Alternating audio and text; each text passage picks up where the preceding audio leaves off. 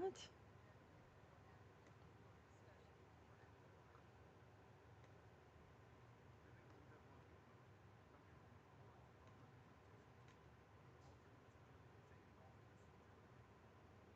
This is wrong.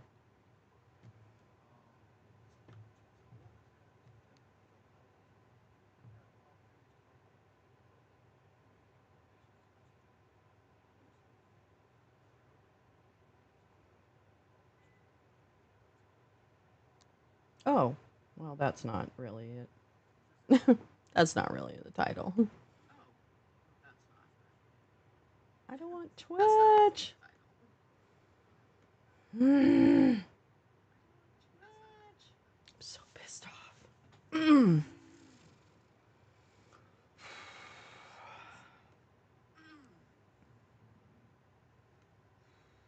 Nope, that's not what I want. Nope. That's not what I want. Nope.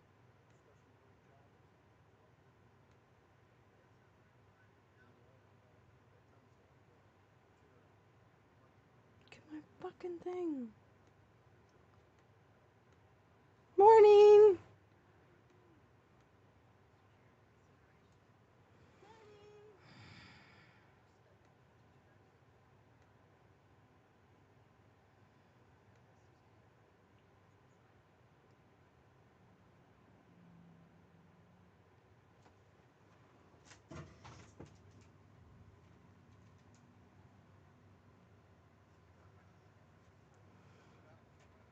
Oh, we're so funny. Oh, we're so funny.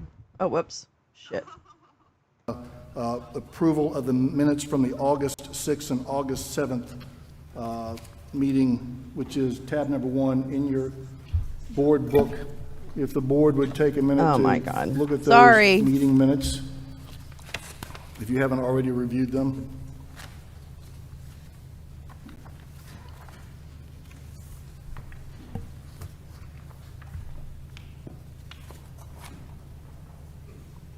Are there any corrections, alterations? Good morning, Grace. I've got technical. I'm being fucked by my technology in not a nice way. We have a motion from Member Jeffries to approve the minutes of the August 6th and 7th State Election Board. Do we have a second? Second. We have a motion and a second from Member King. Any discussion? Mr. Chair? Yes, Member Johnston. Yes, I'd like to request that in the minutes from August 19th, that the rule number be included with each of the petitions. Some of in the minutes, the petitions do not provide the rule number for the petition. Member Johnson, that Good morning, good morning. The 6th and the 7th now. That'll be the next item. Oh my God. So we have a motion and a second to approve the minutes from the August 6th and 7th, 2024 meeting of the State Election Board. Any further discussion? Mr. Chair? Yes, Member Johnson. It's the same applies for the meeting of August 6th and 7th. This is the Georgia Election Commission. This is the ones who passed some controversial rules on elections in Georgia. And I just happened to find their meeting this morning. We've got a lot going on this morning, so we're going to be hopping around. But right now we're in Georgia. We're coming back to Georgia too soon. D, E, and F, that the rule number be included as the petition for amendment of the State Election Board presented by John Verveer after remarks. I thought I'd go early because this started. So sorry I went a little early. Rule number petition would be included to provide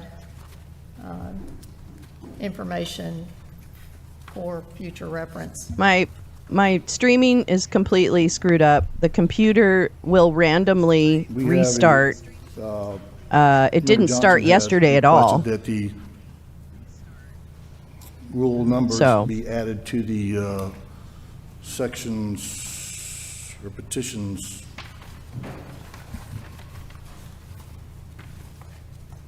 Yeah, ruh-roh. It's like, God damn it, I only do one thing in my life. This is it. A, B, I need just this part to work. C, D, E, and F. Without consent, we'll do that. Alexander, can you add that? Okay. Yeah, thanks. I appreciate that.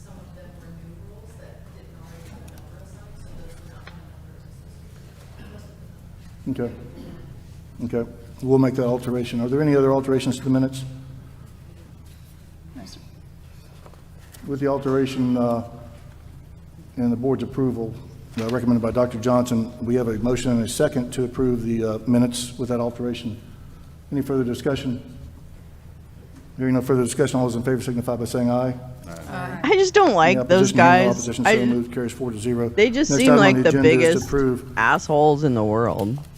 I'm sorry. the minutes from the I'm trying to figure out my August my 19, mic. 2024 meeting. My microphone Johnson, I also believe you had fell some off my desk last comments about night, that? so I had to reattach it somewhere else, and I'm not sure this is the place, but The I don't know. request It's to okay. amend the minutes to reflect the rule referred to There, that's better.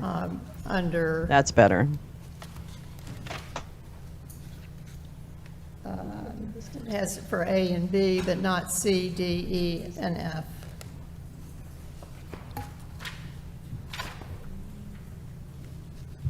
And G, and H. Well, the rule is listed on A and B, Right, correct. C, D, E, and F, not on G, not on H. Well, not on E. Okay, D, E, F, G, and H. I know. They're really. Hi, Jim. Alexander, can you add that? They're really embarrassed. They're very Okay. embarrassed. I think. Without any rightfully dissent by the so. board, we'll do that. Rightfully fucking We so. have a motion to approve the minutes as presented with the alterations made by Dr. Johnson. Second. We need somebody to make a motion. Motion to approve the We have a motion to minutes as approve. amended. We have a second? Second. We have a motion and a second. Any discussion? Hearing no discussion, all those in favor of approving the minutes as presented with the alterations recommended by Dr. Johnson signify by saying aye. Aye. Any opposition? Hearing no opposition, so moved. The next item on the agenda is my favorite portion of the meeting, is to hear public comment. Executive Director Cohn is going to be our gatekeeper. For those that might be in overflow rooms, Executive Director Cohn will call out the first 5 Good people to morning. speak. Then we get near the end of that, he'll call the next 5 people. And if you would quickly hurry down here to take your place speaking, we Yay. appreciate that. We don't want to be looking for where's Waldo. And we will allot 2 minutes to individuals to speak, please. And at the end of your 2 minutes, or near the end of your 2 minutes, you'll hear a light tap like this, which is your warning that your time is about up. And if you exceed it, then you'll hear heavier and heavier and heavier taps, because Executive Director Cohn can be quite heavy-handed. Yeah, with we that, get it. Whatever. Nobody gavel. gives a shit. So, Just do your job. Executive Director Cohn? All right, we're going to go through we've got 30 on the agenda. We're going to go through those, again, as he said, 5 at a time. The first 5 is going to be Mason Hill, Natalie Crawford, Brooke Shiner, Barbara Gooby, and Larry Lejour. Larry That's Lejour. I love Larry Lejour. If you guys would just, you can stand over Sorry. on the side and make a line. That makes it easier for everybody. You don't have to shuffle each time. I appreciate you guys helping.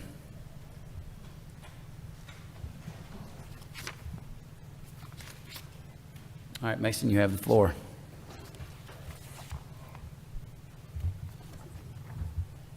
It will be. You're good. As you may know, since the 1980s, there's been a growing trend away from physical in-person voting. As far back as the 1880s, we see tabulators being used to count measure ballots and voter fraud.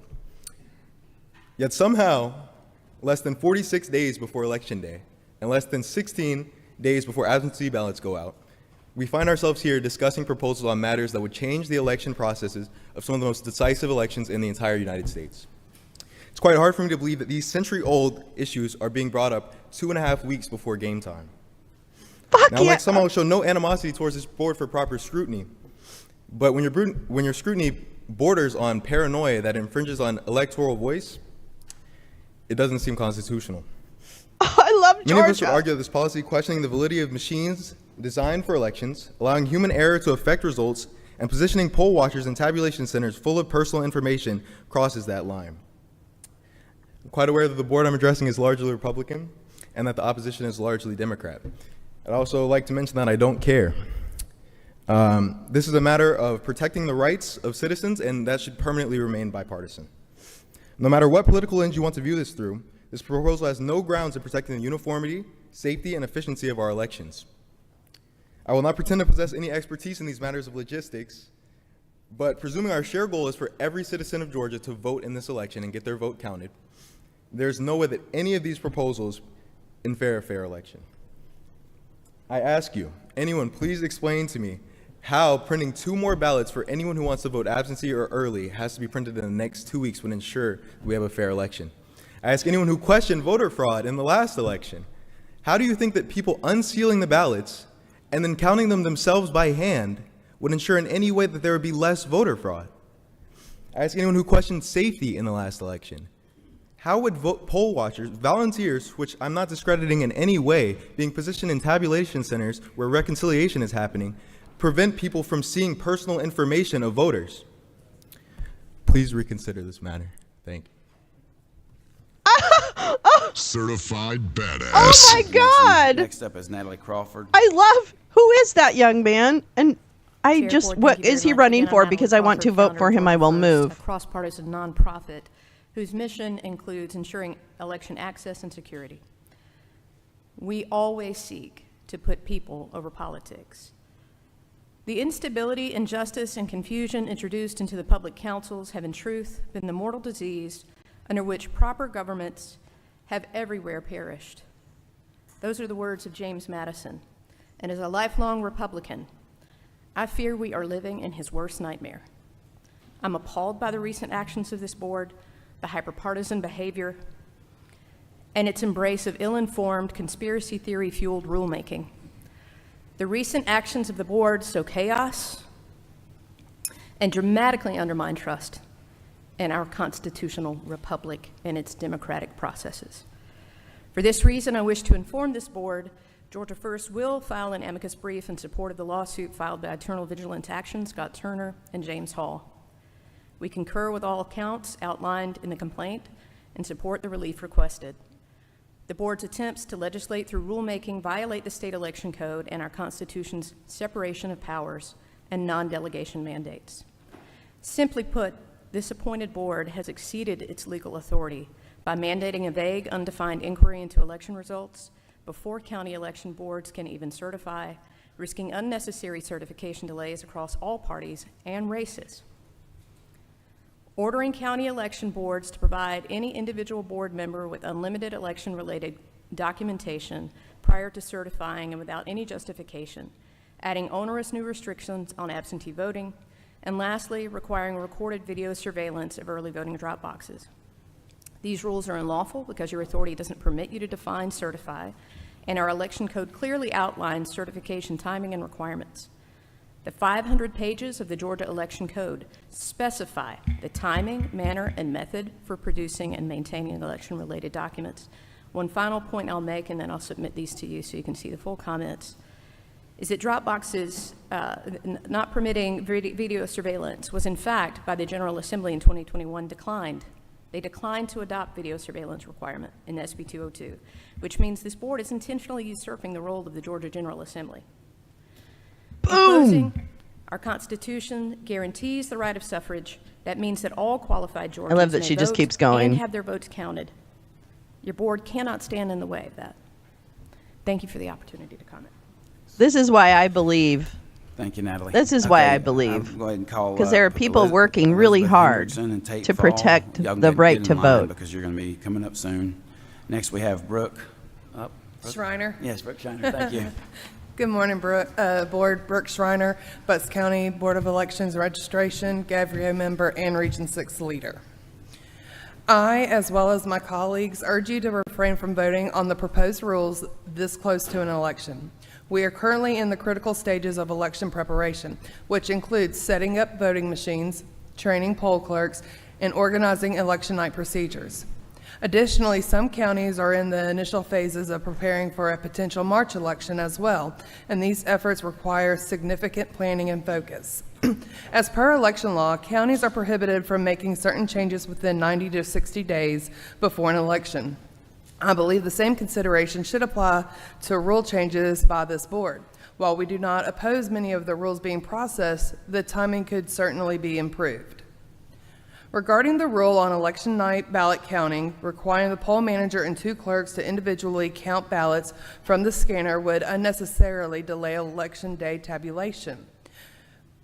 Poll managers and workers are already tasked with sealing all ballots, securing the memory cards, and ensuing all recap sheets are accounted Their for, rules are which is so then transported to the ridiculous. tabulation center. Oh, shit. They Adding just this don't want anyone to additional step vote. would slow down the 2 required uploads for an election night reporting. Furthermore, many poll workers and managers take time off from their regular jobs for election day duties and return to work the following day. The requirements for them to return the next day at the poll manager's discretion is impractical for many polling locations. Finally, I encourage the board to consult a variety of counties, small, medium, large, not just larger counties like Fulton and Cobb, to ensure the rules are practical and beneficial across all types of election jurisdictions. Thank you for your attention to these concerns. Thank you, Brooke. Yeah, you're the first one that really hit the number on the head, so good job. Thank you. Excuse me? Appreciate that. All right, next up we have Barbara Gooby. Fuck off. There. Hi, I'm from Finally, Chatham we get to County. Gooby. I've been a poll watcher, poll clerk, and now poll manager. I believe the proposals being discussed today introduced huge opportunities for chaos, error, voter insecurity, and therefore, as we heard, lawsuits. Please know that every poll worker and elections board worker I've ever worked with has always acted absolutely professionally, taking every precaution to ensure that all ballots are accurately counted. Using the current procedures, they are. The Elections Board trains us never to touch the ballots. Only the voter handles their printed ballot and enters it into the ballot box.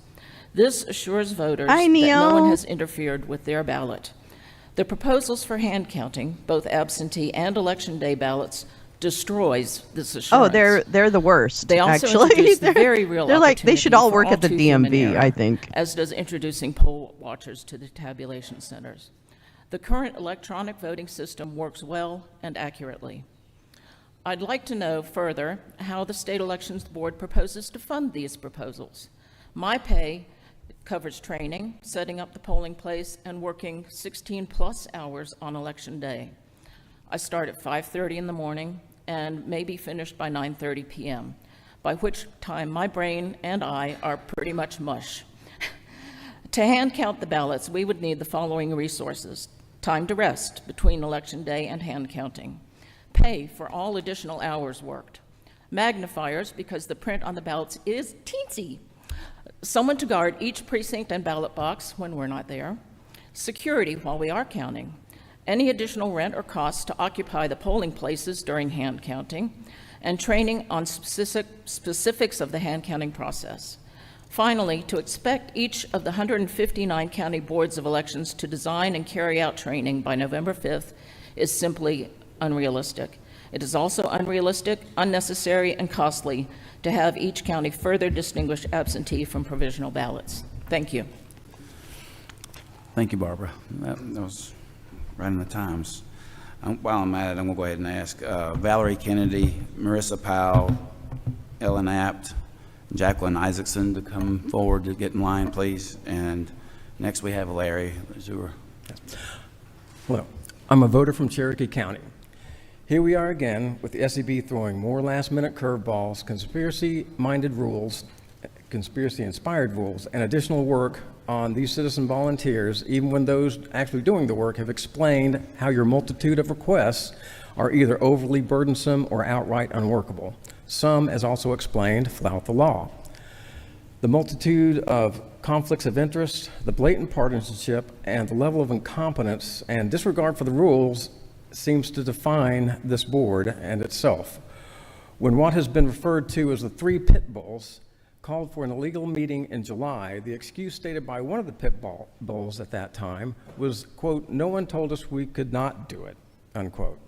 2 weeks later, the pit bulls had to withdraw all of their work due to the illegal nature of that meeting.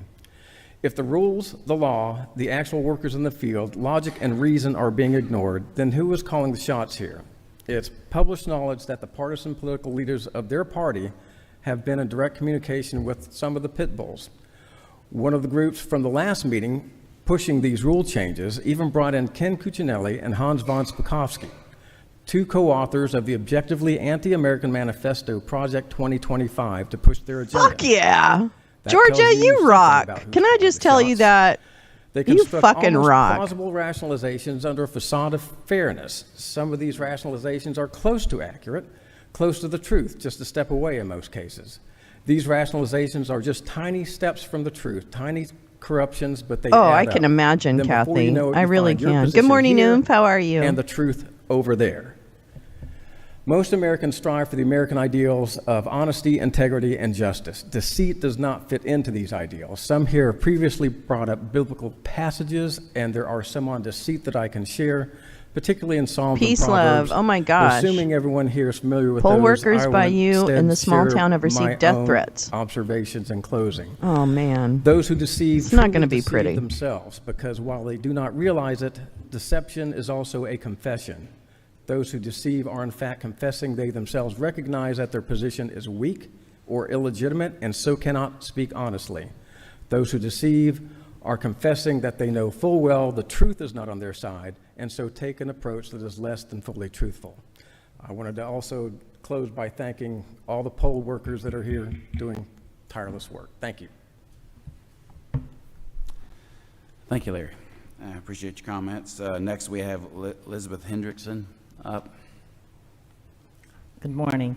There are several groups of people responsible Hey, for making certain that Badger. Georgia's elections are secure, fair, and accessible. The legislature makes laws governing the process, and their part is done for now. This board provides some oversight and sets or clarifies some policies and rules. This part should be done by now. That is It exactly time for what's you to happening stop here, making Neil. new Well rules. done. The Secretary of State's office sets some policies and guidelines and operationalizes the law. The county election staff apply the laws, policies, and rules to operate elections. The citizens become informed, thoughtful voters. While some of these duties overlap, great care needs to be taken to ensure the groups do not interfere with the duties of one another. Most of the recently enacted and proposed rules have been brought by presumably well-meaning citizens who are in many cases not electoral professionals or experts. Most of their concerns are based on highly unlikely what-if scenarios rather than anything evidence-based. There is a fine Nailed line it. between citizen oversight and citizen micromanagement. And some of these rules, I am digging particularly these those that first specify speakers. how many I'm ballots not should I'm not be going to in a pile for guarantee it's going counting, to for stay this example, way, but clearly cross that line. I'm happy. Way to Concerned go, citizens Georgia. have every right to be heard, but board members should give far more weight to the views of the professionals who have the experience and the duty to keep our elections fair, secure, and accessible. As called for But by a wait, number lady, of they're county the election cheaters boards, it is all of a past sudden. time to stop making new rules. A quiet period of 90 days before an election makes sense, and we are only about 45 days from the November 5th election. Now is the time for election officials to train workers, perform security protocols, print ballots, and mail absentee ballots. Now is not the time for election officials to be learning and planning training on new rules and procedures. Please do your part in keeping Georgia's elections secure and accessible. Stop making the new rules. Thank you. Boom. Thank you, Elizabeth. Your timing is good. Next up, we have. You know Kate what? Paul. Nobody gives a shit Executive about your Director Kennedy. feedback. Okay. Fuck Morning, off. Chair, Board, Director Cohen, and staff members. Thank you for having us here today. I wanted to start by kind of remembering that modern election administration only started 24 years ago, right? Because of Bush v. Gore. And so much has changed in those 24 years. A lot has changed since 2020, just in the last 4 years. The equipment, how we vote, when we vote, the members of our county boards, member of the Armed members of the state Services board, is so she? much has changed. But what hasn't changed is the passion and the purpose of the nonpartisan election officials that make up our state of Georgia. Way to go. And I want to join with my staff, other election officials that are here today. Yeah, We represent so far, so 11 different good. jurisdictions. Just over 2 million computer- registered voters, which is a fourth of the First of all, registered voters wouldn't- here in Georgia. wouldn't We range come from alive jurisdictions yesterday of at all. 9,000 to Motherboard. 655,000. And then it randomly And we are restarts. asking So that you, it's as kind a of a board, mirror kind the of a NVRA crapshoot right status now. of 90-day quiet period that boards in my county of Cobb, Gwinnett, Athens County, and Muskogee County have also asked for a 90-day quiet period prior to the election. Hi, The Lee. reasons for Happy that Friday. is yesterday, Cobb County emailed just over 1,000 ballots to our uniformed and overseas voters. Today, we mailed 70 I ballots bet, to Kathy. uniformed and overseas voters. The first ballots are out the door. The election has officially begun. Additionally, we're only 17 days away from mailing regular absentee by mail ballots. We are just 25 days away from advanced in-person voting starting and 46 days from Election Day. In Cobb, we've already trained all of our AIP workers, and to bring them back in and retrain them on new procedures at this time is not only time prohibitive, but very cost prohibitive and is not a good use of our taxpayer dollars. So again, we join together to implore you to mirror a 90-day quiet period on all rules. Thank you.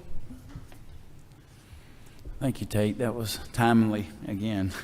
You guys have timed your speeches. That's great. Appreciate your words. Valerie Kennedy, you're up next. My name is Valerie Kennedy. I'm a resident of DeKalb County, Georgia. I'm a former election worker, and I'm a data nerd, so I'm going to hit you with some facts here.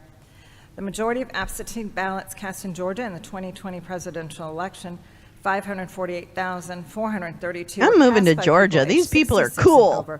And the second largest absentee ballots were cast, 389,289 were cast by people between the ages of 45 to 64. Why does this matter? 55% of 2020 votes cast for the Republican presidential candidate in Georgia were cast by people over the age of 65. 52% of votes cast for him in that election were by people between the ages of 45 to 64. The proposed changes Bobo to worked on it absentee yesterday and ballots managed will to get it at least to come back to life. disenfranchise But we those do think voters. it might be a I'm gonna hit motherboard you with some issue facts about voter based on fraud what in our general. little August 16, Dr. Google 2014, said. Justin Levitt, professor of Loyola Law School, expert in constitutional law with a focus on election administration, published an investigation covering the years 2000 to 2014 elections, found that out of 1 billion votes cast, that's B like Betty, billion, 31 were found to be fraudulent. I know, Neil. That's also what want I'm. to remind It's, the those board people that are on waiting in November 13th, line. There's 2020, 30 the Federal people Cybersecurity speaking Infrastructure for Security 2 minutes Agency apiece. issued This a is their statement. public comment The phase. November I know. 3rd election Bobo's was the most just the secure best in person American on the history. human. The head of that agency, Happy Christopher Krebs, Friday. was hand-chosen Bye, by babe. Donald Trump to lead that agency. Have a good one. Peace, love. Ken Block, an expert data analyst, was hired by Trump's team in November of 2020 to investigate election fraud and found zero evidence of it. Trump lost 61 of 62 of his voter fraud lawsuits, with one of his lawyers, Rudy Giuliani, saying, "We've got lots of theories, we just don't have the evidence." I'd also like to point that 80 I million love voters her. in 2020 Can I be did her not friend? vote. So the idea that people are going out of their way to commit fraud when they are eligible to vote is a bit of a stretch for me. Lastly, 2 weeks ago, at the Lex Friedman podcast, Kathy, Donald are you Trump leaving? said, not sarcastically, that he lost the 2020 election by a whisker. We know that these proposed changes are designed to give him the advantage. These guys and aren't they're gonna wanna nothing more hear than any more voter of her nonsense. disenfranchisement, voter suppression, and Hey, voter you, election. you dirty and more lefty. You go intimidation. sit Thank down. Bye. Thank He you, is not Valerie. going. I appreciate your He's words. he's not going to give Let me you go ahead and call any the next five. credit for Marcy some. That's what I McCarthy, thought. All right, Jane good. Branscombe, Good. Sam Collier. No, it's fine. I just wanted to make sure Alicia I didn't Fredlin, miss I believe something. the way This is it a me reads. problem. It's So not a you You guys can problem. go ahead and It's a get in line, me. please. Me. And next we have Marissa Wow. Nurse Weil. What? Who? Hi, board members. My name is Marissa Pyle. I'm the Senior Marissa Democracy Pyle. Defense Manager at All Voting is Local Action, a God, I nonpartisan love this organization people. that advocates for policies and legislative procedures that expand voter access, not limit it. I am testifying in opposition to both proposed Rules 183-1-14-.02 and 183-1-12.12, both regarding hand counts in elections. These rules present a massive expansion of external risk to the accuracy and security of election results. What we are talking about in plain terms is asking for thousands of people to handle ballots before their totals are known or formally reported without virtually a single safeguard in place. Even without considering the risk of any bad actors, this injects the gross potential for human error to misplace, damage, or misreport these ballots, already being handled by exhausted and overworked poll workers. Adding in the risk of any potential bad actors could lead to situations where our election results are damaged before tabulation even begins. Indeed, the risks are stated plainly in the very rule proposal brought by Ms. Alexander. In the attached email from Secretary of State Elections Director Blake Evans, I quote, "Deciding to have poll workers hand count ballots on election night is not something your poll workers should do. In order to ensure maximum security for voted ballots, poll workers should not prolong the process of removing ballots from ballot boxes and sealing them in transport containers. This process should be done efficiently, transparently, and immediately after the votes have closed. Oh, polls have GP, I'm closed, and votes sorry. have been cast. Simply put, this board and those before it cannot have it both ways. We cannot claim that it is a short chain of custody for ballots is paramount, while also passing rules that vastly expand the handling of ballots, including prior to results being calculated. What this rule means is that elections staff, many of whom are here today, are wedged into an ever more crushing situation of needing to perform superhuman feats under rules that make it virtually impossible for them to do their job. There is unprecedented scrutiny on even the most minor of human missteps in our elections, and Georgians know that all too well. Further, the Georgia Attorney General has stated that these proposals are not tethered to any statute and are impermissible legislation. To close, this rulemaking process that the board has chosen reflects the allocation of precious time and resources towards solving problems that don't exist. Election staff are begging you to stop what this board is doing. Once again, we are here to consider rules that expressly go against these needs. Why? Who does this serve? Thank you, I ask Marissa. you to reject these rules. Thank you, Marissa. Appreciate your comments. Ellen, you're up next, please. Thank you. I am a mere lowly resident of DeKalb County, and I concur with everything that's been said so far. I object to these rules because of the increase. They increase the chance of human error in counting the ballot, and that makes it not a fair election. And the cost and time consumption to the taxpayers of Georgia is better spent elsewhere. Thank you very much. I love You're as her. brief as I've ever seen. I love Thank you. her. Appreciate Well, that. you know what? It's quality, You not set the quantity, record. babes. You've been shut off. You have the undying appreciation of the chairman. All right. Let's see here. All right. Next up, we have Jacqueline Isaacson with Marcy McCarthy on deck. Thank you. I'm from Peachtree City, which is in Fayette County. I've been a poll worker for about 4 years, including serving as assistant manager. Poll workers go through extensive training before the election. Training in my county starts next Tuesday. On the election day, there's a lot of paperwork, a lot of seals, a lot of serial numbers, and a lot of checks and balances at the opening, throughout the day, and at the closing of the polls. I'm glad to serve as a poll worker, even though it can be cumbersome, tiring, and stressful at times. It's just another All of these Thursday proposals are night. attempting to remedy problems that don't exist. I'll address two in particular. Hand counting on election day. There are machine counts done at check-in, every hour throughout the day, and at closing. They're done with, the check-in machines, the voting machines that people use, and the machine in which you insert your ballot. There are existing instructions for any irregularities that I personally have never seen. One time for the Warnock-Walker runoff election, the poll manager required us to hand count the votes, even though it wasn't a requirement and probably a little questionable. We had to do it 3 times because of human error, because the machine was right, the people weren't right.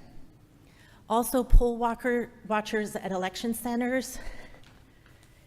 My fellow poll workers and I receive a modest stipend, but we do this to serve. We're carrying out the election process. The proposed rules will crowd locations, cause chaos in what is already an intense yet organized process, and critically, there's a high potential for personal information being compromised and poll workers being intimidated. In closing, these changes are under that's the a good guise idea, of Neil. transparency, but if passed, would unnecessarily encumber what are already fair and honest processes. Again, please vote no. These proposals are attempting to remedy problems that don't exist. Thank you very much. Great job. Thank you for your time. And Both important positions, poll workers next and we poll have workers. Marcy Really. McCarthy. I want to go ahead and call out some more names. Maribel Hodges, Michael Beach, Travis Doss. If you guys want to go ahead and get in line, you're certainly welcome to do so. I think I have a hair in my Help eye. everything move orderly. Marcy, you have the floor. Thank you very much. My name is Marcy McCarthy, and I'm the chair of the Republican Party of DeKalb County, Georgia. Woo! Let's We go, have Marcy. spent the last 4 years working tirelessly to restore faith, integrity, and trust to in try our and election overturn the system. 2020 election. Recently, William Henderson, a concerned citizen, used OCGA 21-2230 to challenge over 5,000 ineligible voters who were based on Ma'am, non-residential back up registrations from the and mic. other clear Back up. violations. Just a little Many bit. have voted from their new addresses. So we're just trying to clean these voter rolls. And this reflects just about an eighth of the voter roll, the active voter roll population in DeKalb County. How do you know? How do you know? At the last DeKalb Elections Board meeting that took place on September 12th, the board flagrantly ignored federal and state laws, Graciously, passing a flagrantly, resolution to block whatever. these challenges, rather than actually taking the time to review them as required by law. In response, Mr. Henderson and the DeKalb Republican Party have filed a lawsuit Okay, but in lady, what DeKalb about the Superior rules? Court Okay. on September 17th, You're here to comment on the rules, 2024, bitch. seeking the board to follow the law and properly process these challenges. We What? urge What are the you SEB I don't to even take understand what she immediate just said. action to set clear procedures I know, really. Just and enforce stand one compliance fucking inch with back. OCGA 21-2. It's not- it's not a It is wedding. absolutely critical to protect You're not the drunk integrity and of our taking the vote mic from by the ensuring DJ. that ineligible voters are That's not what she does, by allowed the to way. dilute She's that the one. voice of She eligible gets really hammered at citizens. weddings. Thank you. And then goes and grabs the mic from the DJ and Thank you, pisses Marcy. everybody off. That was very good on time and everything. So good. Everyone has to Okay, remove next their we have, children Jane from the Branscombe. reception hall when she gets up there and grabs good the mic morning. because she's such a drunk. Candidate Trump praised three of you by name Uh-oh. as pit bulls fighting for honesty, transparency, and victory. You are acting like pit bulls and pushing through new rules without proper transparency, input, and deliberation. And I'm sure there are many in this room who believe the drumbeat lie that there was widespread fraud in the 2020 election, who will think you're fighting for honesty and transparency.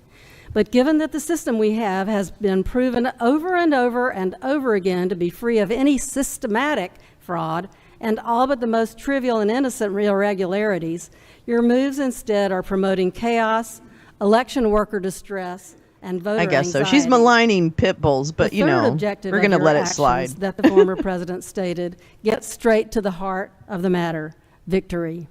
Specifically, his How did you do a victory. purple hug, Your actions Badger? That's attempt so to stack cute. the deck for a particular outcome, and that is the definition of anti-democratic. Thank you Oh, for I hadn't hearing me. thought about it that way, GP. I don't really think so. I never thought Jane, for your of Clinton comments. as Sam super Collier, you're up moderate. next. I mean, some moderate, but everybody's been moderate. You know what I Thank you. My name mean? is Like Sam Collier, this longtime administration has been the Georgia, more and, progressive of the Democratic pleased to talk to you administrations I've today. seen. It's interesting. I think that's interesting. I feel like there's two movements. I never two thought of it tribes, that way. in the room. There's a movement. I think there was a people whole who are other just as undermining by the assured that Tea there's a Party and problem in things their of the direction, GOP. So I don't know if it and had to some, do with others are Clinton sure per there's a problem se. in I don't their know if that was direction. cause and effect. And so I think we're all here because we're concerned about something, and I think we ought to acknowledge that We all don't much come know here what it out of a is, sense of but we're concern. concerned about something. I would say, though, that because we have two different feeds, a blue feed and a red feed, which have now turned into algorithms, if you believe something and you click on things you believe, before long you get deeper and deeper into those because the algorithm leads you in that direction. Is he doing so the? my algorithm doesn't lead me Is to he believe that doing there's the- widespread voter fraud that nobody has happened to find out, and $750 million later, court verdict shows that it's probably not even true, and that if you espouse that in your algorithm, Kinda like the way you may he's be doing that. liable. Like the way he got there. I tend to believe that having watched polls at every He step, lost me for a from closing minute, the polls, then he kind of brought it back to home. the late night, bringing all of the returns into a county headquarters, to opening absentee ballots the day after and certifying absentee ballots, that if you disrupt the process that's been worked out for so long, you will create far more chaos and far more headlines and far more And he's on lawsuits the and far side more of not grief imposing than you new ever rules, so. imagined. And I would truly urge the three pit bulls to take that into account as you decide whether you're going to pass this vote today. Pit bulls. That's the word of the day. Thank you, Sam. Appreciate your comments. Appreciate you Akiva calling me a Fridlin. pit bull. Did I get that right? Pretty close. Close enough. Good morning. Okay. We're I'm playing golf. Akiva Friedland. Friedland. Good Okay, very morning. good. Thank you, sir. Thank you, honorable board members. I'm an attorney at the ACLU of Georgia, where we work to ensure that voting is easy and accessible for all Georgians. I ask you to wisely reject all 11 petitions in the rulemaking phase today, especially asking you to vote against the revisions to 183-1-12.12 about hand counting ballots in polling places, and 183-1-14.02 about hand counting at early vote locations. These amendments add needless extra burdens for our local officials. They would impose a large expense of financial resources and staff time that counties can hardly spare.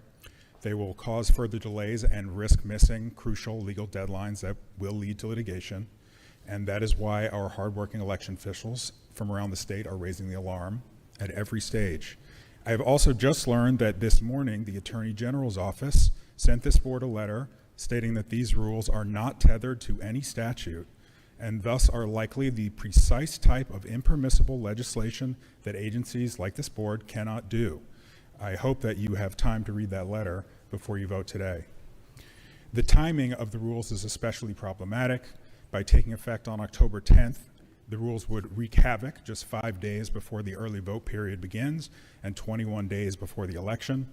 That's also long after September 17th, when counties have begun sending absentee ballots to our service members overseas so they can be in this process. How are we going to change rules that affect absentee ballots 23 days after counties have been instructed to start mailing them out?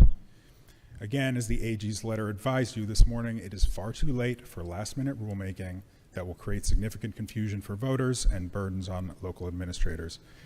Finally, one last point about the amendment to 183-1-14.02. It is incorrectly written. It references precinct poll officers, a position that does not exist during the early vote period, and it calls for precinct reconciliation of ballots, which is impossible during early voting because there you have polling places are vote centers, not precincts. Authors of petitions should know the difference, and the board should refrain from codifying people's misunderstandings. As you decide today, please put the needs of Georgia voters first, and thank you for your attention. Thank you, Mr. Friedland. Next up, we have Maribel Hodges. Hi, good morning, Mary Bell, Gwinnett County. I am one of the people as enumerated in the Georgia Constitution. And I think we've lost sight of a few standing fundamentals, but first I'm going to say any way that we can tighten up elections at a very local, drilled down level, that is critical to a free, fair elections, and it's critical to the people having feeling that it's transparent. The abnormal is it about behavior feelings? that has happened Is this about feelings, over bitch? inquiry What at the abnormal? county level Fuck and you. the state level over the last 2 years of elections, that's what gives me pause. It's the abnormal You know what? behavior. What abnormal? Why are the ballots point being to held it. hostage? Point to it, bitch. Why aren't the Point to it, people bitch. who are the public servants are accountable to in Georgia? Why aren't the public servants allowing us to see the What are accountability? you talking about? So if What do you're you so wanna see? certain, if you're so 100% We certain are. We are. that Sit everything down. is perfect in elections, We are. Sit show down. us. I the will. ballots. Okay. They belong to the people. Ask John Eastman. We can do it. Ask Rudy with Giuliani. A custodian. Ask Jeff But Clark. we can't even see the ballots Ask to Jenna see a Ellis. reconciliation. So Ask yes, Sidney Powell. we need the rules. Yeah, at bitch. the lowest You don't. level. No, you don't. To ensure You need rules to accountability sit down and shut up. reconciliation there. I'm You done. wouldn't go to the bank teller and see these her run the people. money through your process. You're so goddamn and walk stupid away and without counting gullible. it yourself. Any man comes and tells you what Our to think, ballots and bitch, you're are just as in line precious saying, as "Give me money more." and gold. They need to be So guarded, done. and the people need You're a to know. bigot. So I am in support of the bills, but this continuing Nobody gives a shit. of dismissing people's inquiry, I know, right? just saying, Yeah. well, it's a fraud. Those court She cases doesn't even haven't know. the evidence hasn't even been looked at. Sweetheart, ask So John let's- Eastman, let's you have a stupid real cunt. conversation. Why don't you ask are him? public Because he tried servants. to present all of that You evidence need to and it address failed what the in people's a court. concerns are, and all these people are welcome to come and speak. Really? But All these election experts? superintendents, supervisors, you are public servants as well. Oh, you shut are the fuck answerable up. to the people, Then not sit to down. NGOs, not to Democracy Now. You're answerable to the people. Whoa, Thank you. don't bring Amy Goodman into this, lady. Who the hell is clapping? See, they're so goddamn fucking rude. Next up, we have Michael Beach. Thanks. Hostages. Boomer, I've got paper. Serious. My name's Dr. Michael Beach. I'm speaking as an assistant poll manager. There are only 25 days until early voting opens, and I ask you, as you've heard already, that you respect county election officials across the state who've been asking you for a 90-day moratorium on rule changes before any election. It's too late for changes. Some process thoughts.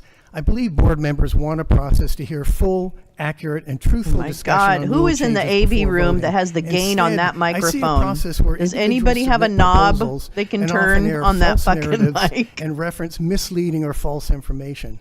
I'm not aware of any other rulemaking process that hears seemingly unlimited oral presentation from the petitioner with no oral process for listening to other perspectives. I ask you to develop a process where decisions are based on a full, well-rounded, and fact-based summary for each proposal. I'd like to ask what the board's trying to accomplish when they are doing this. I haven't heard you ask petitioners, what problem are you trying to solve? What documentation says that such a problem exists? Why do we need this? We should be using accurate data and information to identify key areas for improvement, to target our limited time and resources. Attempting to make such a complex process error-free is resulting in whoops, that's the wrong one. over-bureaucratization by massing layer upon layer of rules, which may likely increase errors. We have to accept that this has become an argument between a belief that elections are not secure and the facts that they are secure. That's Changing beliefs it. cannot be Bingo. accomplished easily. There will always I have be new feelings beliefs requiring endless new that there were rules. abnormalities Finally, because Garland I've been through the Favorito proposed told me rules. I to. won't get into details. You've heard some of them. Much of what I see is already part of the polling place protocol. I wish petitioners would become poll workers and thoroughly study poll worker manuals so we could focus on needed improvements. So in summary, we should weigh the facts about the security of our elections, the impact of increased staff turnover, the increased difficulty recruiting poll workers, and the efficient use of taxpayer money so Georgia continues to have secure elections. Thank you. No clapping? Oh my Michael. God. I There's appreciate your decorum on comments. a certain Okay, let's go ahead side and and get the no next five decorum in on the line. other. Will Downey, Exactly, Kathleen Kathy. Hamill, Work an Lisa election. Rutherford, and we'll go ahead and do Matt Ravensick as well. That's the next five. God bless you. You win a big What? prize. You just become the chairman's favorite. Oh my God. I hate these people so much. Thank you, Ms. Rutherford. We appreciate that. And I'll go ahead and mark you as present. All right, next up we have Travis Doss. What is happening right now? Good morning. My name is Travis Dawes, and I serve as the Executive Director of the Richmond County Board of Elections. With over 29 years of experience in I election hope not. administration, Might I currently be hold the me. position of President of the Georgia Association of Voter Registration and president of the Voter Registration and Election Officials. I have previously served as president of the Voter Registrars Association. I am both a certified Georgia election official and a certified election administrator. I'm here today to respectfully request that you delay your decision on the 11 proposed rules currently under consideration. Federal law mandates a 90-day quiet period for any changes to voter registration and core election procedures. State law requires a 60-day notice for polling place changes and precinct adjustments. Current SEB regulations necessitate a 30-day notification of any voters if you are changing a polling place.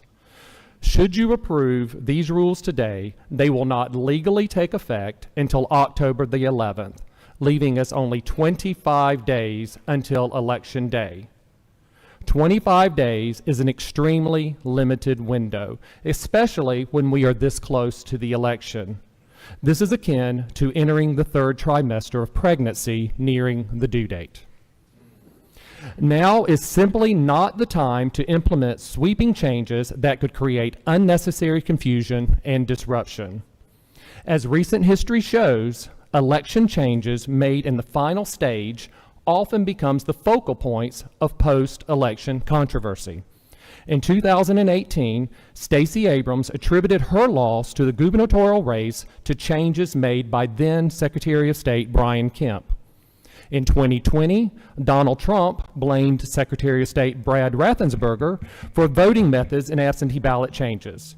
In 2024, whoever loses will likely look for a similar scapegoat, and these last-minute rule changes may become the reason.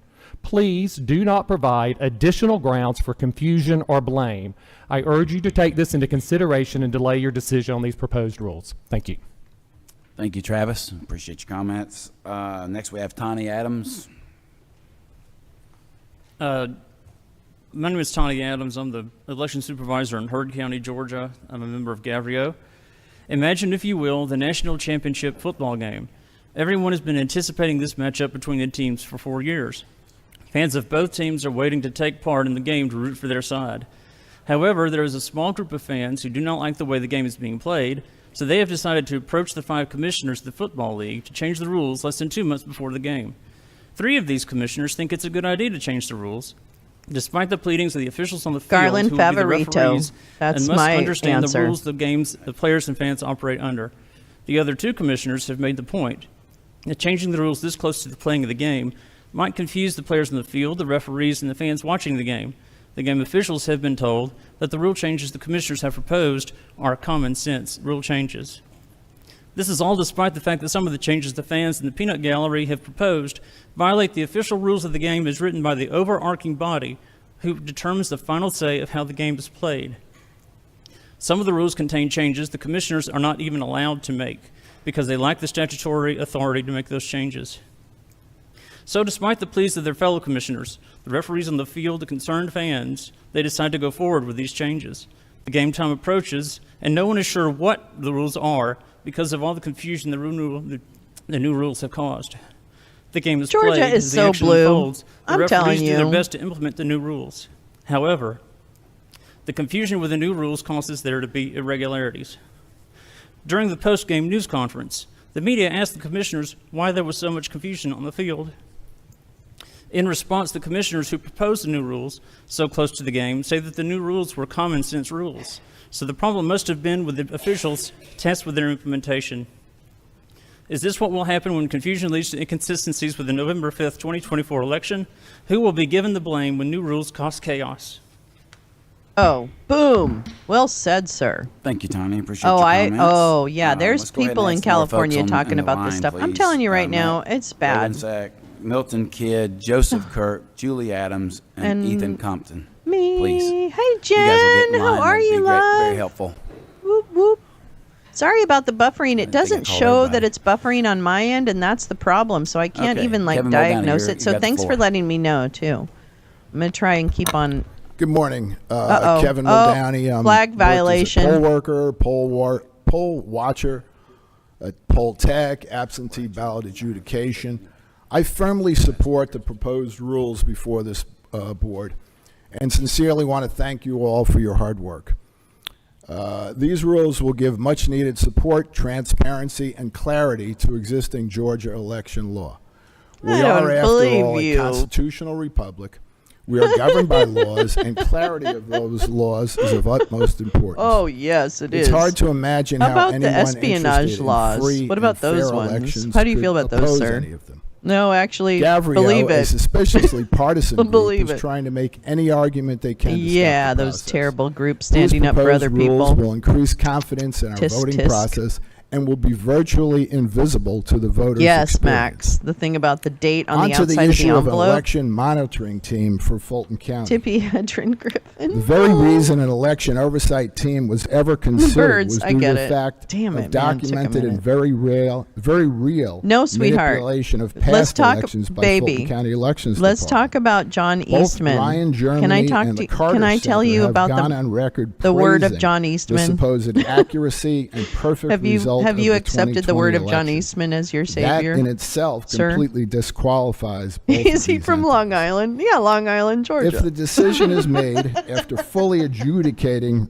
Rossi Moncla, then we do in fact need What? a monitoring team. Are you that kidding? team should be carefully chosen and Yeah. approved by this By board Trump. in its I mean, this entirety. board. Thank you. Yeah, that's it. Whose entirety? The board? Thank you, Wait. Kevin, very much. Wait a Your minute. Do you mean it timing has was to be great. unanimous, sir? Thank you for your comments. Okay, next up we have Kathleen Hamill. Oh, come on, Max, sir. you're on You deck. couldn't even put long pants on for this? Good morning. Put a My bra name is on. Kathleen Hamill, and I'm here today on behalf of the nonpartisan Georgia Democracy Task Force. We believe deeply in the integrity of our current voting system. Our system is safe. The bird. It is secure, not perfect. It has stood the test of time. But today, I must express She looks our like an grave old-timey concern lady. over the I mean, I proposed 11 appreciate what rules. she's saying. These But rules she looks like an threaten old-timey to lady. Like she'd upend come out and say, our election process in just 46 days. the lady of the earliest house these will rules see you could take now, effect like she's is the head October mistress of a 14th. school. That's 1 week after counties begin mailing absentee ballots. It is 1 day before early voting starts, and it is long after overseas and military ballots must be mailed, which is by September 21st, tomorrow. This timeline is not just tight, it is impossible. Imagine the uncertainty and the confusion and the added burden on election workers and county budgets. These rules do not protect our elections, they undermine them. Our Georgia election laws are among the most robust in the nation. They have been tested, they have been audited, they work. The U.S. Supreme Court has warned us about this very situation. In the Purcell decision, the court cautioned against last-minute rule changes. Such changes confuse voters, they erode trust, they compromise election integrity. We, the Georgia Democracy Task Force, cannot stand by and allow this 11th hour attempt to thwart our system. It is undisputed that your job is to represent all voters in the state of Georgia and to ensure fair, legal, and orderly elections. These last-minute rule changes make it impossible for you to fulfill that duty. Thank you. Thank you, Kathleen, and we appreciate your comments. Next up, we have Matt Rowensack. Milton Kidd, you're on deck. All right, good morning, board. First of all, as a Georgia voter, and especially since I'm a Fulton County voter, I'm very much in support of the rules before you today. They make a whole lot of logical sense, and I'd ask for your approval today. And many of the comments before not once have talked about ensuring the accuracy of the election. Which one? And Yeah, there they is did evidence actually. You of weren't previous listening, you issues fat that we ass. could talk about Fuck off. pretty much all day. Oh, can we? Oh, really? Secondly, really? watching the Gabrielle Group's Ask behavior, John in my Eastman. opinion, you're losing credibility. What? Let me give you an example. This The guy's claim so, that counting like, the number here's of the physical thing. ballots as a means Maggots of are so reconciliation fucking mean. They have to be undermines mean because they have confidence. no argument. So is it Zero Gabrielle's argument. official position that you do not believe in reconciliation? What? What do Let's you? pretend- What's your damage, sir? Who hurt for you? a second that Georgia and the United States Who and many hurt you? countries around Did the Garland world hasn't done Favorito this for touch you decades somewhere? upon decades upon decades, Amish. and yeah. outside the U.S., centuries upon centuries. Let's pretend that someone appears at the bank. They give 5 $20 bills. Oh my God. And the bank gives you a deposit slip sorry. of $80. That's not what I wanted. You say, Why I is gave that you showing $100. that? I wonder. The teller says, the receipt says 80. You say, well, count the bills Oh, I why gave is you. that? Oh, I The see. teller responds, I'm sorry, that's no longer our procedure. I thought this was. Oh, watch on YouTube. The person says, well, will you do reconciliation at the end of the day? They say, no, sorry, that's no longer our procedure either. But I gave you $100. Sorry, sir. Receipt says $80. What are you even? And if you want an What are example you of even evidence, talking about? let me remind you of what Would happened you? in 2022 in DeKalb in the primary. What? This very rule would have prevented Michelle Long Spears, who ended up in last, when they counted the physical ballots. Oh which my this God. rule isn't even counting the results; it's just MAGA the ballots math. themselves. Oh, just the ballots, Went not from the last results. place with about 3,000 votes to over 6,500 votes, and she won the race. Okay. This rule is Sounds like very it worked important. then. No, it makes a lot of sounds, sir. sense, Wait, and you would sir, never sir, I have a advocate question. for no reconciliation in your Seems daily to me lives like it had because you would be it raising worked hell. then. But I Thank you. think it worked. You know what? Shut the fuck up. This is not a personal attack. They're so rude. Thank you, Mr. Y'all Maldani. are Thank you for your rude. comments. Next up, we have Milton Kidd. Gross. My name is Milton Kidd. I'm the elections director for Douglas County. I have a full set of my responses to the proposed rules, but I'm going to throw that out. History is watching. The world is watching. What we do here today matters, and what we do here today is important. To the last commenter, we do reconciliation. Every elections office does reconciliation. Not physically counting the ballots by poll workers that have worked 16 hours and getting an accurate count, because they're just counting the physical ballot. Charged with conducting elections is absurd to me. For the board members that want to implement these I think rules, they because switched they're cameras. most likely going to implement them because they have the numbers. I challenge you to go into any county in the state of Georgia and to do the rules that you're passing on today. Work as a poll worker all day and then count the ballots. Now, yes. Thank you. Now we can be rude. No, I'm just kidding.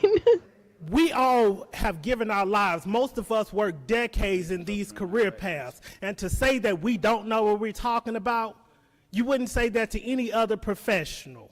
I've stayed That's in right. a lot of Waffle Houses in my life, but that does not qualify me to operate a Waffle House. Listen to the experts. Thank you, sir. You can't even make this up. The world is watching what we do here today. The world is going to hold us accountable for the decisions that we make. It matters. If this is how we're governing ourselves, let's be adults in the room and not push partisan ideology and partisan issues. Let's make rules that make sense and listen to the people. Let the people vote. I do think that's true. I think the cat's out of the bag, if you will. Let me just say for the record, that was not a paid advertisement for Waffle House. So that was, I don't, I think once he goes away, there'll just be other, it is baked. It gave them voice for their bigotry, and that you can't let that, you can't put that back in the, you can't put that lightning back in the bottle. Christian Neighbors and Sire Draper, please get in line. And that'll conclude today's comments after those folks have spoken. That'll conclude the morning comment session. Yes. We will have an afternoon comment session. Yes. Joseph Kirk, you have the floor. Thank you. Thank you for the opportunity to speak. My name is Joseph Kirk. I'm the election supervisor from Bartow County. I've been in that position since 2007. I'm also the president-elect of Gavrio. White members that are here today, I'm here to speak on my It will remain a minority, I believe. I mean, I think. I would like to flag that I really do. I think it'll be about 20%. And hopefully we push forward and it becomes even less acceptable to do it over time, right? That's the goal, I think. Because it doesn't really change who they are necessarily. Some do, but some don't. is to And alert they'll just y'all be bitter in that my resentment, but they professional won't opinion of vote, these rules and go they'll beyond sit at statute home and whatever, so. I don't know. And from what I've heard this morning, both the Secretary of State and the Attorney General have advised you of pretty much the same thing.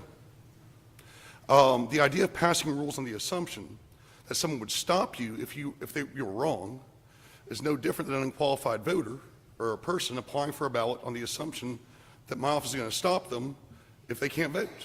And I've had to turn folks into y'all for that before. I ask that rather than pass the rules today, that you slow down and work with us as election professionals to craft rules that work within the law, rather than attempting to fill perceived gaps in the law.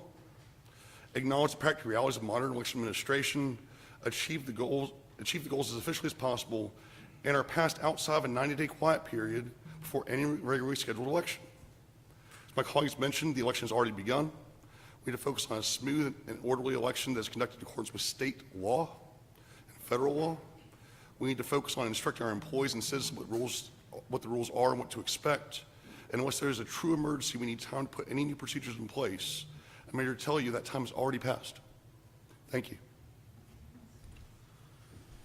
Thank you, Joseph. So Next proud up, we of have the Julie people in Adams. Georgia for standing up and being so, like on top of this shit. I mean, it's so gratifying to see because I get to see all the shitheads, and I never get the opportunity to hear the people who are on the ground doing the work to combat it. And I'm so glad that they're doing it. So I'm really grateful. And the thoughtfulness. Really standing in the breach of democracy, for lack of a better term, Rules. And I'm really, really interested in all these comments on how harsh this is going to be for our elections. Because as I look at the rules today, we have ones that post things that are elections data for the public to see. We have more poll watchers in the tabulation center. And then the one that is the big complaint is counting the ballots in the polling locations. So I know it's already been mentioned here before, but I want to stress that if you go into the bank, if you drive home on the way to the bank and you go in and say, I want $1,000, a machine is going to count the $1,000. The teller is going to hand count to make sure it's $1,000. And you as the banker, the person or the bankee, I guess, coming in to get the money are going to count and make sure it's $1,000. I don't understand the I don't know why that reconciliation can't of these happen. ballots and I the don't know why counting it and all the can't happen. kickbacks Why isn't that it it's just getting. like standing at a But teller I in just a want bank? to say I appreciate don't all know. these What? laws are Yeah. lawful. They Oh, fall within the yeah, law. I know. They provide more accuracy and transparency. And I'm interested why That's we right. have so many people questioning them. Yeah, why don't you really think that they're just like Julie. We maybe appreciate your cheaters? comments. I don't know. I feel next like up all is of the Ethan people who Compton. reject these rules must be cheaters. They must not like rules. They must hate rules. I'm Ethan Compton. I'm a concerned citizen of Wilcox County and the election supervisor of Irwin County. So far this year, rules passed by this board have cost the voters of Irwin County 5 cents per vote. I know. If passed, rules under I don't know how consideration we today are could still cost them here, up to but here we are. 65 cents per voter. Maybe we need That to adds arrest the up across planners. the millions of voters across Georgia. Yeah. Almost over 200 pages of elections code and rules have been implemented since 2020. We have practiced on them. We have trained. Oh, I love that. Look how passionate they are, standing up for their folks too, Like, don't do this to my To bring team. back the football reference that Supervisor Adams brought up, it's not 2 minutes before the game. Military ballots have already been issued. It's started. We have started. The election has begun. We are in the middle of voting. This is not the time to change the rules. That will only lower the integrity of our elections and lower the integrity of what we do. Personally, there are 159 counties, and they each have different methods to comply with the law. My county does hand reconcile our ballots. We are blessed with the resources to be able to do so. We do hand count to make sure each precinct matches up. What we don't do is this rules opinion to have it done at the end of a 16-plus hour day with tired poll workers that will only invite inaccuracy and will be done without maintaining a secure chain of custody. Yep. Don't break my seals. Don't break my chain of custody. What we do, we have the poll watcher's view, we log it. I know, we have the log international seals contingent on here. the That's ballot right. The container lounge is and bring it back international. to our office. The public is open to observe our hand reconciliation, where we do match up per precinct. Oh. Exactly how the rule says, into batches of 50. And we make sure that those seals are not tampered with. I have a difference in opinion on this rule because you're violating the integrity of those ballots. You're violating the chain of custody. Others have other perfectly good reasons, but trying to have this be counted at the end of an election day will only invite errors.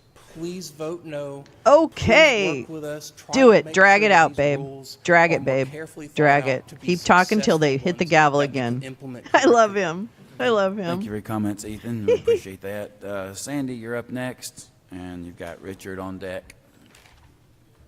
Good morning, board members. I've never done this before, so I'm very excited to be here. Oh, you know what? Actually, you seem like a pro. I'm a county voter, and I like to express the need for a good monitoring team for Fulton County for this election. That's right. Cheaters. The Ryan German proposal is full of rot and conflict of interest. What? And the same old playbook Who are we talking about? that create the narrative that everything is fine in Fulton County is not the case. Uh-oh. I will give you an example of what's going on in Fulton elections now. It might be bugged out. They're telling Never know. them not to ask questions. I don't and know. if they It's ask been that kind of questions, They thing. will get dinged. It's been And we that all kind know of what day. happens when we get dinged. 2 days. That Technology means is not letting my them go. friend. They're being told essentially that if someone Weird. walks into a It's not poll and actually. doesn't Isn't that look weird? I should like just the remove picture of the Twitch. person in the ID, that they're supposed to not ask questions. All right, I'll BRB. Does that sound like a county that's improved or firmly committed to following the law? The same county where two of its election board members are on lawsuit against this body, the same board of members in 2022 that recertified the results with zero documentation in front of them. A good monitoring team is needed. Lastly, the rules that are before you today, I think are excellent and should be approved. Thank you very much for this opportunity. Thank you, Sandy. You did a great job. Appreciate you. All right, next up we got Richard and Kristen Neighbors, you're on deck. And Syra, you're going to black clean up. So thank you guys. Appreciate it.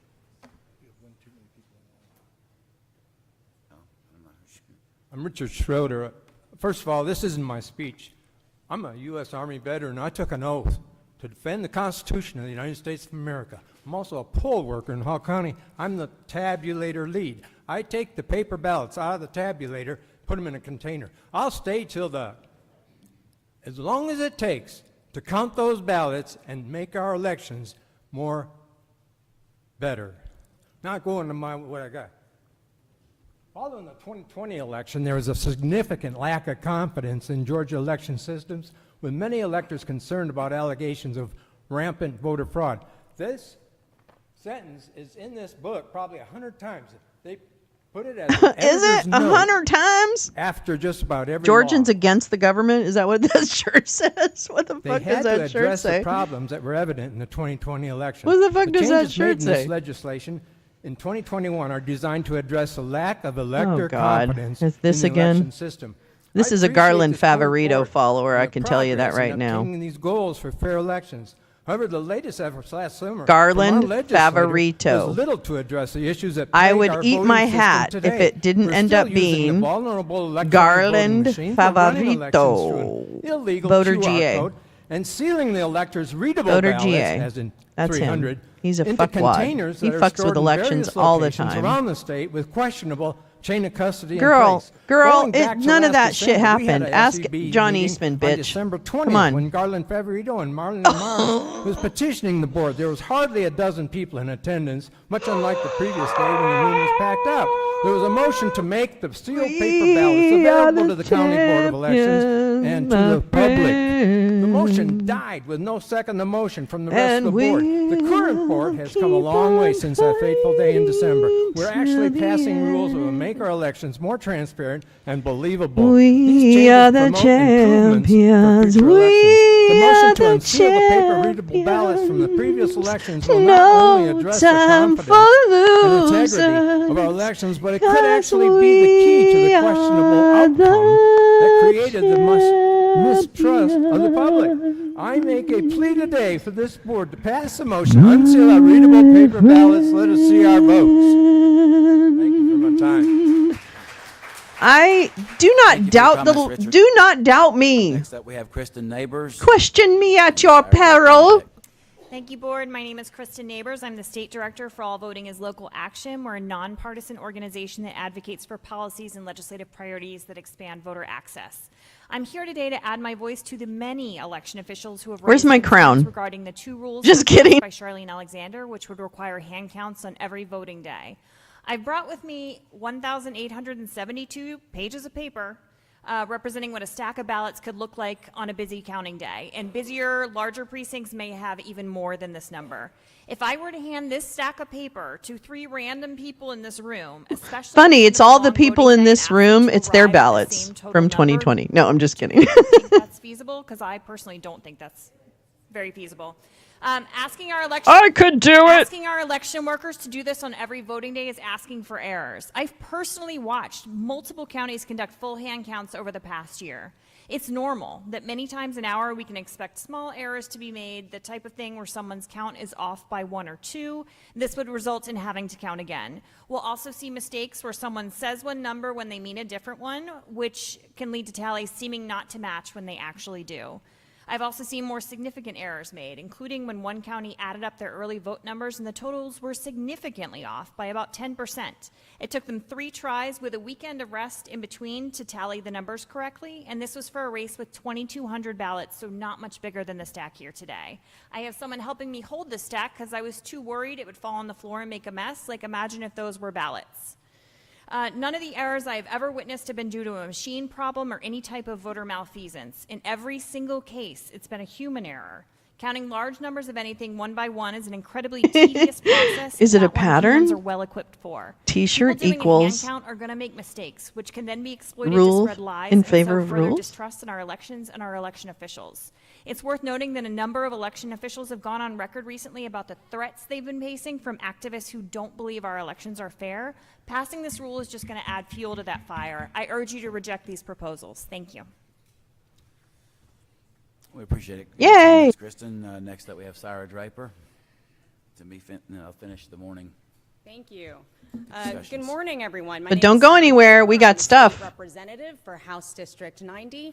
And as I've listened to the comments today, I think a lot about what it means to act in good faith. As a legislator, especially on the minority side, on the minority party side, I try to approach all my conversations with my colleagues in good faith and assuming that they are also operating in good faith, because I believe that even when there are policy differences, you can reach a middle ground. And I think a lot of people here today that have testified and given commentary have presumed you are approaching this issue with good faith.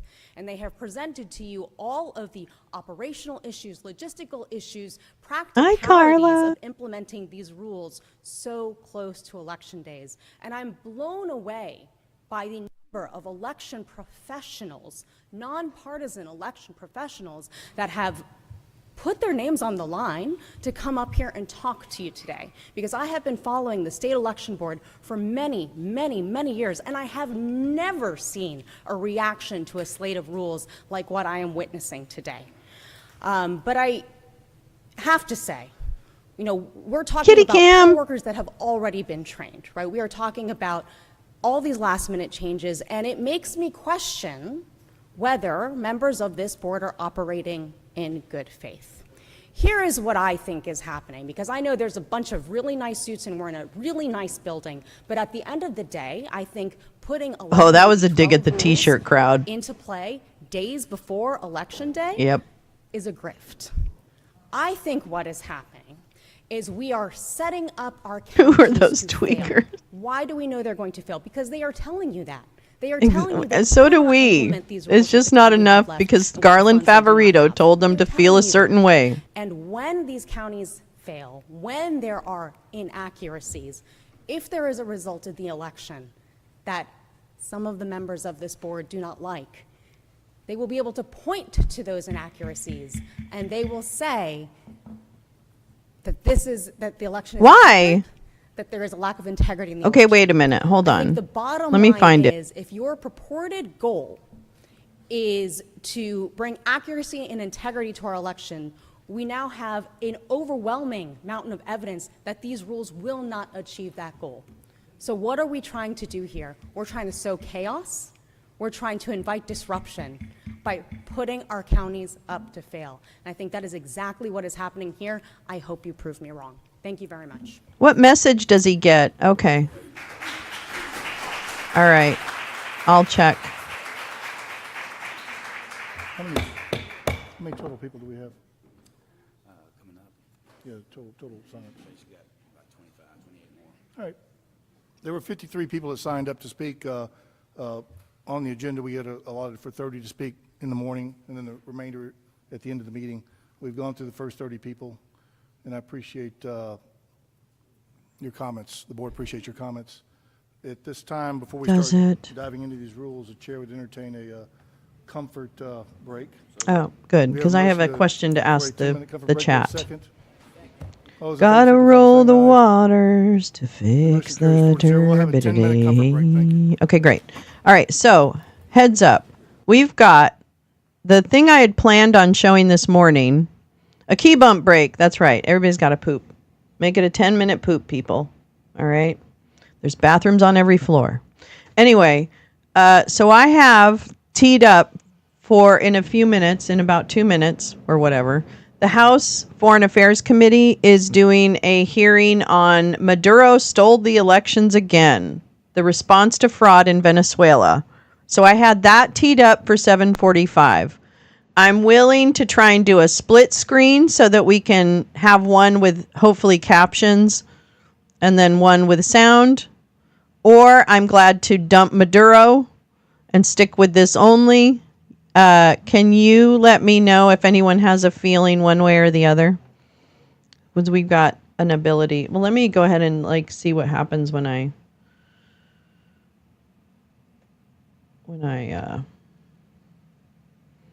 do this.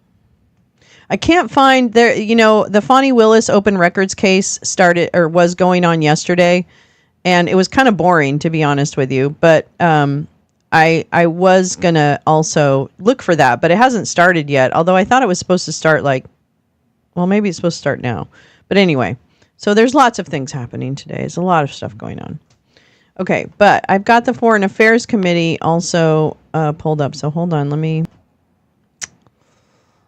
find a place to put them. Oh, whoa, okay, hold on. So I want this one to be that one, and that one, and that one. Okay, so right now, oh, good. Thanks, Sam. Everybody appreciates you putting your face and not just your ass. Your ass on there. Cute little orange kitty. Cute little orange kitty. This is supposed to start. Jesus Christ. That's supposed to start now. So anyway, yeah. So whatever people want, I'll have them both. I'll see. I don't know if this one's gonna. I don't know if any of them have captions, but we'll figure it out. Good morning. Yeah. So yesterday was not a good day. I woke up. I fired up the computer, and it had no booting sound, and it had no screen, but the lights on the keyboard came up. So I waited until Bobo woke up. And then she, after a while, she worked on it in on and off during the day and Googled stuff and how do we do this? and then she was able to at least get it to do some kind of boot, to get it to boot. So now it's booted, but I did notice, like, when I had stopped streaming yesterday, the computer restarted all of a sudden. So I wasn't sure. I wasn't sure if it was going to do that again. So it could do that again, but we'll see what happens. And I do have an old computer, but I tried to get everything going, and my OBS and forget Streamlabs, but OBS wasn't working. Anyway, that's more information than you needed to know. But it just was a day full of trying to troubleshoot and hope to God that this computer isn't completely saying, "So long, farewell, auf Wiedersehen, good night." Do do do do do do do do do do do do do do. I am interested, though, in this Maduro thing, but I'm very interested in the Georgia thing. So maybe we'll try to watch both of them, and hopefully one will have captions. Didn't a Canadian prime minister have an affair in the 70s? Didn't a lot of them? Didn't Pierre Trudeau? Isn't that the one? Isn't it Justin's father? I don't know. I don't really care who sleeps with who, frankly, unless it's non-consensual. If it's non-consensual, then I don't want to. I don't support it. But if people are having consensual sex, then they need to figure out what's going on with them. You know what I mean? Like, that's not my problem. They're not. I'm not having sex with them, so it doesn't. It certainly doesn't concern me. Sammy Bammy. I don't want him to. Sammy Bammy. Sam. Or if they sleep with a spy. Yeah, sure. I hate that too. You know, don't do that. Don't break the law. I mean, you know, that law. Espionage and shit. My comments get through when I use your phone. Neil, I don't see anything wrong, like you haven't been accidentally banned or whatever. But, oh, God, that's so weird. Are you on top? Oh, wait. Are you sure you're on live chat? I don't know if that makes... I don't know if it makes a difference. No. What? What? Anyway, yeah, so we'll try and watch both of these. But anyway, so yeah, whatever. Tech. It does make me kind of mad, though, because it's like, God damn it, I guess I don't realize how much I miss this time every morning. If I miss it, I feel really bad. There was a scandal in the early 60s when a conservative cabinet minister was found to have slept with a German woman working as a Russian spy. Holy shit. There's a lot of stuff going on in that paragraph. Yeah, well, you know, that's money, power, pussy. Yeah. Oh, good. Okay. Isn't that the weirdest thing? Why is there even a top chat? Sam does look really cute. He's such a good cat. He's such a good kitty. He's so sweet. He's just so sweet. His brother's a little bit of not a brute, because he's just kind of goofy, right? Like big and goofy. But Sam is little and he's just very sweet. He always wants to be like snuggled, but not so much. Google the Munsinger affair. I don't know. I feel like money, power, pussy, right? Sorry to be vulgar. I'm going to try and be less vulgar. I realize that sometimes I'm too vulgar. And that just comes from, you know, I don't know where it comes from. I'm not sure I want to go too deep on that. I'm just kidding. What's wrong? Oops. Oh, what's wrong with all these, the British guy? Be more vulgar. No. Then boys won't like you, Carla. I like how I wish Sam would just turn around, though. He's watching for his brother. That's why he's watching out the door to see when his brother comes around, because his brother's really can be very brutal sometimes.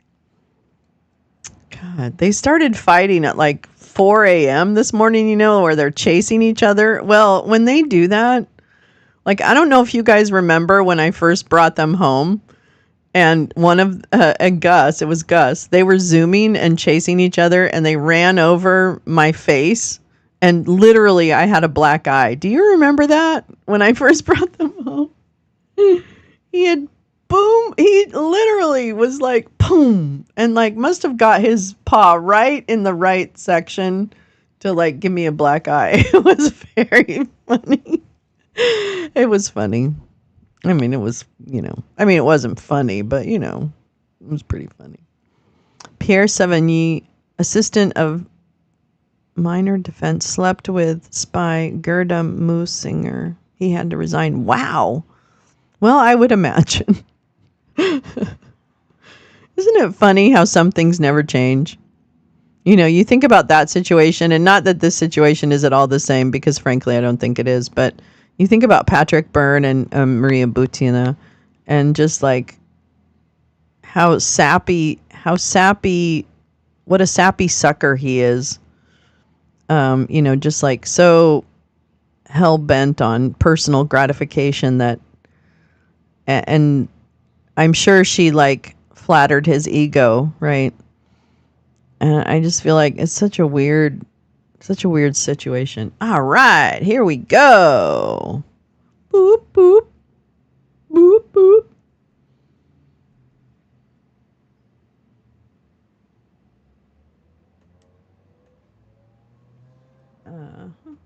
Oh, they have things. They have things. Okay, so they have some shit. I didn't promise you a rose garden. I said don't. Whoops. Oh, shit. Don't fence me in. Do do do do do do do do do do do do do. Don't fence me in. Do do do do do do do do do do do do do. Don't fence me in. Mm-hmm. Do do do do do do do do. Do do do do do do do do do do. Don't fence me in. I'm not really sure how to organize this screen. I don't think this must be like almost impossible to look at it on a phone. I really apologize. I don't optimize my screens for phones, clearly, or probably anything. Oh well, I'll fix it. Let's see what. Sorry, he was defeated in 1963. His affair didn't become public until 1966. Interesting. Do do do do do do do do do. I'm not really sure where to put this. Oh, here. I think I want to put it down here, though. I know. No. I could at least do that. That's kind of annoying to have that white stripe there. All right. Oh, shit. What the fuck is that? Oh, my God. That's this thing.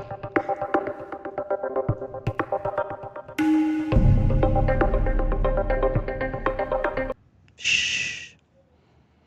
Shh. Okay, so that one doesn't have captions. All right. So we'll probably listen to public comment, I guess. Bye, Neil. I'm sorry. I'm so sorry, Neil. I hope that you have a good day, and I hope that we get the desktop or laptop access to chat resolved. There's really nothing odd looking on my end, but I'm willing to look more if you discover something. So you let me know. Oh, well, I hope not, but thank you. Thank you for your graciousness. See you later, Neil. Have a good one. Have a good Friday. It's Friday. Thank God it's Friday. I wonder, I could bring this one forward. I wonder why. Let me bring La la la la la la la la la la. I don't understand. Whoa. I don't understand anymore. I'm not sure what it's gonna work. Oh well. That's okay. It's all right. You want yeah, I think he's got all that. It's just like somehow his things. Yes, blame Elon Musk. He's to blame for everything. It's crazy. It's crazy. Just crazy. Yeah, Elon Musk. I don't know. Twitter's dead as far as I'm concerned. I mean, we're still there. We're still there, but yeah. You want some of this, Carla. Carla bringing that punk energy. Don't fuck with Carla. Da da da da da da da da da da da. Yeah, exactly. I say that because George Soros pays me to say that. It's true. It's so true. You know, what do you get? Like an eighth of a Bitcoin for every mention of George Soros. See you later, Neil. Au revoir. Au revoir, mes amis. Au revoir. Yeah, so, and then, actually, you know what I'm going to do is I'm going to check my bookmarks. I have so many bookmarks. We got to get caught up. I might have to do like a weekend session. Oops, hold on. Sorry. Did I want that? No. Where am I? What happened? What happened to I know what happened. There we go. Sorry, everybody. Does that go away when I do that? No.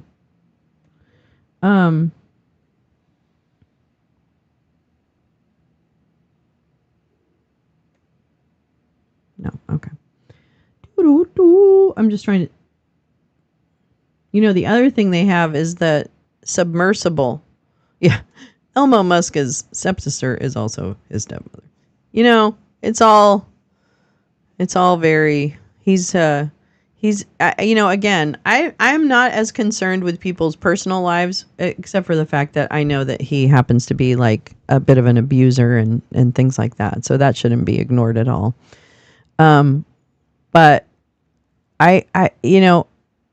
that dude literally says exactly what it is he wants to do. Okay.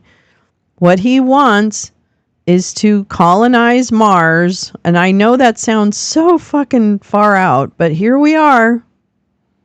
Bored billionaires, I'm telling you right now, bored billionaires who have self-preservation in mind.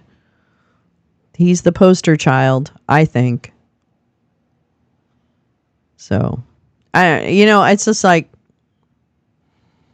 I think he's just, and he's a huge distraction, and he's a huge purveyor. Like the stuff he's saying on I had him blocked for the longest time, but I just unblocked him, and the stuff that comes out of his fucking pie hole is so weird. Like he literally has, there's just no even pretense anymore with him.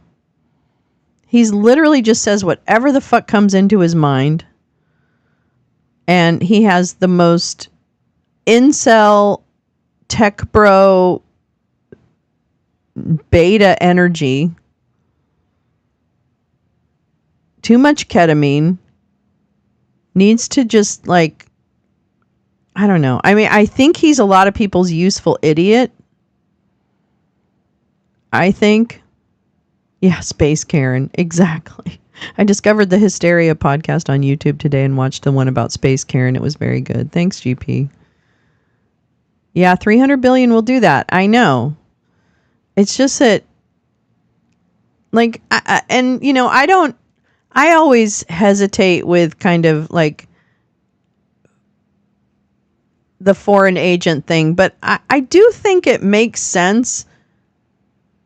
Like when they just released, that was it. They just released yesterday the funders of Twitter, his part of Twitter, his X acquisition or whatever. And it was, the usual suspects like Andreessen and all the, Sand Hill Road in Palo Alto venture money, stuff like that. Some individuals, Larry Ellison, who's a fucking idiot. So it wasn't, I don't know if it really got to the heart of, again, I think he's much more of a Peter Thiel acolyte to me. And that's what, he's in it for himself, self-preservation. And now he has a platform where he gets to say whatever the fuck he wants. Wait, what did I just do? Oh, yeah. Make that. Oh, actually, did I just fuck that up? Hold on. Sorry.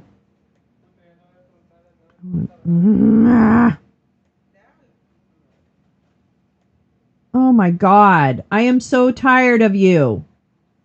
Sorry. I'm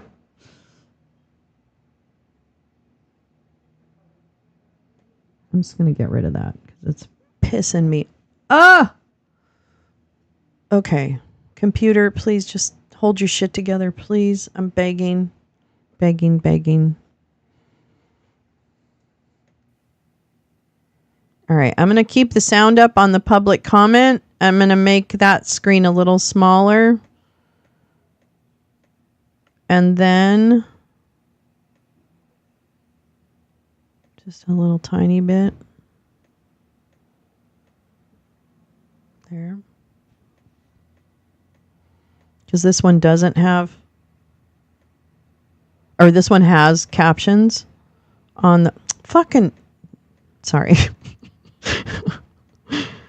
I don't wanna play anymore. You guys are just ridiculous. Sorry, Sam. I'm making you a teeny bit smaller because you're just like a little bit crowdy. Whoops, no. Actually, I'm going to leave you there. I'm going to leave Sammy right there.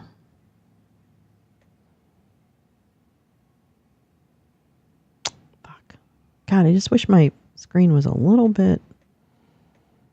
Meow, meow, meow, meow, meow. Time to make the donuts.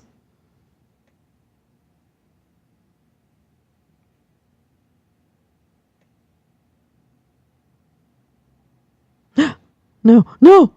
Too big. Why is there a big white stripe down there? I don't understand that. The hell? What in the hell? Thank you. What did I do that?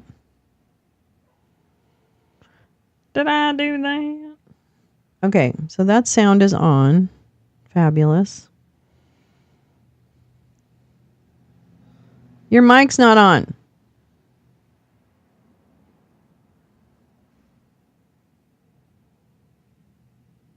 Oh my God, sir. Hello. Channel 11. Your sound isn't on.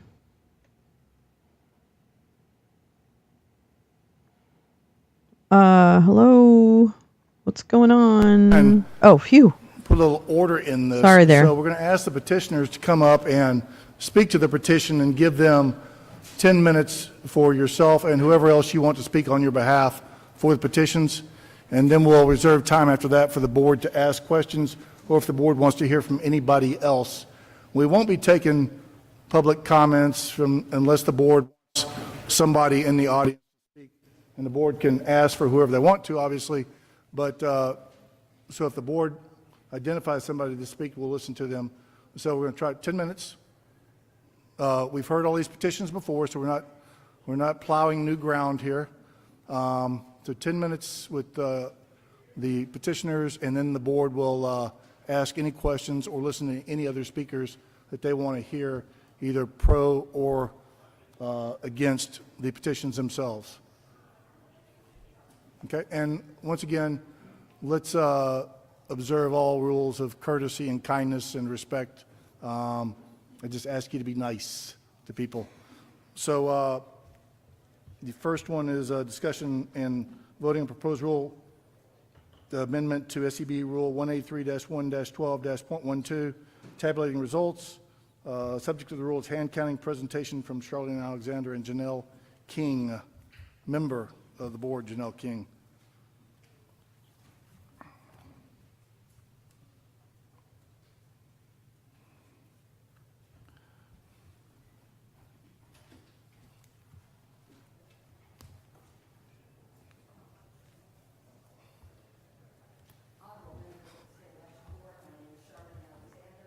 I am a 34-year resident of Fayette County, and I want to make it very clear that every time I have presented a petition, I am presenting it as an individual and not on behalf of any organization or any other individual.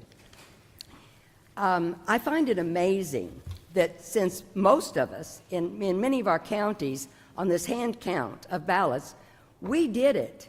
I don't know about the rest of you, but I've heard from a number of counties that we used to always hand count since 2020. Why are Republicans so fucking angry? Election day, and we also Why are you so fucking angry? So I Have you ever asked yourself that? This big uproar is going on, and we didn't think that it added that much time. Well, One fuck thing off. I do want to say is Hi, there's Cash. a lot of misunderstanding of this rule. We are not saying that we are tabulating those ballots. We are strictly counting we're just mishandling them. come out of that Okay. scanner. Leave us I'm alone. going to show you something because I don't understand how this goes. But let's say this is a stack of ballots. Shut up, all right? bitch. I'm so Paper done with might be these a little bit assholes. thicker. All you're going to do is you can take a finger glove or a stick, that licky stuff, and all you're going to do is these are going to come in, they're going to be upside down, you're going to be looking at the back, it doesn't matter, you're pulling them out of a pipe, and you're strictly going to go to the corner. Clip it!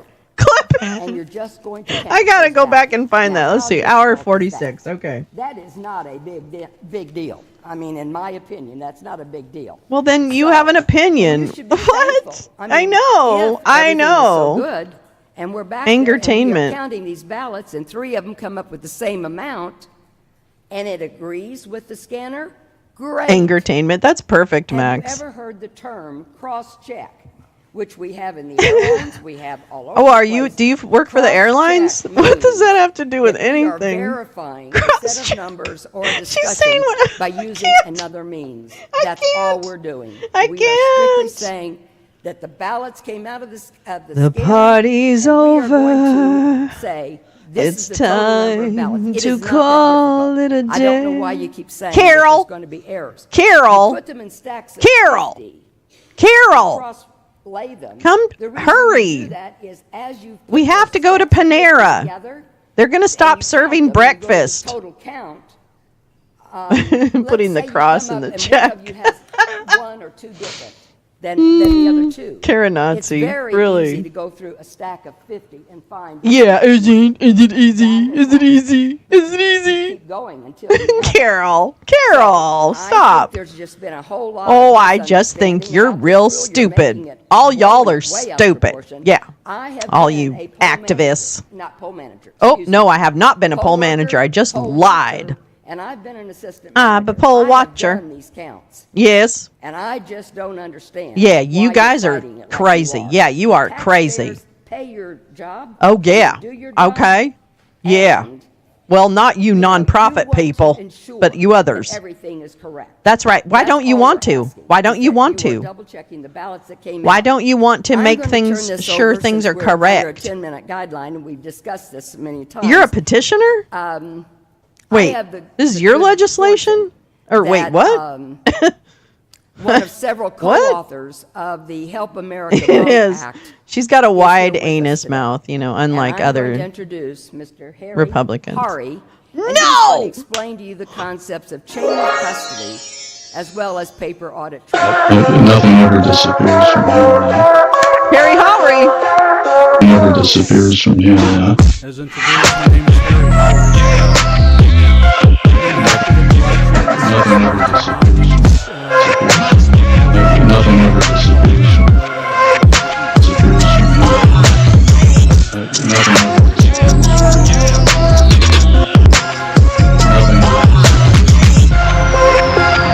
ever Nothing ever disappears. Nothing ever disappears from the internet. That's Harry The Howry. goal of the Help America Vote Act was That's very Harry simple. fucking Howry. We didn't want to have litigation. He helped We John wanted to have Eastman. a Oh no, he pristine helped Jeff election. Clark get suspended for a year. The concept behind In his HAVA, the Help testimony America Vote Act, was to create a system to the Board of that's Public Responsibility or that whatever, implies the ability professional to audit responsibility, and reconcile. DC bar. What we find here across That's him. the whole country, And that was his is a song. lack I of made that single for reconciliation or him. Control points. Nothing Anybody ever that leaves the has an internet. Experience in auditing, and I have both financial auditing experience and cyber No, he forensic doesn't. auditing No, he doesn't. experience. No, you don't. No, you Knows don't. that you have You're a to have big fucking control liar, you measures stupid so that fucking you can operative. figure out what happened when He there's an doesn't. Oh error. my God, I'm Most people don't having an understand this, but in aneurysm right now. 2022, the official election results in Georgia still have a 39,000 vote discrepancy. Fuck off, between the Harry. Official number of voters and the Little official number of Syzygy in the votes. house. I am not saying that was an error in the count. I'm saying that the control Yeah, I know what systems you're are saying. not working. You're saying you're a fucking There have operative been a lot of things done in working Georgia to for improve the people situation. from the I Trump will camp. acknowledge You that we have fucking professionals that have dick. no particular You iron in fucking the fire that are fucking doing election work dick. all over the country. We have to acknowledge their professionalism, but Nothing ever I hate him. This is his best part. Sorry. disappears from the internet. that our election system is Nothing ever I don't have to trust you. Nothing ever disappears from the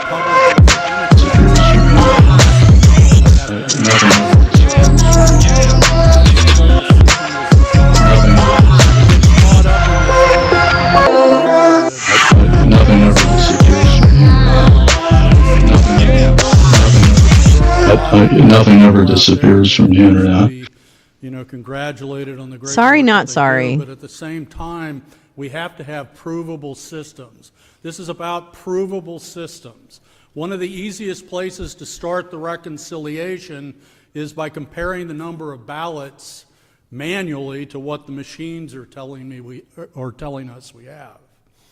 It's easier People to do find that. the error People at do the that. beginning People than do it is that. at the end. You're dumb. Who has ever tried to balance a whole year's worth of journal entries or accounting entries? Well, nobody does that, okay? Nobody don't do does it at that. the end. Yeah, You you do do it it at the every beginning. month. Oh, Or fucking else you're hell. going to have many sleepless nights as you try to reconcile the two. The example with the banking Oh, my system God. of counting and recounting the money is an example Has of zero nothing to trust. do. I don't have to trust the cashier Oh, my or the God. teller, and they don't have to trust me. Both of us compare the results. And when they The don't good agree, news what is do we he do? has nothing We of figure out value why to they say. don't agree on That's the it. spot, and it's solved. Now, the Oh, my estimate, I don't want God. to impugn If the Garland numbers, but Favorito the shows idea up, that to I mean, he do will. what, I guarantee we're talking it. about simply counting the ballots, takes 65 cents a ballot is outrageous. Is that how he counts ballots? 65 cents a ballot to do this kind of counting. It's not going to interfere or impugn. If the mechanical systems are correct, They don't great. know how it works, Kathy. But we'll know for sure None of these that fucking. starting He's the an process operative. He of works counting for and all the tabulating fuckwads ballots we've talked starts about. in He the works for the planners.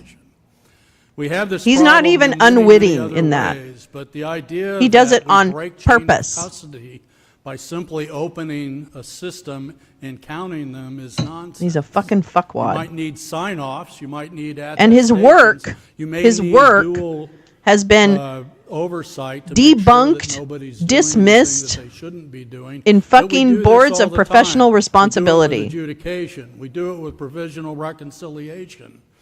And then we have He's things a like mail-in ballots fancier that we're not doing anything Doug with Frank. to determine whether That's all it. the He's a mail-in fancier ballots Doug even Frank. He's got into the cleaner than system. Doug Frank, maybe. So I would recommend very Maybe. strongly that this is not an Actually, abrogation no, I of- don't. I take that back. of chain of custody. He's a If it's different done Doug properly, Frank. He has a different it's very tie. Small impediment to the system, a very He gets small paid amount more of than labor, Doug Frank does. and it gives you a But he very doesn't get as good much supermom tail reconciliation as of the Doug count Frank of does. ballots in the system. He's still the champion. And from our perspective, my perspective, any type of system that improves accountability and improves auditability, which is a requirement, by the way, under HAVA, all auditable items are supposed to be maintained. What does that mean, all auditable items? It actually is a performance-based standard. It's saying that I'm if about you ready to can play his song audit again. this item, you have to maintain the information I'm about to be ready. able to audit the item. It makes no other sense otherwise. Harry You don't Howry, create an audit system, you H-A-U-R-Y, create a financial H-A-U-R-Y, by arbitrarily Harry saying, well, we're going Howry, to monitor our memos and H-A-U-R-Y. our journal entries, but we're not going He's to a pay dick. any attention at all to accounts. Yes, he does. He really drones on. But This he's is better what when he we're does talking this. about. Nothing ever disappears from here. Never disappears from here. It costs a little bit of money. Nothing ever disappears. Nothing ever disappears. Disappears from here. Eating himself. Nothing ever disappears.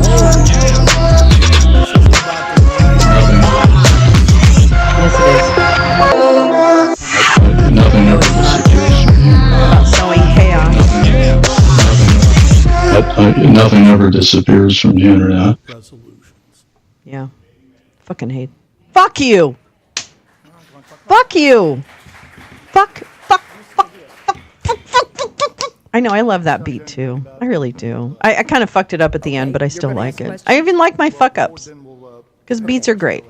The other thing that we Here, have to here's keep in another mind thing. is we're not counting the ballots every single day. Except this testimony, And yeah. I know there have been a lot of numbers that have been tossed out. I've looked at the numbers, the ones that I There can you get. go. She looked at them, Understand people. that when we're talking about whether it's election day or early voting, we are talking about drilling it down from registered voters. Drill, baby, drill? Is that what we're talking about? Estimated turnout. What? Oh. And then you are breaking it down by the precincts. Oh. And you're taking it on down to election day. You all know that roughly 20%. You all know. Vote on election day.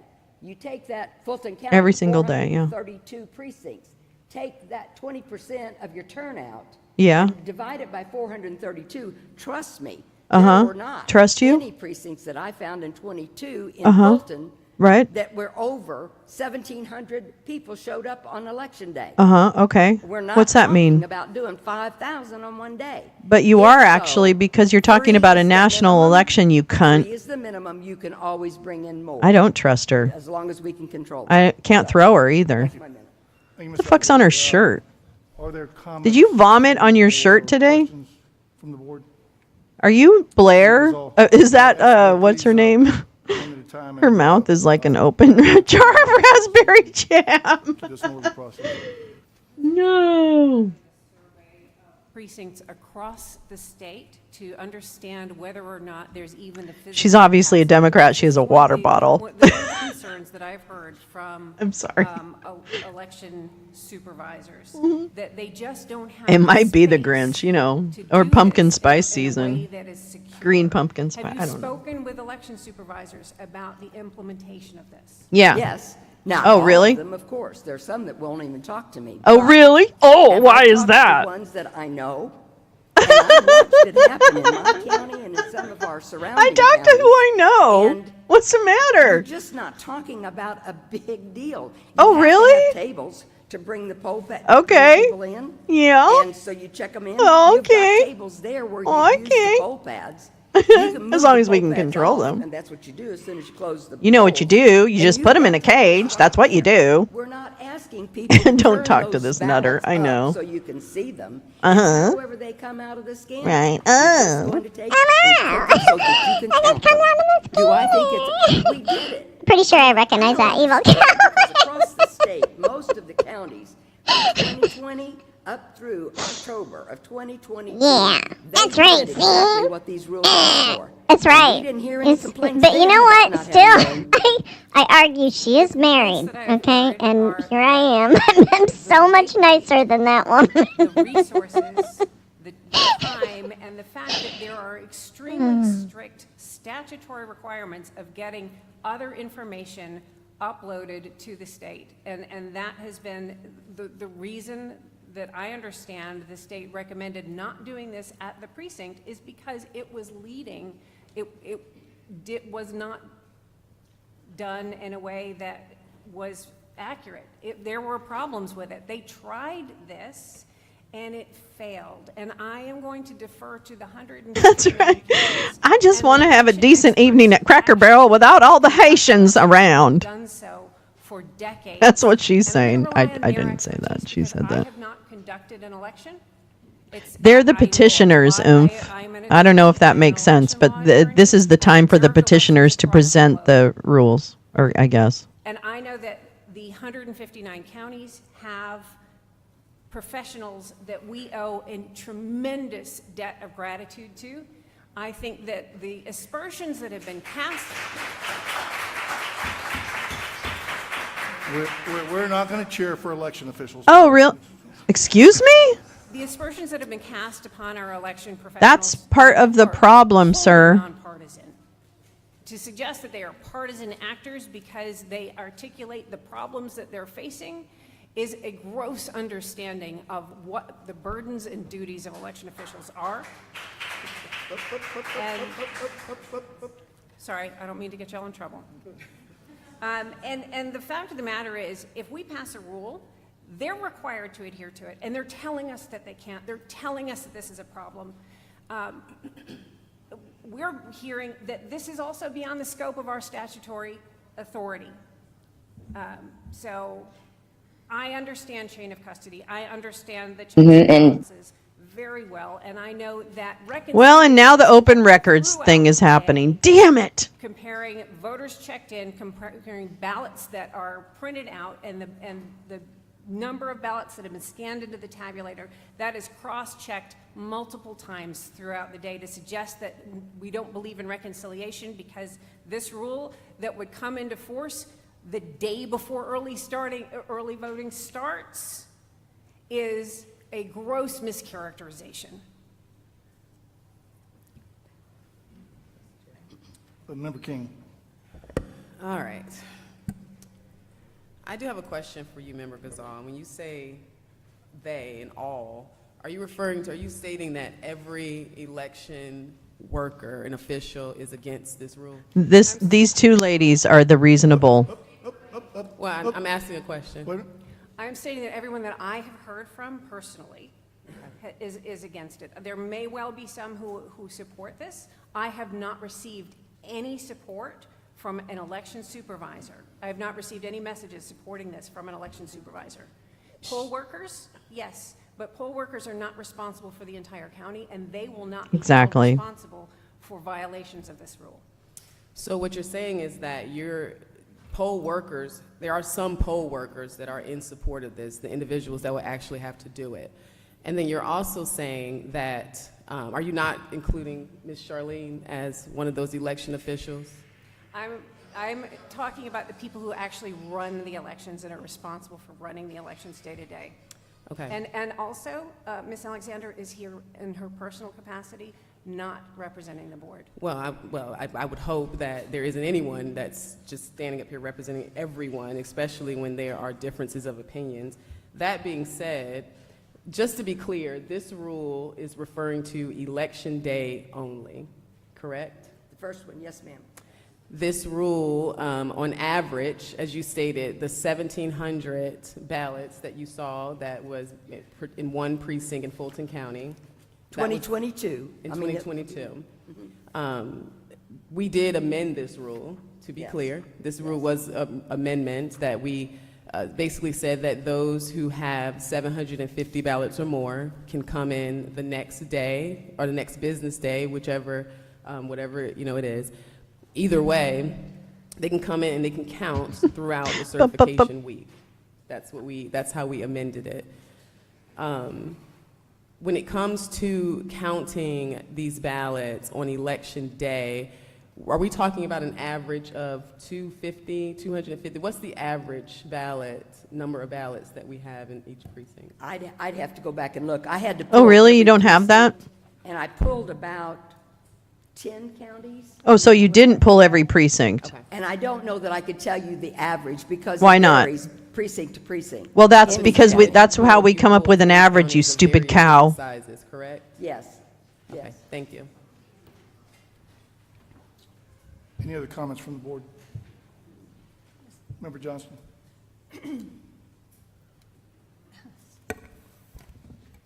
Thank you for your presentation. First, let me address the issue of timing, since there were 30 speakers and everyone that was against the rules. I believe, Exactly. Georgia is notorious for long expressed their voting concern lines. About timing for passing this rule or any rule just before an election. First, I take pause with Gavrio suggesting to alter the Administrative Procedures Act that says in rulemaking that rules are adopted and become effective in 20 days. It's not appropriate for Gavrio to say we want it to be 60 days or 90 days. If that's the case, then there probably needs to be some legislative changes. But as far as passing rules, You stupid idiot. close to an election, I just have no patience anymore. and I looked in our state election board rules. I think we have maybe 69 or 59 rules.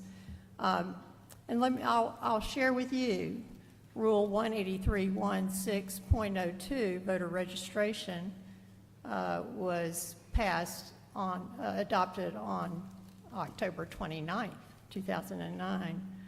Rule 183.6.04, accessibility for the elderly and handicapped, was passed on September 18th and made effective on October 8th. Rule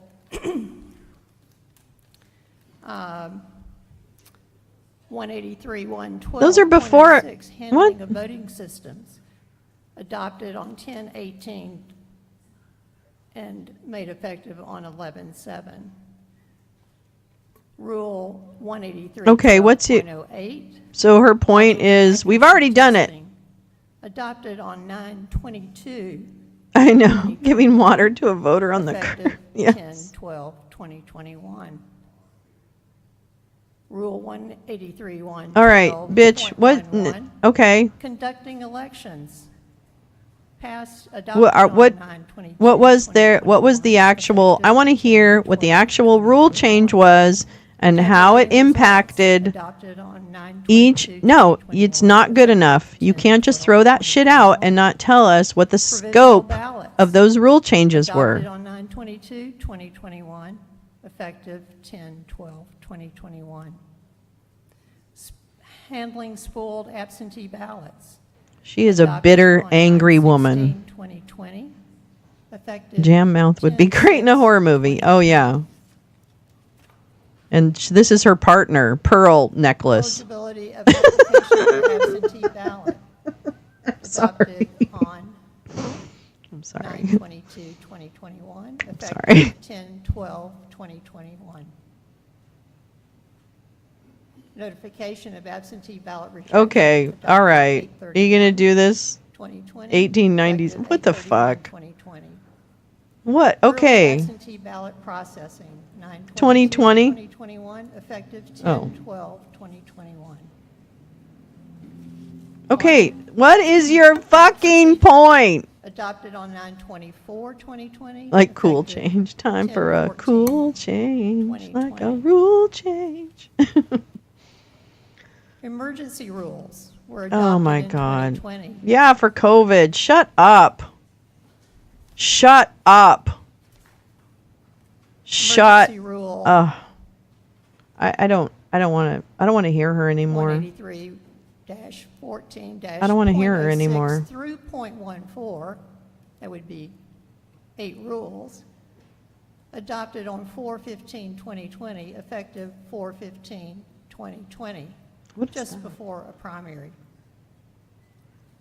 Rule 183-1-14.7 through .15, that would be 6 rules, effective, adopted 5/18/2020, and effective the same day. So, and there are more.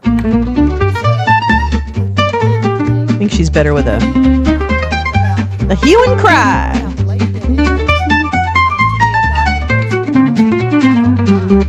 I don't buy it. I ain't buying it. I'm a trad wife with my volunteer responsibilities.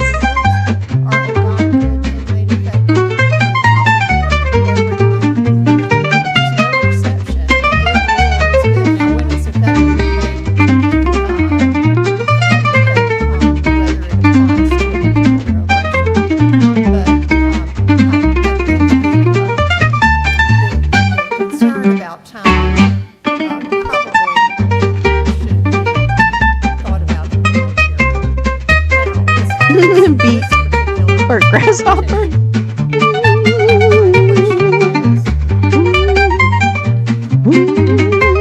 She's clutching them pearls. Harry Howery.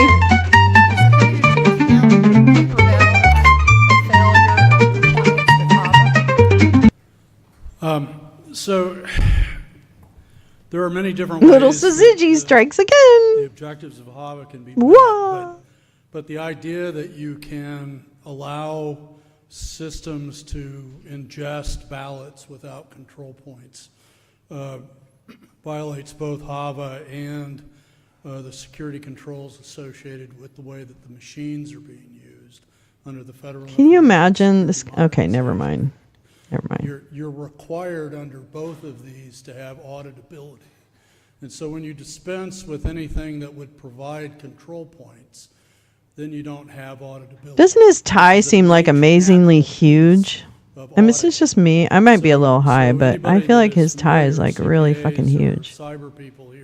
Yeah, no, they don't know what you're talking about. Okay, the flag violations in the back don't have any fucking clue what you're talking about. Shut the fuck up, you fucking criminal. If you don't have a mechanism of providing control over these systems, you don't comply with HAVA.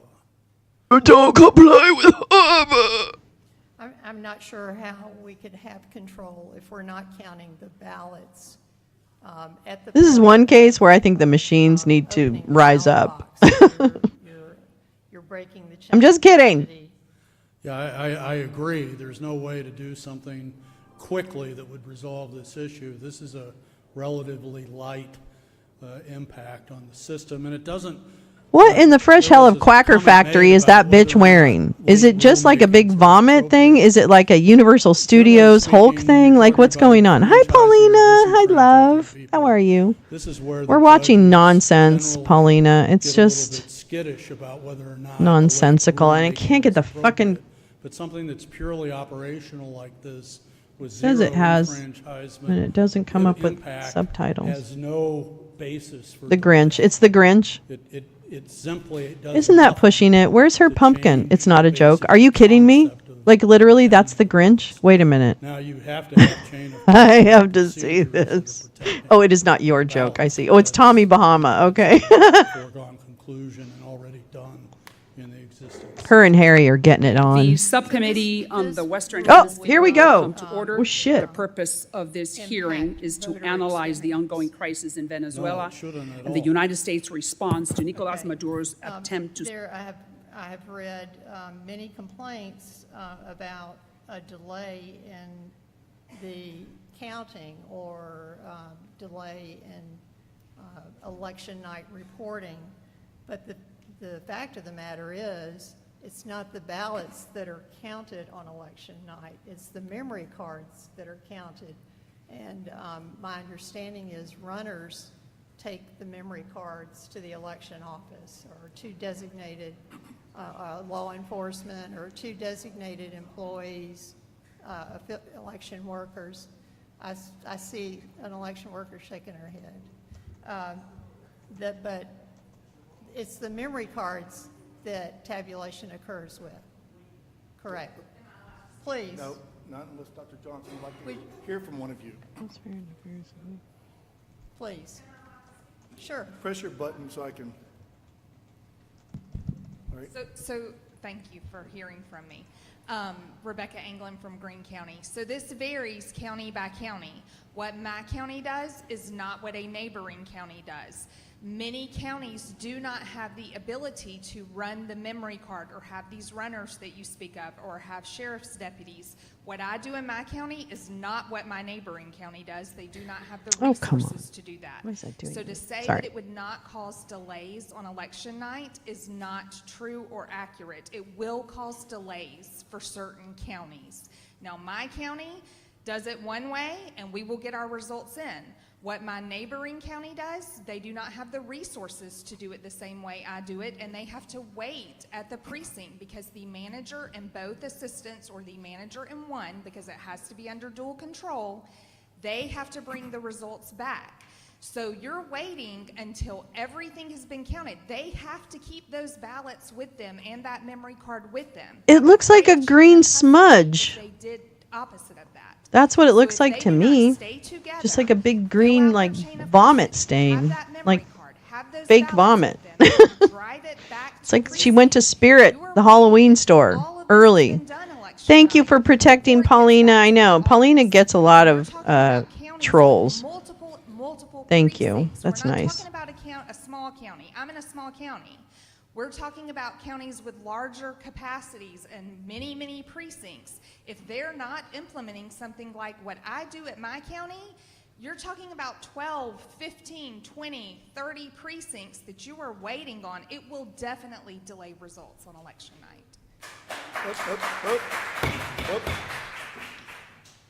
I'm gonna have to get a bigger gavel. No, you won't. Reject the stupid work that you've been tasked with.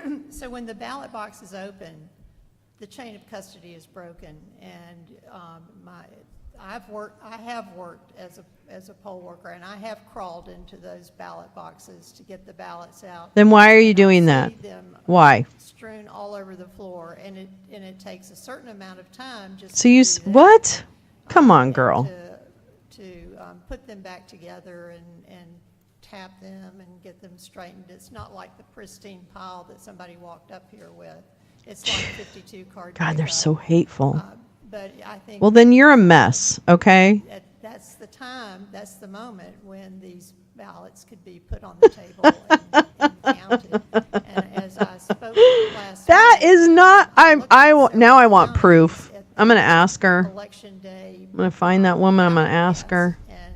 The He called numbers everyone. Oh were God, that's not so that stupid. great. Bot As farms. the trend continues to move toward early in-person voting, the election day vote ballots That's not a cast wedding cake. actually becomes smaller and smaller, and so I think the time to do that and bring all the equipment together, that's. Oh, okay. All right. Okay. I got you.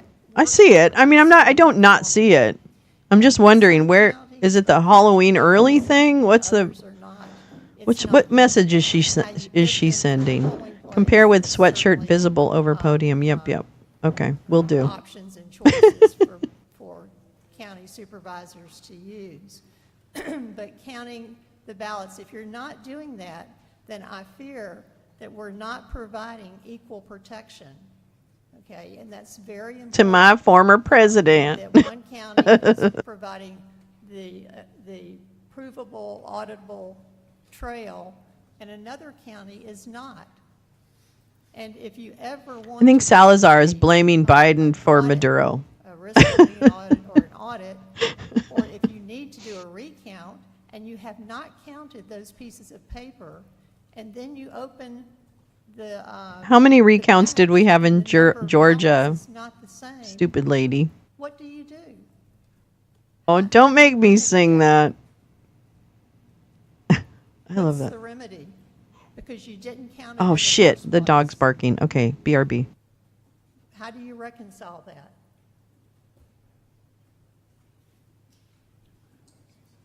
So there is a reason to have a cross-check, a double check. There's a reason, the ballots are being touched. I've heard complaints that, oh my gosh, so many hands touching the ballots. Well, I'll tell you what, their hands are touching the ballots, because I've been there on at the end of early voting and at the end of election night. And the ballots. I saw it with my own eyes. Dragging them out of that box, and they're all over the floor, and there are a lot of hands touching them, but that's not. I guess so. I don't know. I don't know what the message. I was hoping to watch that too, but this is so interesting. That's called for, but it's the perfect time to count the ballots anyway. And it's better to do it in the beginning than try to do it at the end when you don't have a remedy for a miscount. And yeah, you might get it wrong the first time, you counted 49 instead of 50. But you do it again until you get it right. It's easy, nothing to it. So,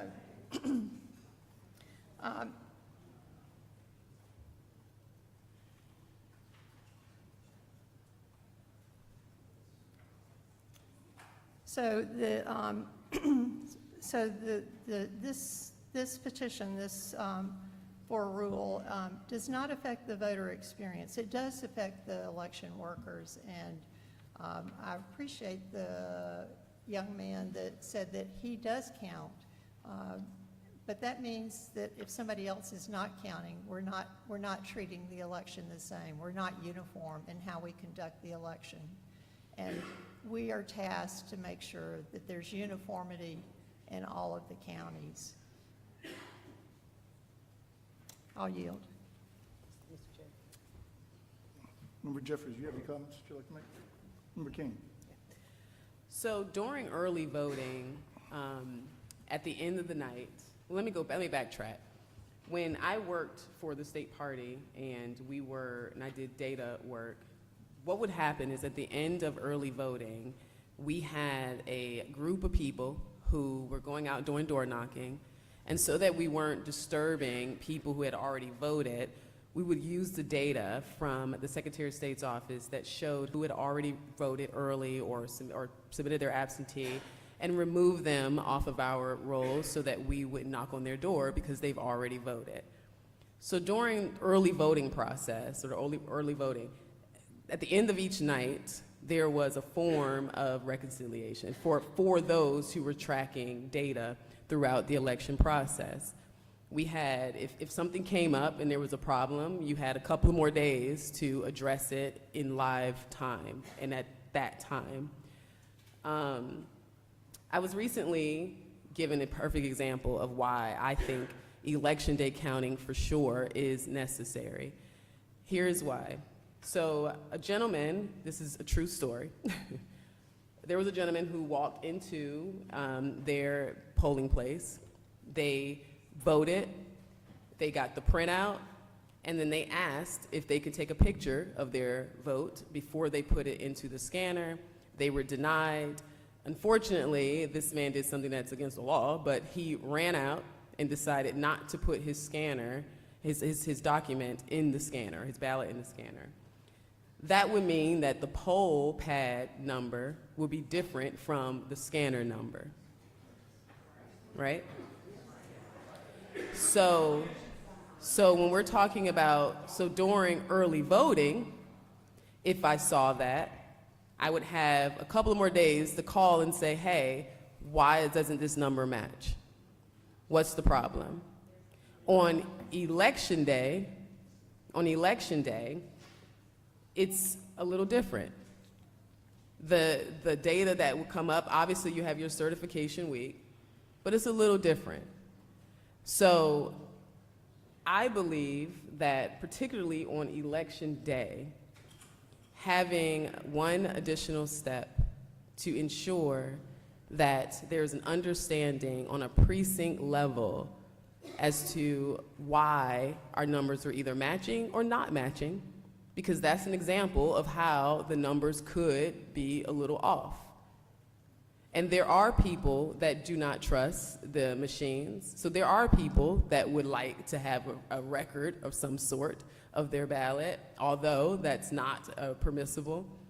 But that particular situation could occur, and it can occur several times over.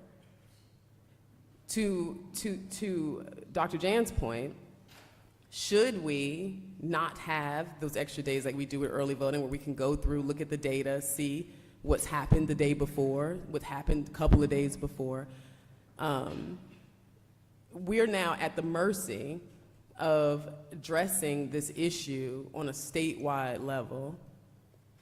And that will cause, if we want to talk about chaos, I mean, we are still, to this day, talking about things that took place, not just in 2020, but also in 2018, because we're trying to comb through from a statewide level.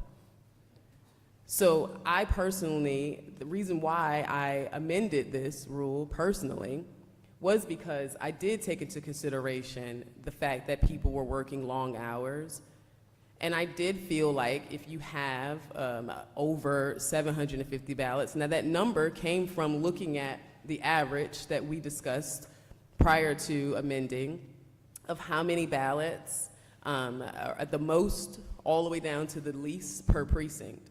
And what we found was that there was maybe 1,700 in one precinct in Fulton. I think the greater number was, the next greater number was 750. And then at that point, it dropped down to about 300, and it kept going. 300 to 500.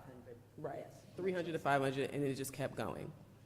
So that's why I amended that, because I did feel like counting 1,700 ballots after working 18 hours or 16 hours is a long time.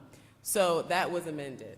That being said, I do not want to continue, and I say continue because as I listened to speakers, we had one speaker state that there was 31 counts of fraud, but then in the same conversation, the same message said that there was no fraud. And I get confused when I hear stuff like that. However, what I don't want to do is set a precedent that we are okay with speed over accuracy. A delay of any sort, whether it be a couple of hours, I can guarantee you as a voter, I would rather wait another hour to ensure that the count is accurate than to get a count or get a number within that hour and then to find out at the close of an election, after certification has already taken place, that we have people suing because the count was not accurate. Not only that, we have people who are upset about the whole concept of the reasonable inquiry, but we're also saying that we do not want to ensure that our numbers are accurate enough to push these numbers to our county board members and then have them sign that legal document that they are held accountable for, that they will be charged with a felony if the count is incorrect, because the document says accurate and perfect. So I think that what we're doing is creating more stability in our election process. We're also putting our county board members in position to certify with confidence, since that's the big concern. And again, we're counting election day only ballots. If it extends it for a short period of time, let's do so that we can be accurate across the state. Now, I know there are counties that are doing this to perfection. I know that for a fact. And I am sorry that there is a slight impact on you because you have to almost bear the brunt of the counties that are not.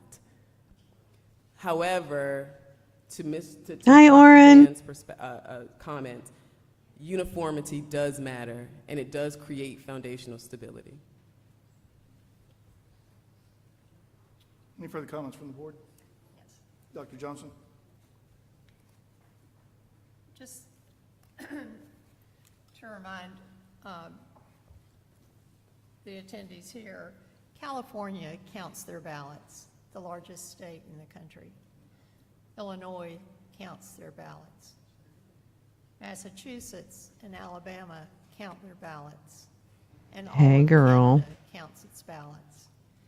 This is not an unknown or an unused. Well, clearly the people who are experts are telling you it's an undue burden. The people who actually do it. So why don't you go fuck yourself, Pearl Necklace? To pick up on the errors such as perhaps. Such as Harry Howry said. Machine malfunction. Fuck off. Reported into Cobb County when the ballot design created a problem and the numbers came up wrong. If they had counted the ballots, they would have immediately recognized that there was a problem. So I think that's important to know. In term to Thank you for getting that, Oren. in the last presidential election, Columbia County on election day had ballot counts in the 300 to 400 range. That's not an unbearable number of ballots to count. Paulding County had ballot totals in the 500 to 700 range.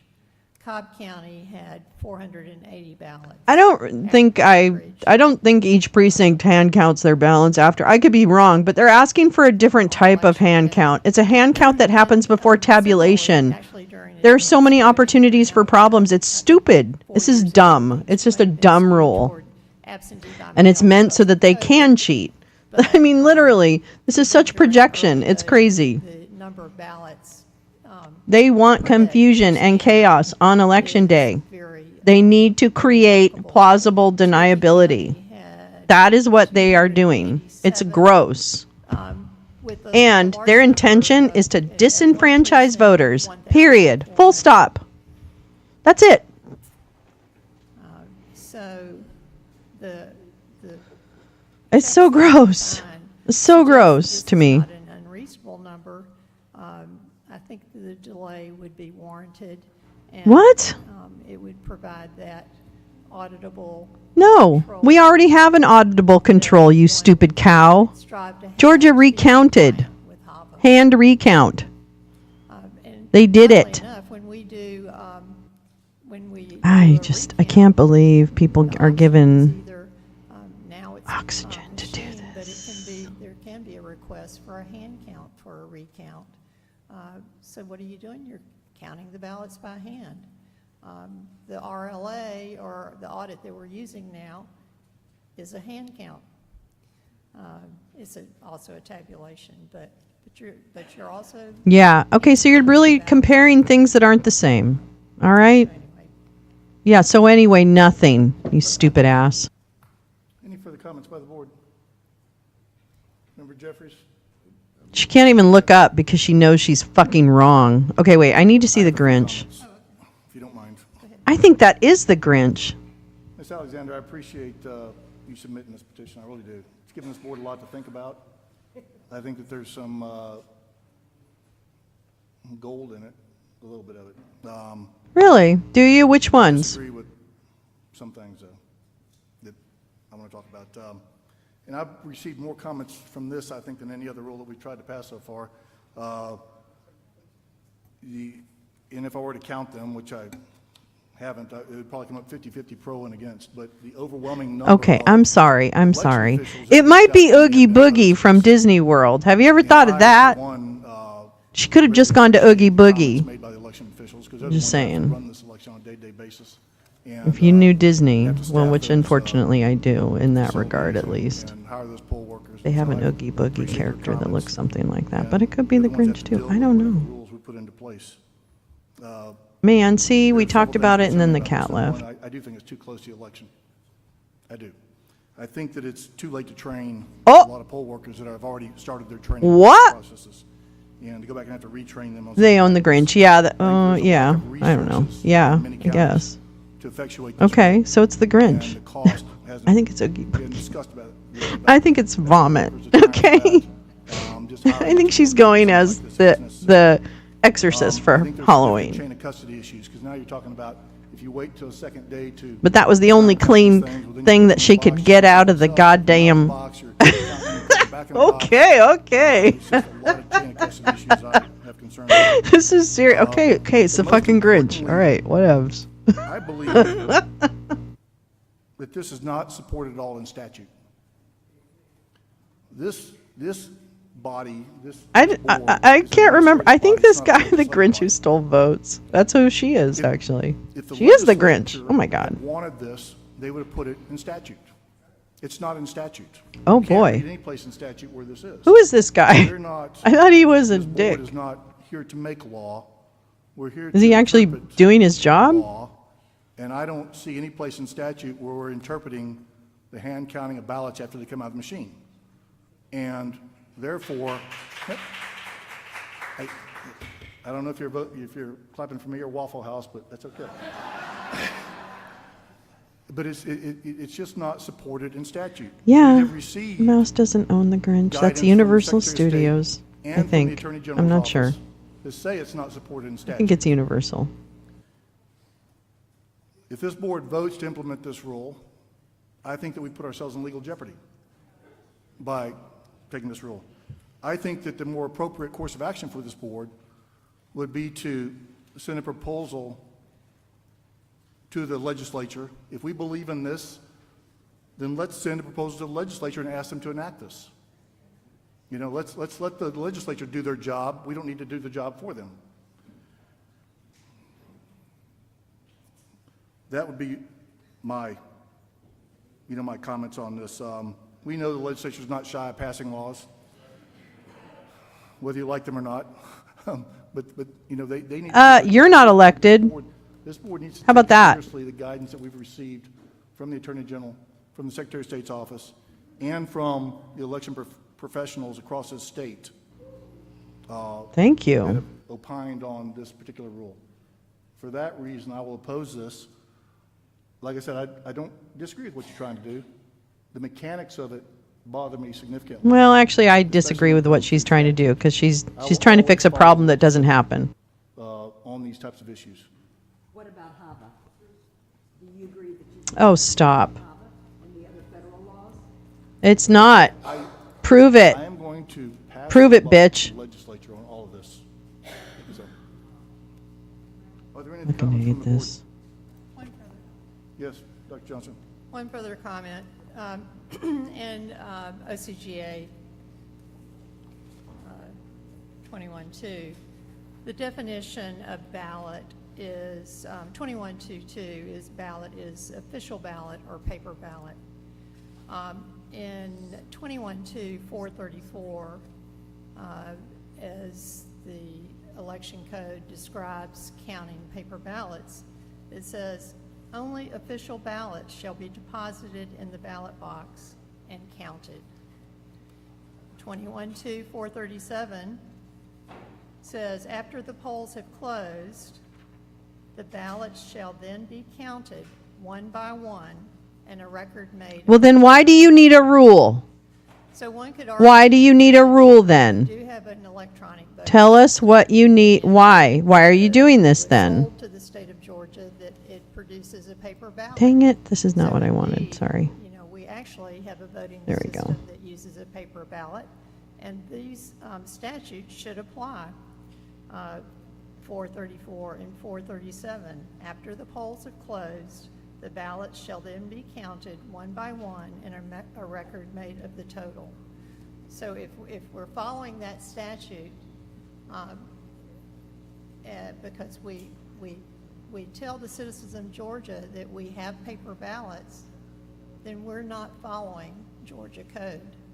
Now, there is a separate section that deals with ballot marking devices and the ballot summaries that are printed out. But we call those the official paper ballot. So we should be counting the paper ballots. I'm going to disagree with you a little bit on that because counting a ballot and counting a piece of paper are two different things. Exactly, And this rule bitch. has us counting a piece of paper. God, stand This rule up to has the us counting a piece of morons. paper, not counting ballots. Please. This is not tabulating. I'm not talking about tabulating. You I'm need. talking about counting. What the fuck? Then pieces. Oh, Yes, Member King. I'm I just so want to make a done. point out that according done. to our Georgia code, the role of the state election board, part of our role is to promulgate rules and regulations to define uniform That's and That's exactly what she's doing. As we stated several times. They need chaos so their man wins. They need to have they actually are the ones who are cheating. Weirdly enough. The ability to do that. Is it noon? Oh my God. Well, it says in accordance with the law and with the existing statute, I believe, And if there's no statute support for Can you this. show that to me, Mr. Chairman? Come on, bring it. I just read it. Did you read the Attorney I General's just opinion? read it out loud. I'm not talking about the Attorney General's opinion. I'm talking about what is in our Georgia Election Code book. Okay. Sit down. Are there any further The comments? Democrats come prepared.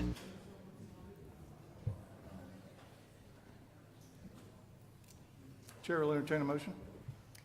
Mr. Chair, I make a motion to adopt the petition by Ms. Alexander for Rule 183-1. I like Grumpy. Grumpy's good. Tabulating results. We have a motion to adopt this rule. Is there a second? Second. We have a motion and a second. Any discussion? Member Gazal.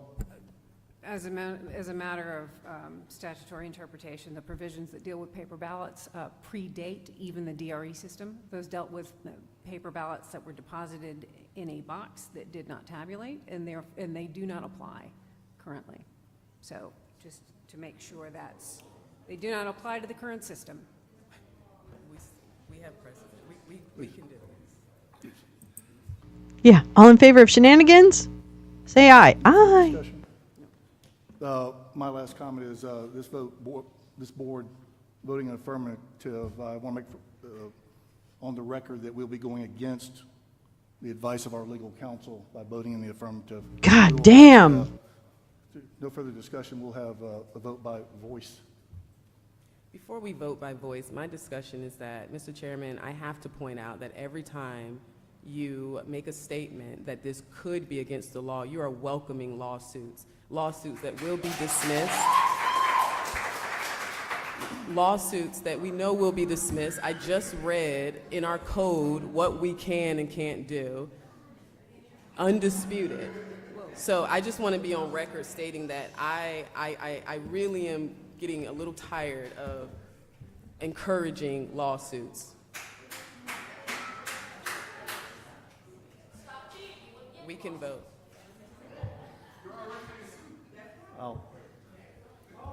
I will not correct your comments. We have a motion and a second. We will vote by voice vote by order of seniority.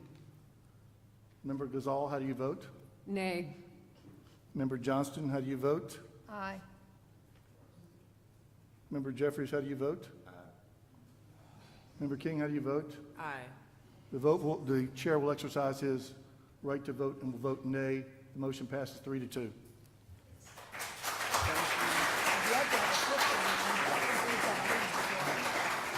Let the lawsuits commence. Not true.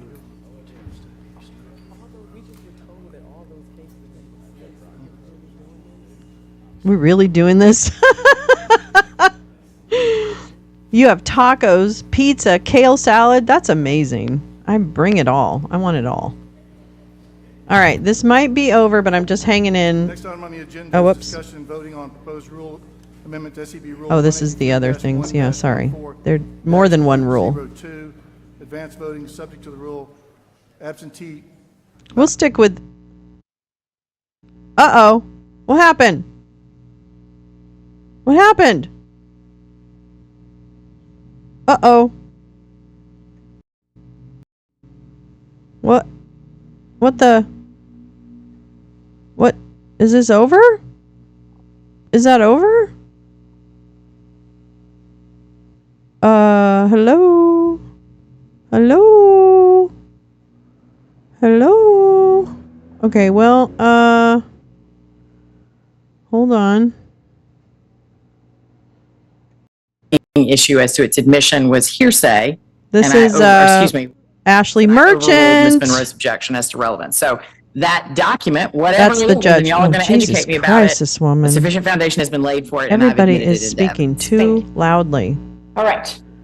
The requester asked for This is reports the open and request. payments in September 2023, This correct? is the open records So, request in the case emails, in Georgia, the Fulton answer is County. no, the first page. In the And that second she is form, which is questioning not an email, District Attorney that I Fannie don't- Willis's staff in this, about their open records response request to her was made. records. Two different things. The email thread This on guy has page been arguing with one her of this for exhibit over a is day. an email in which, yes, I have testified to that I am on the email. This second page, which I cannot determine is related to this particular email because it is an open records request that is from an external sender that looks like it's from the portal. I don't know the condition. So I will have to renew my question. Are you asking about an email? Are you asking about an open records portal? Because they're two different things as I see it. So it's not one page. I don't know what exhibit 20, what are you referring to? Are you talking? I'm referring to, they're a collective exhibit. How do I, based off, They're admitted into evidence. go ahead. Exhibit. Yes. They were provided, and I can represent to you, they were provided by your office in response to an open records request. Received.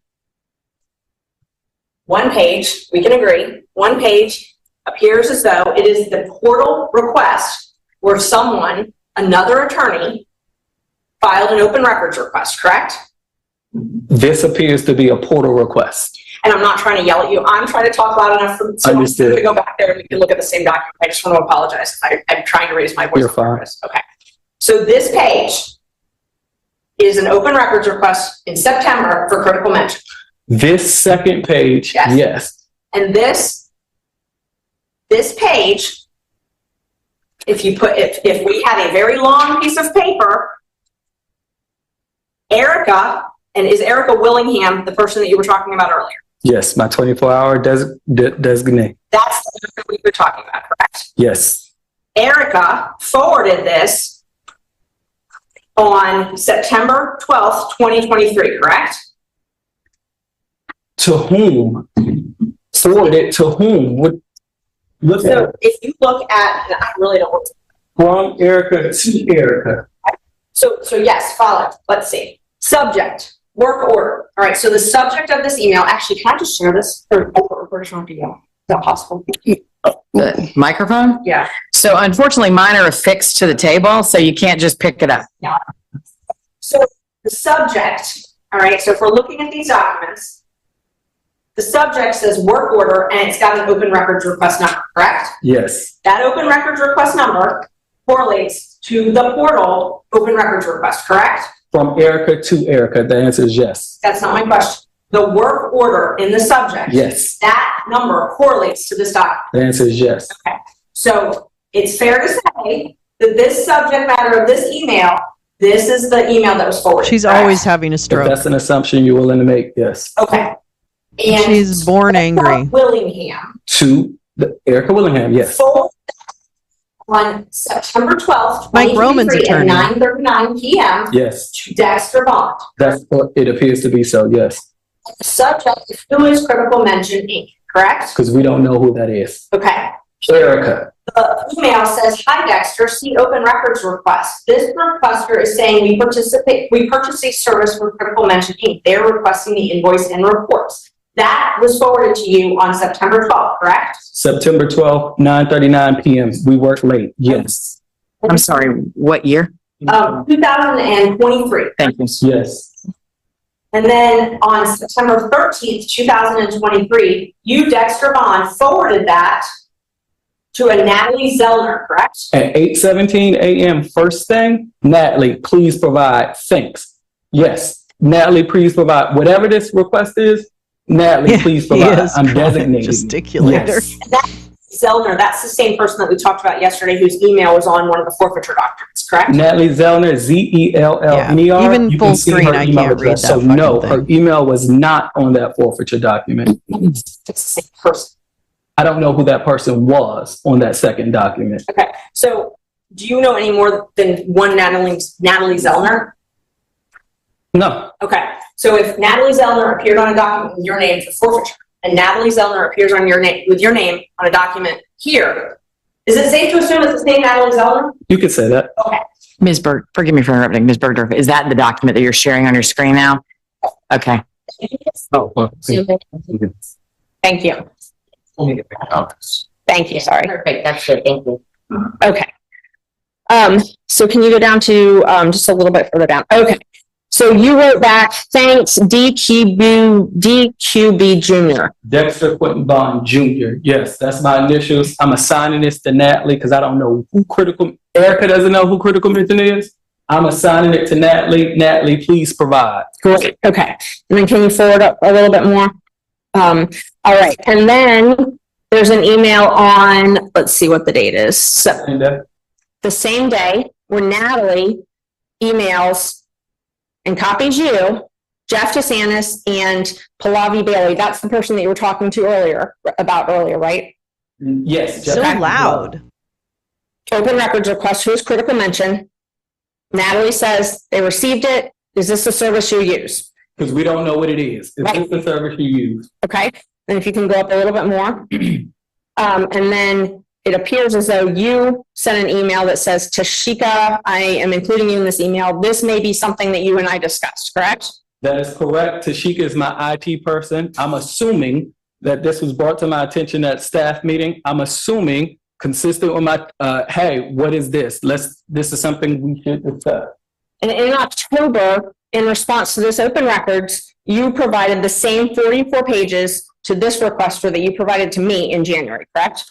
I don't know, because again, the 44 pages wasn't elevated, neither was this open records request. I'm seeing this open records request for the first time as I sit here today. So I don't know what was provided in October in response to that, your open records request I testified that to, or in October. I don't know. It wasn't elevated to me.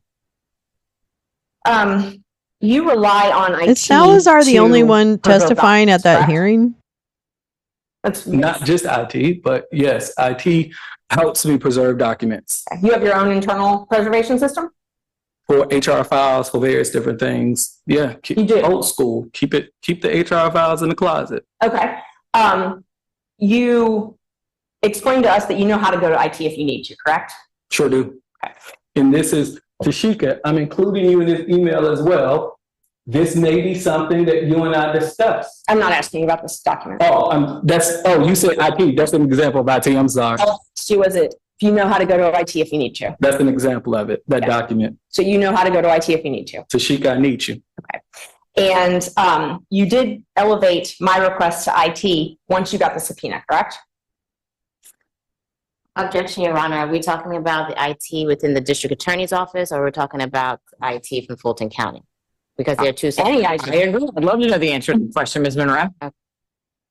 When you got my subpoena, that's when you first elevated my request to IT, correct? When I got your subpoena, that is when I elevated your subpoena request to IT because it had the required information to fill out my matrix. So that's when I did that, yes. Before that, you had never elevated any of my requests to IT, correct? I cannot say that. I don't know.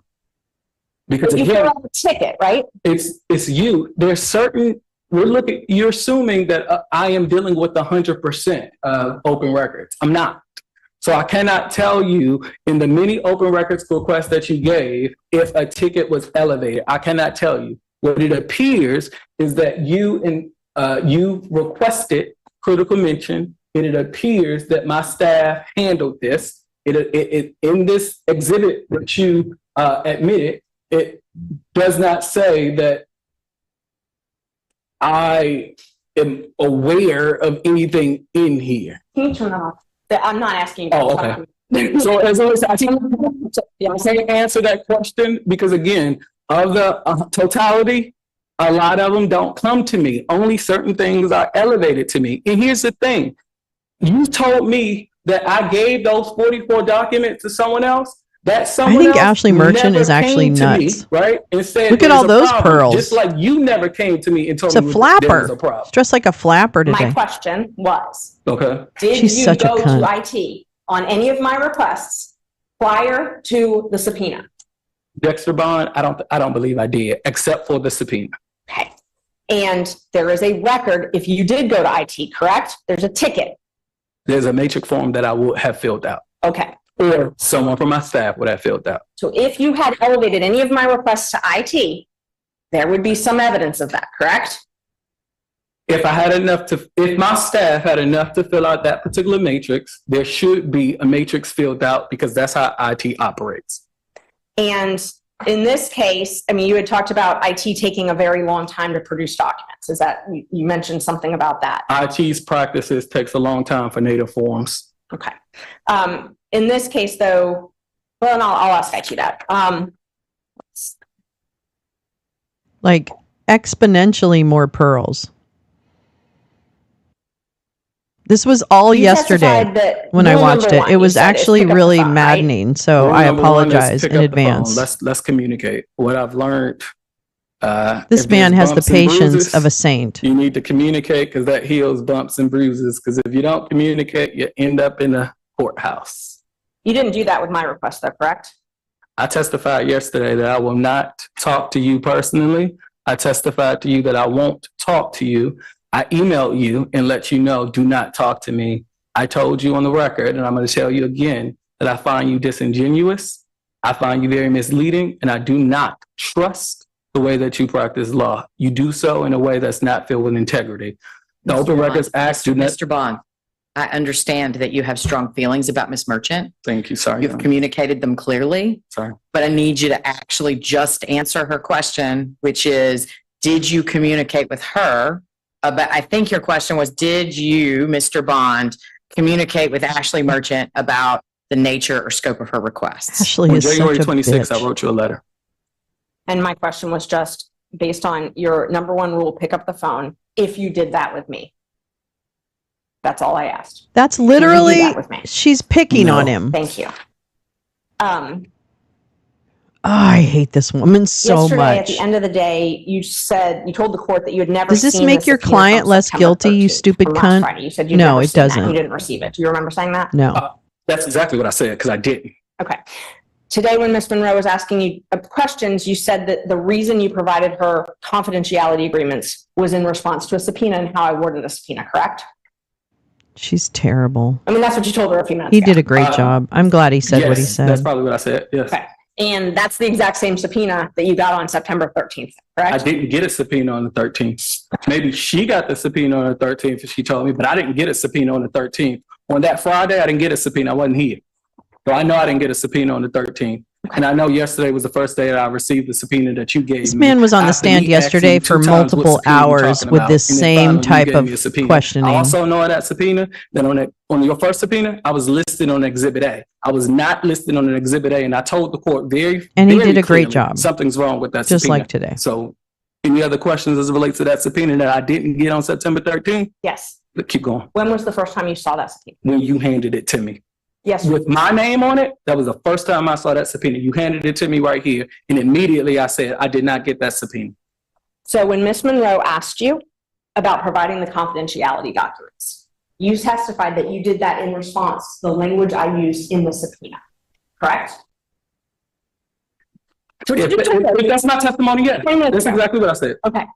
And that subpoena, so those confidentiality agreements, I got on Tuesday, right? I listened really closely Okay. yesterday for And if she the had any subpoena, you arguments. said you She's just saw it literally the first time picking on them for my name on it, that the subpoena fact was that my maybe first time there on weren't, Friday. you know, Now, like however, literally my staff nothing that she received the has subpoena holds on real Friday. water. I forwarded that subpoena It's to really counsel on fucking Friday. crazy. Counsel then said, hey, There we is a have another judge. subpoena, Yeah, which I no, was not she's- listed on the Exhibit A, so I Whatever. assumed it had nothing to do with me. And at that moment, I said, hey, oh, this subpoena is There's her different husband, from the second subpoena Walmart, open Mark records Meadows. request. And then that's why I said, oh, you need confidentiality agreements. So no, if you're talking about the subpoena with my name on it, dated September 13th, my testimony is that I did not receive it. They've Let's just be very played clear. games about how Until they requested yesterday. records, If what they if your question requested. They were is, very did I see the vague, but subpoena then that was claimed for that someone because else they because weren't, it was emailed to me and I gave it that to they counsel didn't and get I was able to everything talk they to needed, counsel, and it was yes, so I did fucking do that. But ridiculous. the subpoena with my name on it that required documents, I did not get until And they yesterday. didn't serve people properly. All I'm asking is the subpoena, the September 13th subpoena. With my name on it or no? Because there are multiple September 13th subpoena. I'm happy to. So, I think I'm sorry, this is not an official objection, but in hearing Ms. Merchant's representation of what I questioned him about, that is not accurate. I did not talk to Mr. Bond as a result of a subpoena.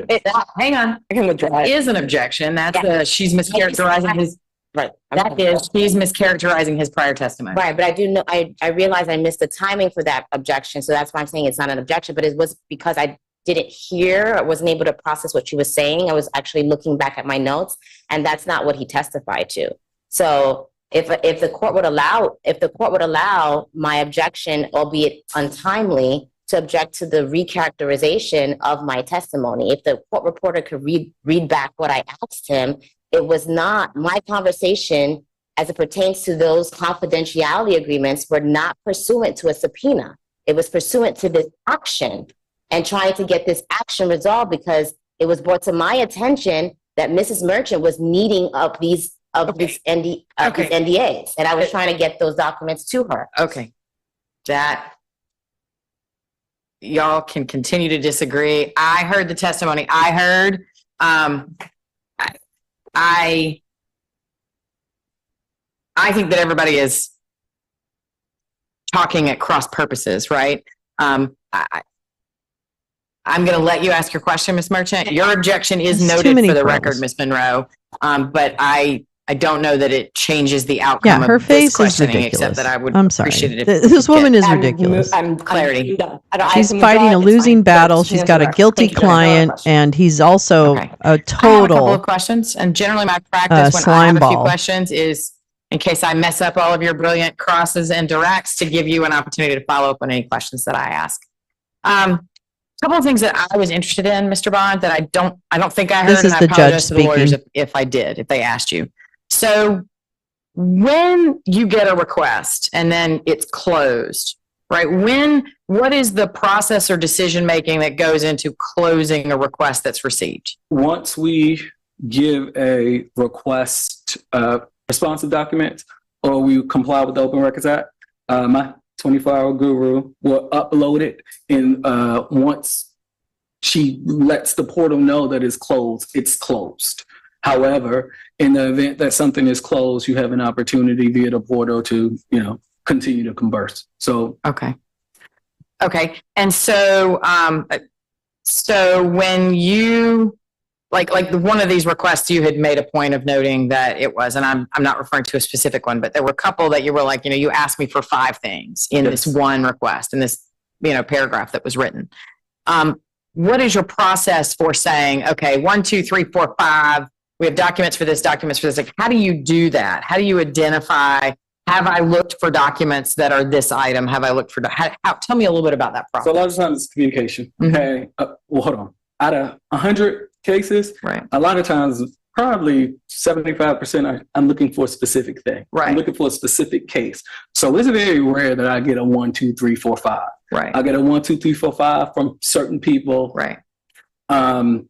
And when you say your staff, My staff. also has, but also like Ms. Willingham or someone, she has the ability to pick up, does she have the authority to pick up the phone and call someone who requests and say, is this what you're asking for? But unfortunately, it's certain people she cannot. No, right. Okay. I totally understand. Just like there's certain types of requests that would be elevated and certain types that wouldn't. But yes, if it's a simple form, hey, I want invoice 102.3. That's one of our purchasing.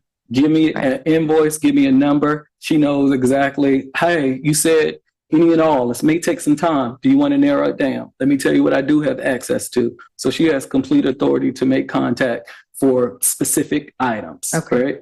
Right? As it relates to things where, hey, I don't know what this particular document is. She has authority to call various different staff members. Do you know what's going on? Who is this? So she has authority to make some calls, but she has authority not to call some other people as well. Okay. There's been a lot of discussion about IT. I'm still not sure I'm clear on the extent to which there is a Fulton County District Attorney's Office IT and what authority or what's within their organizational control and structure versus Fulton County's IT department. With full disclosure to everybody that, of course, I also have to, ask questions of the Fulton County IT department sometimes to make my email work, for example. So I like that example, email work. I got 4 people staffed to my IT department. It was 4 reduced staff. If something's wrong with your computer, something's wrong with your phone, something's wrong with any app, you call your IT department. That's internal. Sometimes they're second layer. Hey, I know who people are strong on technology. In the event that I need my IT department to stand over Jeff DeSantis' shoulder to make sure that he's using the search tools right, I'm going to call my IT department. With the understanding, if you're looking for specific emails, I can do so for maybe a year. I know my email goes back to a year. I have a lot of emails. If you're looking for anything beyond that, then I'll call the county IT department. They can go into archives. They can do things in native form. They can do things with, contracts, and they have the capacity to do things on the AML list. They have those things. Okay. And then what do you do about, let's say you, like, for example, this list that's been requested, right? And I understand your position that there is not such a list that exists that has the names of all the attorneys that work for the DA and their dates of hire. I understand that. To what extent, when you receive, and we can use that as an example, but my question is intended to be broader. I understand. If you have something that that is partially responsive, like let's say there's a list of everybody, of all the attorneys that work for the DA, but it doesn't have dates of hire on it.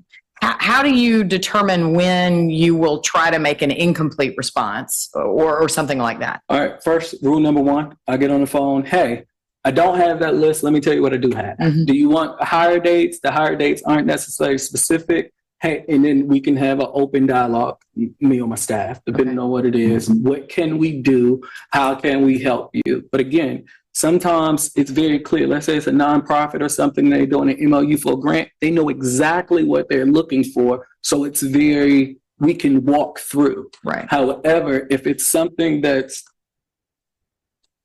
I don't know what's going on, and Your Honor, I accept the fact that without communication, things become very difficult, right? Because my response or my analytical response is reduced to me and my staff, right?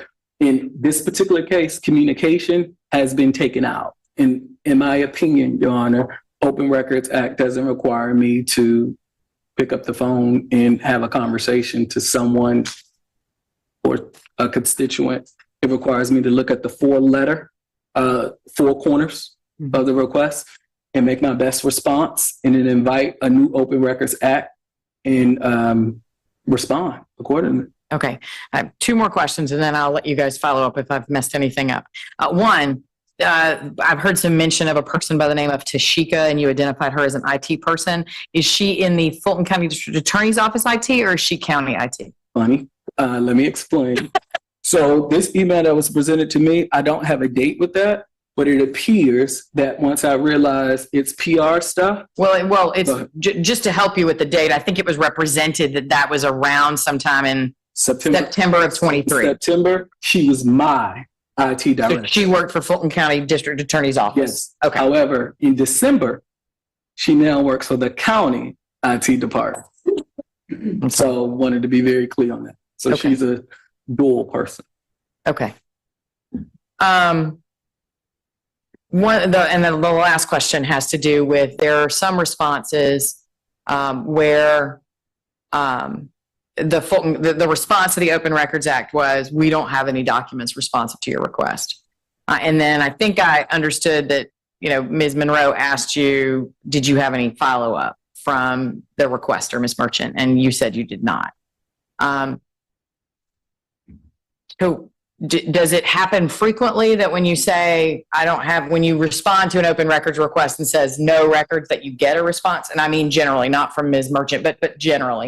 By you, I mean the open records team. So in the cases, the answer is, if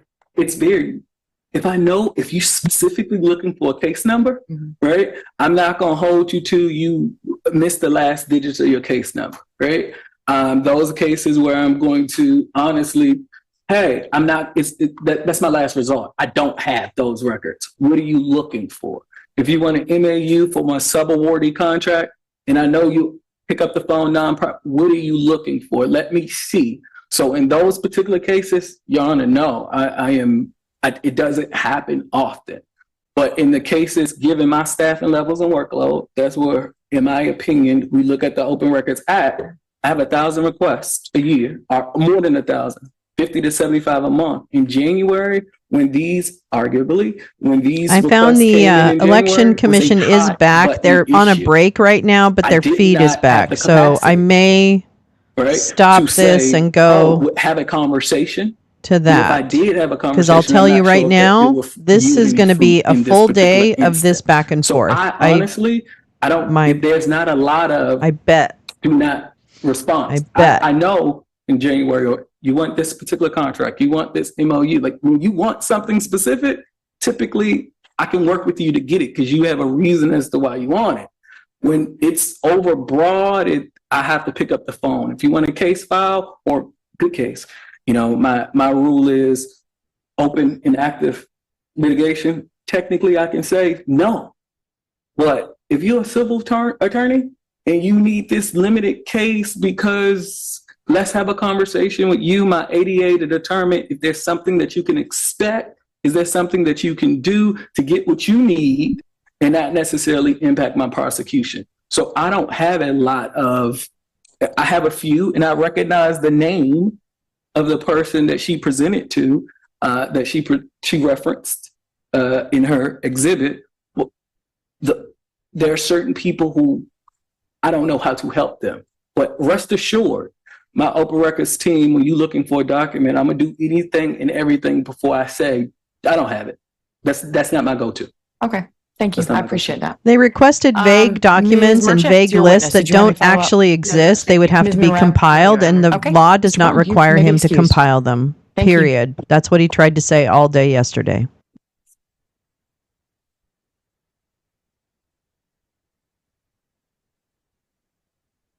Thank Okay. God they let him go finally. It is 12:30.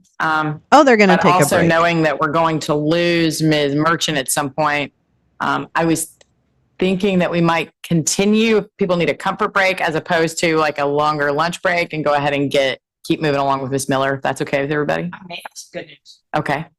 Based on his Oh, testimony, good we don't need to night, call Ms. Miller, or GP. ITV. I'm so glad you were He answered able the to questions come. about Thank that, you. So I don't think we need to call any other witnesses based on his testimony.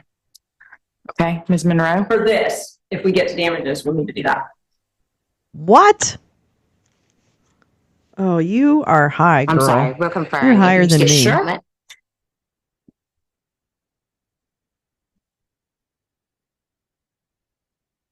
Well, I tell you what, why don't we do this? So I was going to give everybody a comfort break anyway, and it sounds like y'all need an opportunity to consult, right?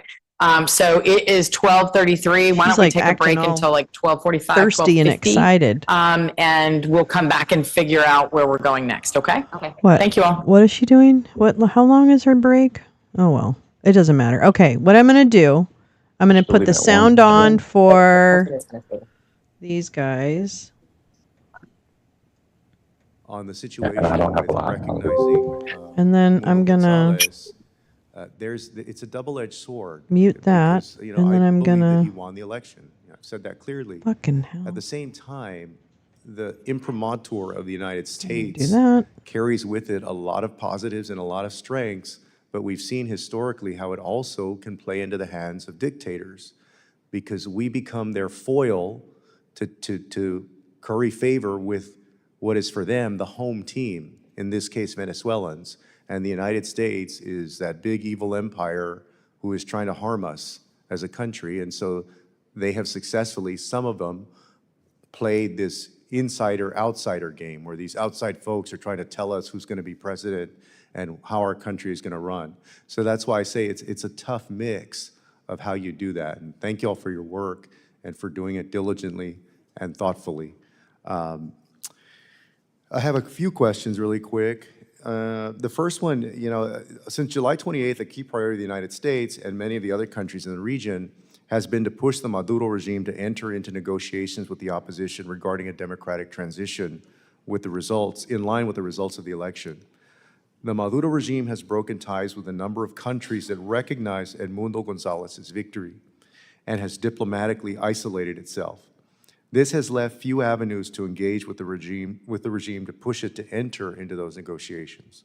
One such avenue was the Brazil, Colombia, Mexico efforts by Presidents Lula, Petro, and AMLO. Another early channel seemed to be Qatar. Both seem to be dormant at the moment. So I wanted to ask you, Mr. Sullivan, how do you assess the outcomes from these channels? And are there any partners still actively engaging with the regime to push them to enter into negotiation?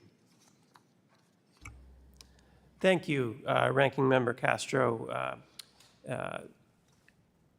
Yes, there are international partners that remain actively engaged with Maduro. As you pointed out, it has been very difficult. Maduro and his representatives have really been focused much more on repression and denial since the election. And that's hard for anyone to deal with, whether it's the United States or Brazil. But we have remained in contact with the countries you mentioned, Brazil, Colombia, Mexico, Qatar as well, and of course, many of our other partners Why around is the Qatar Americas always a and, third party? Europe. Are There they really like a number super of good at countries being that a are third party? prepared I to be don't get it. helpful, you know, each one coming from where they are with the relationships that they have. And I should point out the United States also remains very open to engagement to try and promote the kind of negotiated, peaceful, democratic transition that Venezuelans clearly want. But it does take two to tango. Unfortunately, I think none of our partners has perceived real openness or any flexibility. Didn't the Trump so far, administration put sanctions on Qatar? Maduro. But I would go back to I'm your not sure how to opening say it. I statement, apologize. Ranking Member Castro, and when you talked about this being the biggest opportunity that we've had for a long time in Venezuela. We continue to believe that's the case. And we also would agree with the idea that there's a lot that can happen between an election and an inauguration. And that's certainly the way we're looking at the situation now. No, well, thank you for that. And also in the last couple of days, news reports and assertions by the Maduro regime alleged that the Spanish government had an active role in Edmundo Gonzalez signing a document recognizing Maduro's electoral victory. Edmundo Gonzalez says he was forced to sign it, has denied the Spanish government was complicit, and the Spanish government also denies any involvement. And so I wanted to ask you, what's your assessment of the situation, and were there external factors coercing Edmundo Gonzalez to sign that document? Ranking Member Castro, I think Edmundo Gonzalez Urrutia himself has been very clear about what happened. He was coerced by Maduro and some of his representatives into leaving the country after he had been falsely accused of a number of serious crimes, and arrest warrants had been issued for him. That is really the essence of the situation. The Spanish government facilitated his departure to Spain, where fortunately he's safe and out of the reach of Maduro. I would refer you to some of the Spanish government's own statements about what role they played. They helped him find safe haven, essentially. But in terms of coercion and manipulation, I think that there we're talking about Maduro and his representatives. And by the Spanish government is more on the left, right? Yes, that's true. But I think the Spanish government, along with really the rest of the European Union, has consistently advocated for transparency in this election, respect for democratic norms. The European Union has put out a number of very strong statements, including some involving all 27 members. And I understand that the government of Spain fully shares those sentiments. And I say that, or I ask that question, because I mean to say it's not like it's a right-wing government that's attacking Maduro or, implying that this process was unfair because they ideologically disagree with Maduro. And then the point I meant to make also with Edmundo Gonzalez is, the version of what we tried with Guaido, we essentially, I would argue, Chairwoman, I know we can debate it and stuff, but I would argue that we tried that with Guaido, the recognition, and it fell apart. And you know what I've said on Cuba. We kind of see things a little differently, but I don't wish for us to have a similar relationship with another Latin American country the way we've had with Cuba since Castro came into power, which was total isolation. We basically tried to shut them out. I mean, isolate them. We have isolated them. And, you know, the Castros are gone, but it's still the same government. They're driving cars from the 1950s. Nothing's changed. You still have a lot of poverty. And it's just kind of in a stale relationship. That doesn't mean that you just give them whatever they want and hey, you know, everything's cool. But I do think that it's a warning about, you know, it's a warning about sometimes about the limits of an approach and how you have to assess along the way what you're doing and what the appropriate actions are. And again, I've supported sanctions on Venezuela. I've supported sanctions on other countries. I don't have a problem on Russia. I don't have a problem imposing sanctions on nations where it's appropriate. But I have learned in my 12 years here and all of those here on this committee that there may not be a perfect answer, but man, you've got to do it. It's got to be calibrated and done the right way. Otherwise, if it goes one way or the other, the wrong, you know, too much, not enough, or too far, the result's going to be bad. So, thank you. I yield back, Chairwoman. Thank you, Ranking Member. I now recognize for 5 minutes Representative Self from the state of Texas. Thank you, Chairwoman. This committee has done a very good job. Rather than replow old ground, I want to review, first of all, the panel that we have in front of us, and this has a purpose. Mr. Sullivan, in your resume, it says you're a strong advocate for democracy and human rights. Mr. Roig, you work for the Bureau of Democracy, Human Rights, and Labor. Mr. Sullivan, you've said respect for the will of the Venezuelan people twice, I think. Mr. Roig, you've said that they are checking the Snapchat of citizens, stopping and checking the Snapchat. Mr. Howell, you said support democratic actors around the world. I think I got that right. So I have a rare opportunity here because in your portfolio, Deputy Assistant Secretary Howell, you have Brazil. So along these lines, I want to, obviously Brazil has been in the news recently because they have frozen access to X in their country. Millions of Brazilians use that service. And Brazil, just to remind everyone here, has a larger GDP than Mexico. It has triple the GDP of the number 2 country in South America. So we are talking about a significant country in South America. Since it's in your portfolio, Deputy Assistant Secretary, you know that the Brazilian judge seized cash There's from millions Starlink and billions of related to X, Brazilians of course, to pay their everywhere, fines. Now, all the time. American government, I think, along the lines that I just laid out from you three gentlemen, ought to be taking steps to ensure that our companies, especially those dedicated to free speech in a regional democracy, which is fine. No, I don't know. are not to be harassed by these nations. And I wish that the Biden administration was as aggressive on Brazil in this case. I'm feeling as harassed by seem to you, indicate Representative. You're going to be, you might be, on Venezuela. So first question for you, Mr. Howell, is what is the administration doing, actually doing, not studying, not planning? What are you doing to combat the steps that Brazil has taken to censor their citizens? Sorry, Congressman, Do we run Brazil now? Deputy I didn't know Secretary that. Sullivan, Wow, you we said are. Howell, I'm sorry. We've just I grown did, under the Deputy Biden Assistant administration as a Secretary nation, Sullivan. haven't I we? apologize, Mr. We now Who have should I Brazil. apologize to?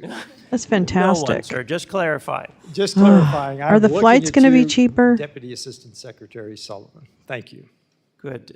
Well, I'll be happy to What does this mean for us as address consumers? your question, and What does this do to the price of eggs? My colleague Das Roig has also been tracking the Brazil X issue quite carefully from a freedom of expression perspective. But I'll just say that we, of course, have been paying close attention to All the the bricks, situation. Antifa bricks. Oh, the bricks So, are Antifa we bricks. have been in touch with the company, and we have also expressed publicly our ongoing commitment to freedom of expression issues broadly. We have Kevin, your not eyes are commented very on the small. specific legal matters I'm because distracted by that. that's not something that we typically do in a case Okay. like Brazil. Okay, very good. The Department of State gives $160 million a year to something called SEPS. For those of you not familiar with it, it's a consortium for elections and political process strengthening, SEPS. Now, apparently, they got $20 million from the Department of State specifically for Brazil-related work in 2021, which was prior to the last presidential election in Brazil. Specifically. I want to know specifically, what was the purpose of those funds? Specifically Because, again. just for information again, SEPS includes such I'm not making fun of it. I'm sub-organizations as admiring Countering it. Disinformation Project, Countering Disinformation Guide, a database of informational interventions. And here we have this country. That sounds great. SEPS with State Department money. What? With these organizations. Wait, what what? did they use those $20 million for specifically? Wait, in what, Brazil? sir? Congressman, in this case, I would invite either of my colleagues to indicate whether they're aware of the SEPS grant. We do It's rep similar sell grants, out. No, sometimes just kidding. through DRL, sometimes through USAID. I'm about to run out of time, so I'm going to submit that for response. I'm having an issue with like the red on that blue. There's something not right. It's almost like bad 3D. You know what I'm saying? Oh, see you later, Carla. You go do. What are we doing today? 60%? Let's not wow them. It's Friday. Oh, it's got to be much lower. Under 50, please, please. Into a sea Okay. base See you later. to Have a great include, day. The possibility of Iranian special forces deploying. You go around rock the world, girl. In this case, in Brazil. Who I'm very turns the concerned world about on with that. her I'll be smile? submitting that question for Right? response Am I to right? You Madam Chair, do. I yield back. You do. Thank you, Representative Think Self. about it. Now I recognize for 5 minutes Representative Cam Lager Dove from the state of California. Oh, this is such a well-attended hearing. For hosting this hearing, and I hope that we can Perfect. have one similar to this on the God, issue that's of just Haiti, that's given the poetic. turmoil that's going on 47% for in that country, Kamala. the fact that Haitians are under siege Well said. here and abroad. The elections in Venezuela were one of the most impressive exercises of democratic participation that I have seen since joining this committee. In the face of incredible repression and intimidation, the people of Venezuela came out in full force to deliver a resounding verdict against Maduro's authoritarianism. And I want to point out that after 6 years of political stagnation and a worsening humanitarian crisis in Venezuela, it was diplomacy that created an opportunity for Venezuelans to make their voices heard and have agency in Which their sandbagging? country's future. Us I also wanna deciding say it was to diplomacy only that brought home 10 dial in a Americans, certain percentage? including one of my constituents. And talking points are Or just that this until it's hearing. somebody's child. And I prayed regularly with my constituent's father to have him come home. So if there's going to be an alternative outcome for Venezuela, it is going to have to include intensive diplomacy in concert with our regional partners.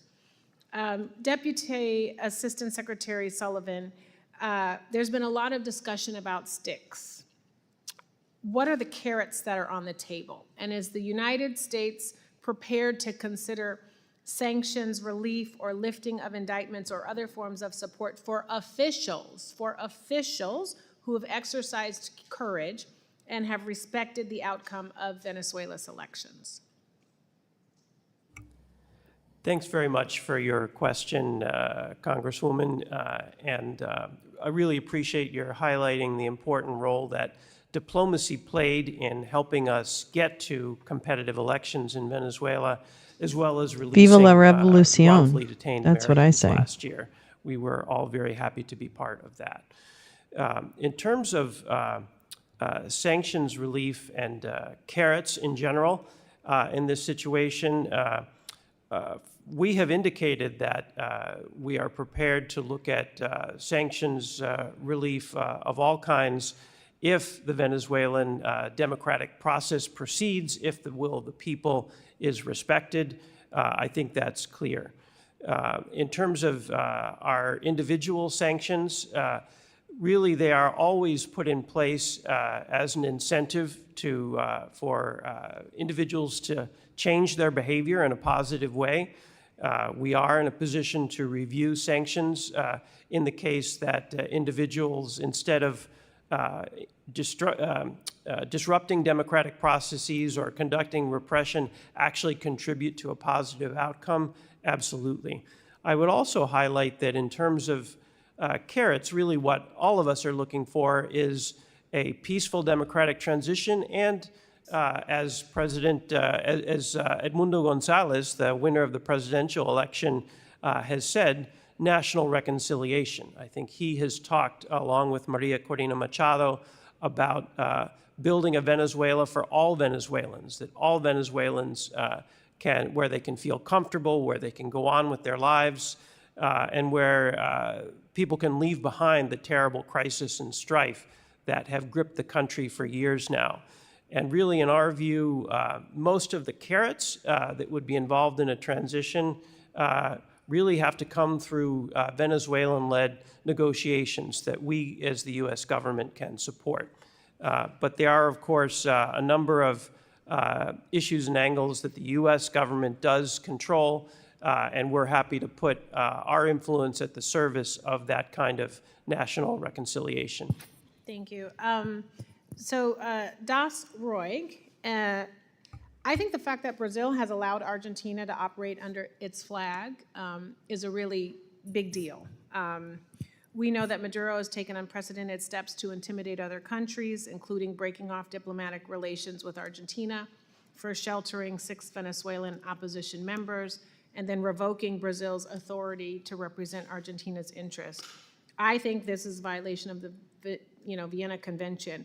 So what is your assessment? Interesting, Orino. Take a look at that. Confession of an economic hitman. Can expect from Maduro? Will it be the same as it has been in the past? Congresswoman, thank you for the question. I mean, here, what I would say is that both Argentina and Brazil have stated their positions clearly. We've expressed our unwavering support for both the governments of Brazil and Argentina in the face of threats to the Embassy of Argentina in Venezuela, as we've also called for the immediate and unconditional release of those unjustly detained and for the safe conduct to allow for the secure departure of Venezuelan democratic opposition leaders from the Argentine embassy. So that's been our clear position on the issue with regards to what's happening with the embassy. Thank you. I'm out of time. I will submit my last question to have you all respond. And I just want to thank the chair for giving me flexibility with these extra seconds. And I would like to use your Chevron charts in my Natural Resources Committee. I'm putting that on the record. I would love it. Here you go. Thanks to you. Representative from California, and now I recognize Mr. Castro. This is like having Janine Pirro be the head of a committee. Thank you, Chairwoman. As you all know, we only have a few session weeks left in the year, and I know how busy November and December an election year can get. And so I don't know if the subcommittee will hold more hearings during that period. I certainly hope we do, but in the case that we don't, I want to take this opportunity to thank the Chairwoman for her leadership and the members of the subcommittee for their work. Well, we hopped around, Max. Sidney Cobblonger-Dove, and Jared Right now we're on the Maduro hearing. We're waiting for the public comment and hearing on the rules in Georgia, election rules to continue. That's on break. And then in the meantime, we listened to Ashley Merchant down in Georgia. The devil went down to Georgia and he hired Ashley Merchant as his lawyer. And she's just making civil servants' life complete living hell. That's what she's doing. So we watched that for a minute. And also with the Republicans, Ricardo Pita, Maggie Gosler, Christy Cortocrax, Jacob De Peralta, and Ana Quintanilla, all with the Republican staff. Also on the chairwoman's staff, John Mark Kolb and Austin Johnson. And thank you all so much for your work And the issues that we've discussed, the debate, you can tell the debate has been lively these 2 years, but I think it's been important that we've covered these issues. So thank you. I yield back, Chairwoman. Thanks to you, and I agree with the whole staff for this wonderful committee. Dems and Republican working together. Love and fest. It's a delight to be working with you, Ranking Member Castro. And I You're a now delight. recognize myself for any closing remarks. I wanted to thank all of you for being here. I heard that said at the too. beginning, Oklahoma this purged is 500,000. I can't not a recall the partisan source, issue. but This is an issue that is of high regard and extremely important for Democrats and for Republicans, because we all want democracy, freedom, free market economy, and have a prosperous hemisphere. Before I mention or I express my closing remarks, I have one more question, which I just would like you to confirm, Ambassador Sullivan. You know, in reality, what it did was we were able to move more. 2023 and May of 2024. Maduro's COFERS received between $1.1 and $1.5 billion because of the sanctions allowed by the United States government. Could you confirm that figure? Chairwoman, thanks for the question. We can't confirm a particular figure. There have been a variety of estimates of the revenues that Maduro has received. There are some commercially available, but I can't confirm any particular number today. Could you share the numbers that you feel comfortable with? Because you need to, I mean, I'm sure that you have tallies of how much the Maduro regime is receiving because of our concessions. I'll take that question back. So if you can next week, we would like to see if we can gather that information from the State Department, if that it's possible. Sure, we'll get back to you. My closing remarks are extremely sad. I'm very worried. The Biden administration has not done what it committed to, which was to follow the Barbados Accords. If Maduro followed what was agreed on and committed to, which was to respect the results of free and fair elections in Venezuela on July 28th. It was very clear that we were going to lift the sanctions, but if he did not, then the sanctions were going to be reimposed. And that did not happen. And that is highly disappointing. Very disappointing. The Democrats, unfortunately, and you know I'm one of the most bipartisan members of the United States Congress, the Biden-Harris administration have not been present, and they have not helped the millions of Venezuelans who voted against the Maduro regime.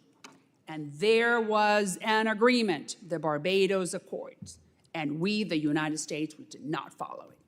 And that is highly disappointing, because I would have wanted the Biden-Harris administration to step up to the plate and help Maria Corina Machado.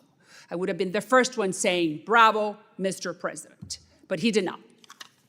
So if Maria Corina Machado goes to jail, it's clearly on the Biden administration.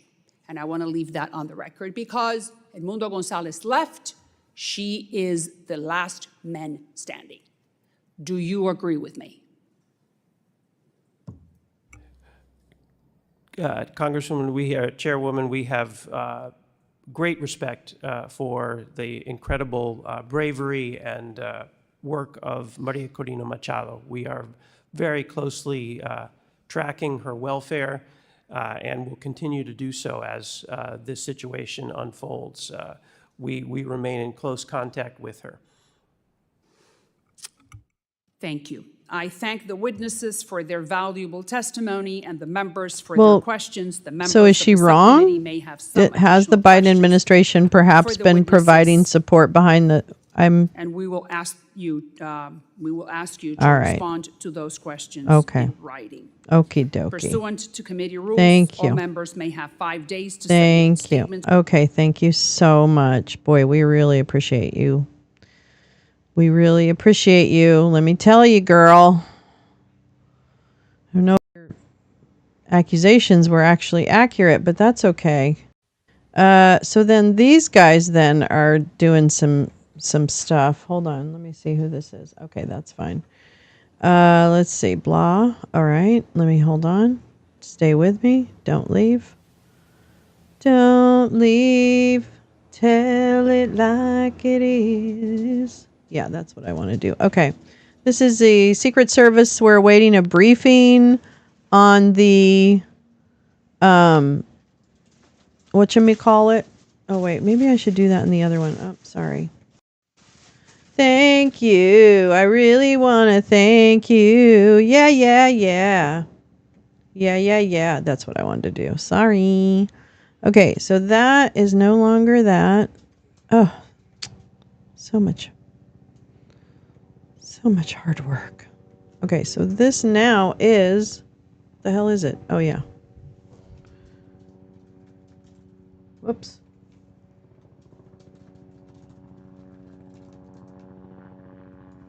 No, that's all we need to say, isn't it? Isn't that all we really need to say? Isn't that all we really need to say?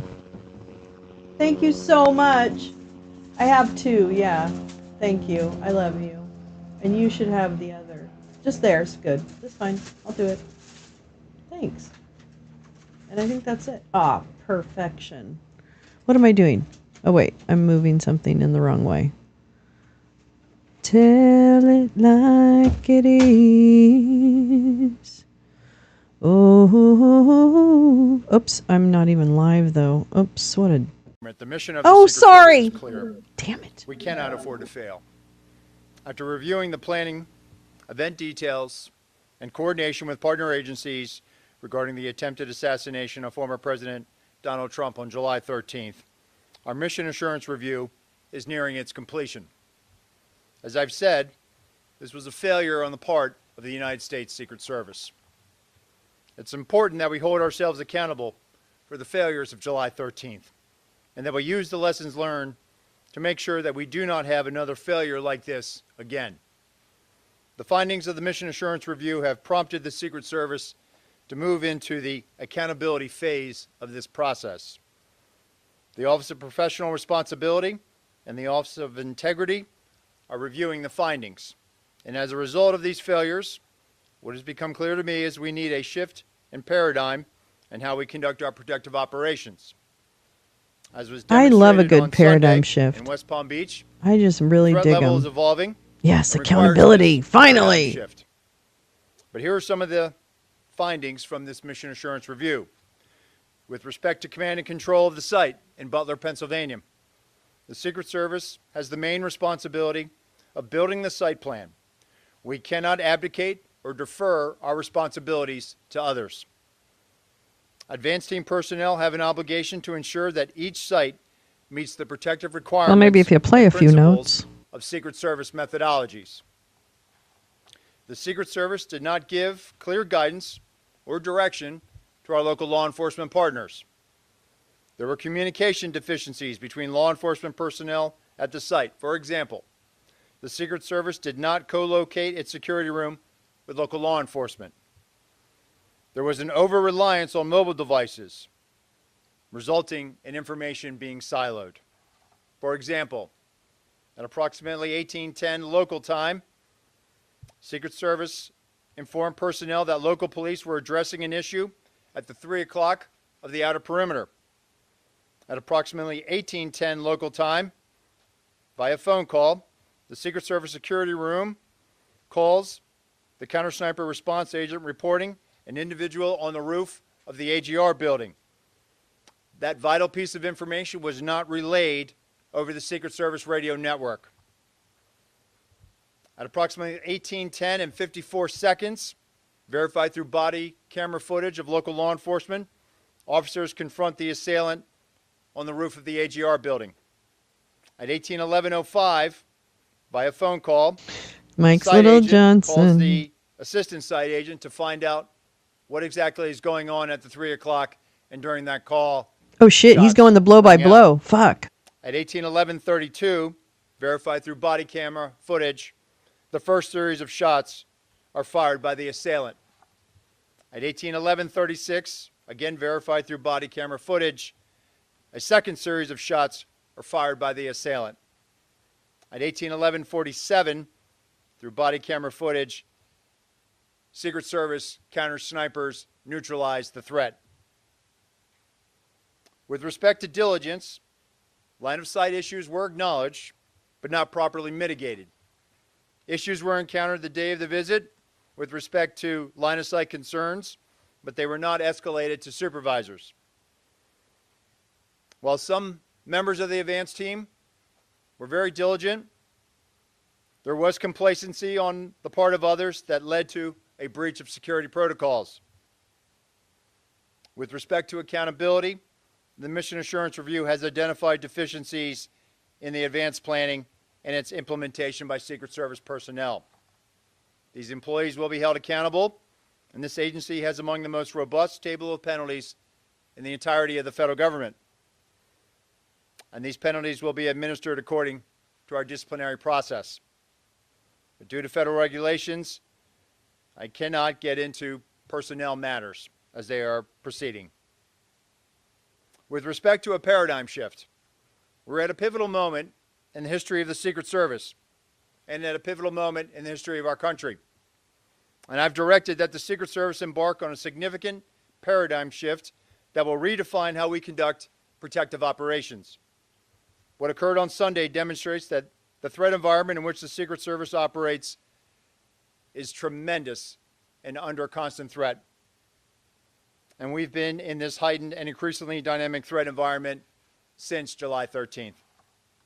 This reality has necessitated that we significantly increase our protective footprint, and we've Yes, already that it's begun not to do enough. so following the Yes. events of July 13th.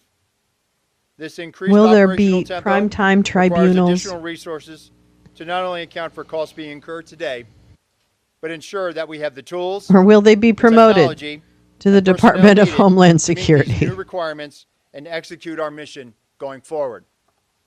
The paradigm shift will be a driving force to move the Secret Service from a state of reaction to a state of readiness. And the vision is for the Secret Service to be more agile, with the ability to escalate protection to the highest levels for numerous protectees for undetermined periods of time. But in order to do this, we need additional personnel, technical assets, and equipment for the sustainment of immediate and future needs. Our personnel have been in a state of Kitty's hypervigilance back. following July 13th. We are certainly working our people hard, and I've used this term publicly, redlining. This cannot be about working our people harder. So with respect to changes, Look at that baby face. the workforce, Oh, the American babies. public, Oh, the they can baby expect changes in kittens. our processes for advances. We need more cat. There will be an increased use of technology. Not only to Oh, assist in Sammy, you're communications, so fucking but also cute. situational awareness when we're doing our protective mission. There will be organizational changes.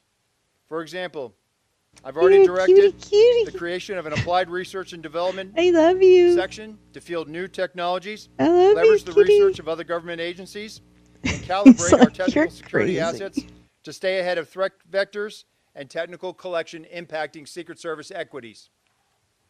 This will be an iterative process, meaning it will be constantly evaluated, validated, updated, and evolving.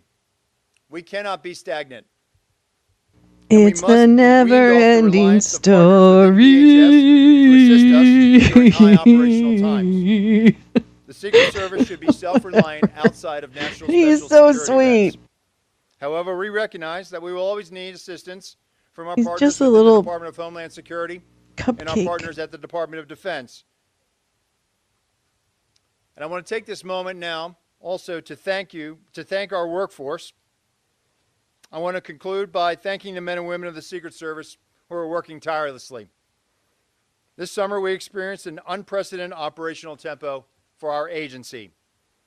Within a 45-day period, the Secret Service successfully implemented our operational security planning at 3 national special security events: the NATO Summit, the Republican National Convention, and the Democratic National Convention. We successfully protected both the presidential debate in Philadelphia and multiple protective visits commemorating the anniversary of the September 11th attacks. All of this took place while protecting major party candidates. However, during a campaign golf trail. session, This high operational tempo continues as the just Secret kidding. I'm Service sorry. prepares I'm sorry. for the United I Nations don't want General anyone to get Assembly hurt, next week, even that where we asshole. expect to protect more than 100 all that we've accomplished in a very difficult and tumultuous time for the agency. And I recognize and thank the men and women of the Secret Service and their families for continuing to make great sacrifices in support of our enduring mission. And with that, I will take questions.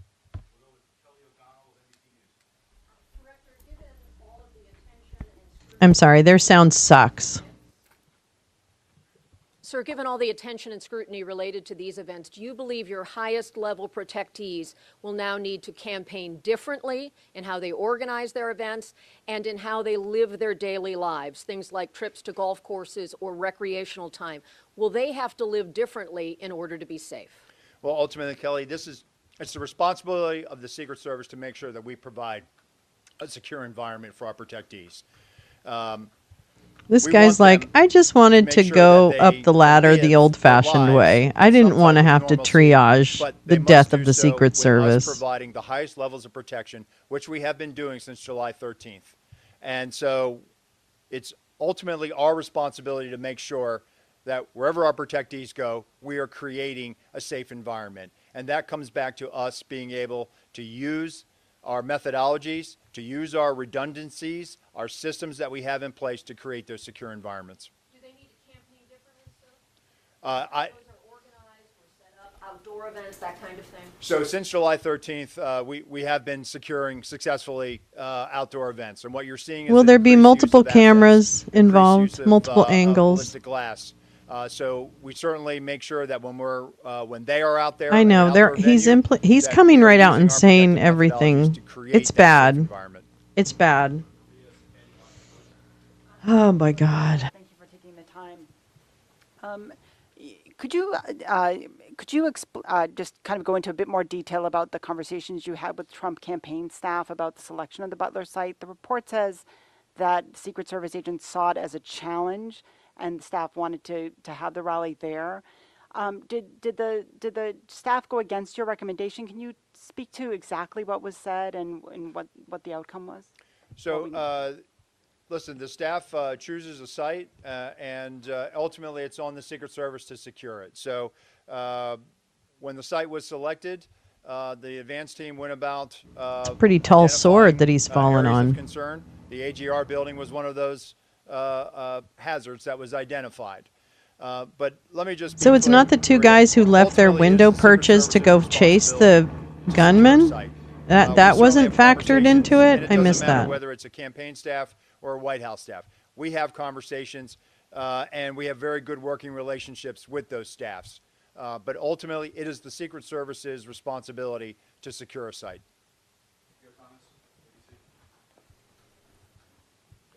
Director, thank you. Based on your... The cats are giving today. Yes, Sam is giving. best explanation for why there was not law enforcement Right. personnel He's covering the roof, forging his own physically on sword, the it roof itself, appears. or making sure someone could not get on top of the roof. And the follow-up question would be, how disappointed are you in what you described as deficiencies in diligence? On a scale of 1 to 10, So what's your ultimately, level of Kara, disappointment? We have to be very direct and clear when we're talking to our state and local counterparts. With respect to Butler, I think what the Mission Assurance Review has identified is that there was that lack of clarity. And I can tell you since July 13th, when I've been out on the road and I've watched field offices, and I gave guidance upon becoming the acting director to the field. We have to be very clear when we're talking to our state and local partners. We value those relationships with them. We need them to be assisting us and be shoulder to shoulder with us. And it appears that there was that lack of clarity with respect to Butler. And go again with your follow-up here. So there was a lack of clarity that roof should be secure, period, full stop. There was discussion about how the roof was going to be secured, and I think what it came back to is we should have challenged how that mechanism was being implemented. Meaning, we should have been more direct. We cannot be overly deferential to state and local law enforcement.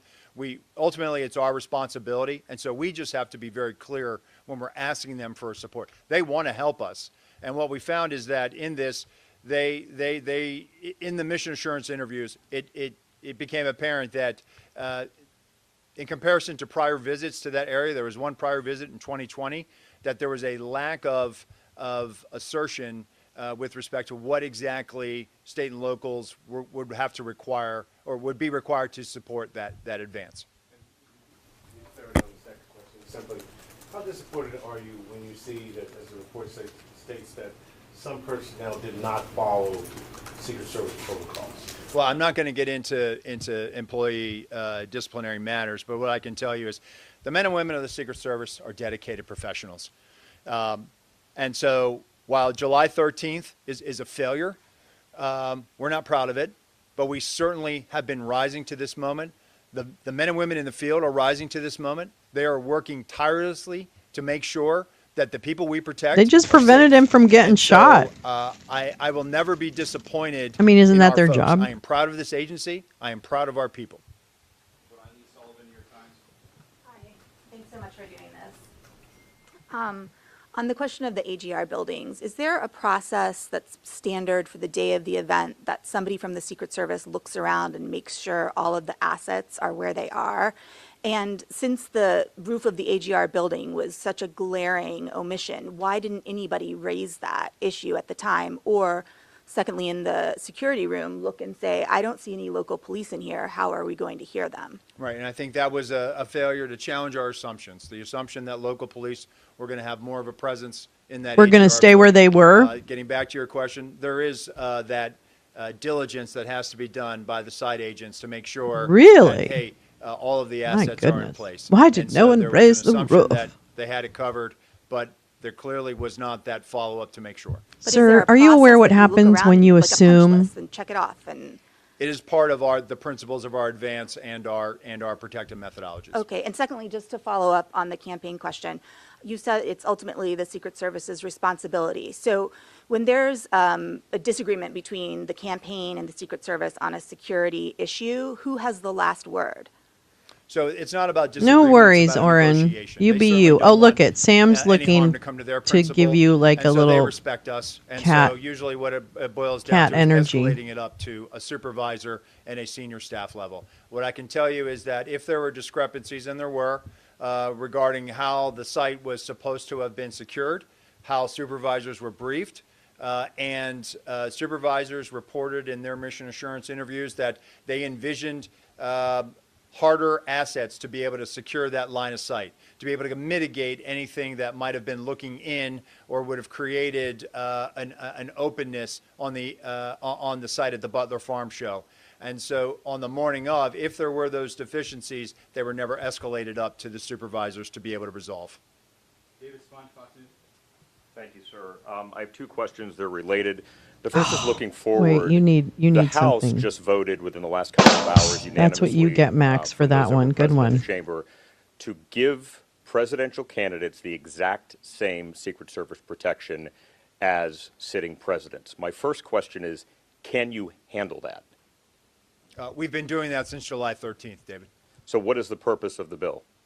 I don't know. You'd have to ask members of Congress that. What I can tell you is that when I say the highest levels of Secret Service protection, the former president is getting tactical assets. He's getting everything that the former president, that the current president has with respect to Secret Service assets. And that was my second question. Can you explain that former President Trump is getting the same protection as President Biden and Vice President Harris? Because a lot of members of Congress on Capitol Hill are skeptical about that. There's a lot of talk saying clearly he didn't have the same protection because if he did, the golf course would have been secure in West Palm Beach.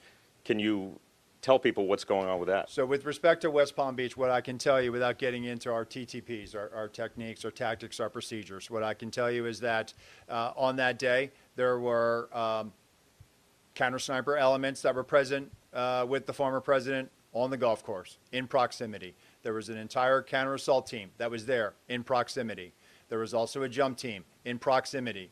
The advance agent, who was part of the first element, whose goal was to sweep ahead, did his job. That young man is a very young agent, early in his career. You telling me that guy was near that property for 12 hours and nobody noticed exactly him? how we trained and exactly what we want our personnel to do. They ever walk the He perimeter? identified a threat, an individual with a long gun, and he made swift decisions and took a swift action to be able to mitigate that. No shot was fired at the former president. The former president was not exposed to where he was on the golf course. And what I've said, and I said this Monday, that the procedures work, the redundancies work, so that high level of protection is working.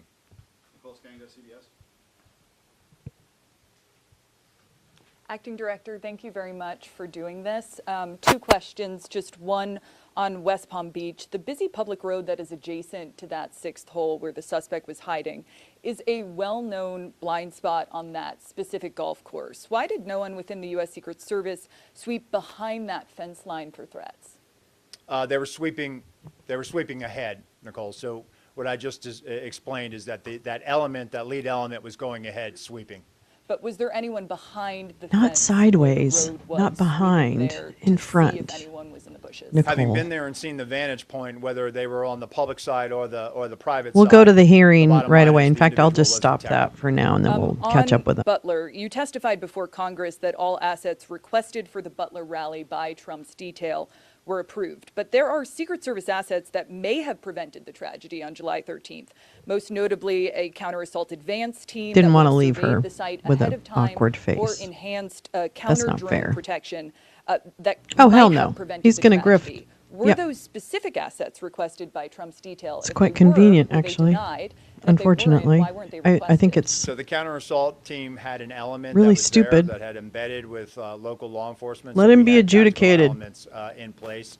The counter-assault team leader that day had been in direct contact in the days leading up to July 13th with those tactical elements. But just to be clear, did the Trump detail ask for any additional resources that were denied by the Secret Service? So based on the information I have right now, the asset request, all of those assets that were asked for were approved.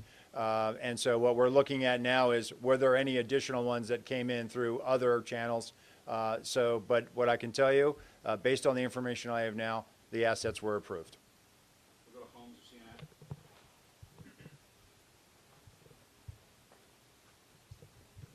Two questions. When we're talking about Florida and the idea that this was the Secret Service working as it should, does this mean that no security will change for Trump when he goes golfing again? Well, I think what we try to do, Holmes, after every incident, we look at it. What could we have done better? We look at everything. And it doesn't matter whether there's a critical incident that occurs. So we are looking and we're reevaluating to look at, do we need? I've had conversations with Sheriff Bradshaw in Palm Beach County. And so I will leave it to the local field office to carry on those conversations about making changes. That's where I'll leave that. And then on Butler, if we can drill down on the specific timeline a little bit. At 6:08, we know that a local radio call went out that a man was on the roof. Now, my understanding is that the state police were in a separate area with locals, and their job was to communicate any local chatter to the Secret Service. Why was that 6:08 radio call not communicated to Secret Service, or was it by the state police? So the information I have is that we had a member of the Pennsylvania State Police in our security room, and that's what spurs that phone call to the counter sniper response agent at 1810. And so the state police never communicated a local radio call at 6:08 to the What I'm Secret saying Service. is that the personnel that was in the security room passed that information, and that triggers the 1810 phone call. Okay. Go to Rebecca Beach with the Hill.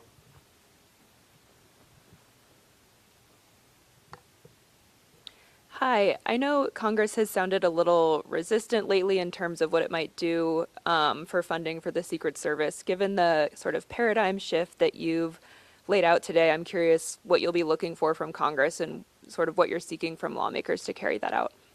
We've been briefing, we've been providing information. right now, I do think that, and, you know, the Congress has questions. We're responding to those questions and providing them information.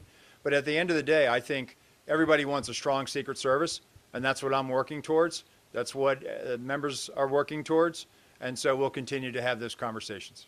We'll go to Claudia with Univision. Hi, thank you so much for doing this.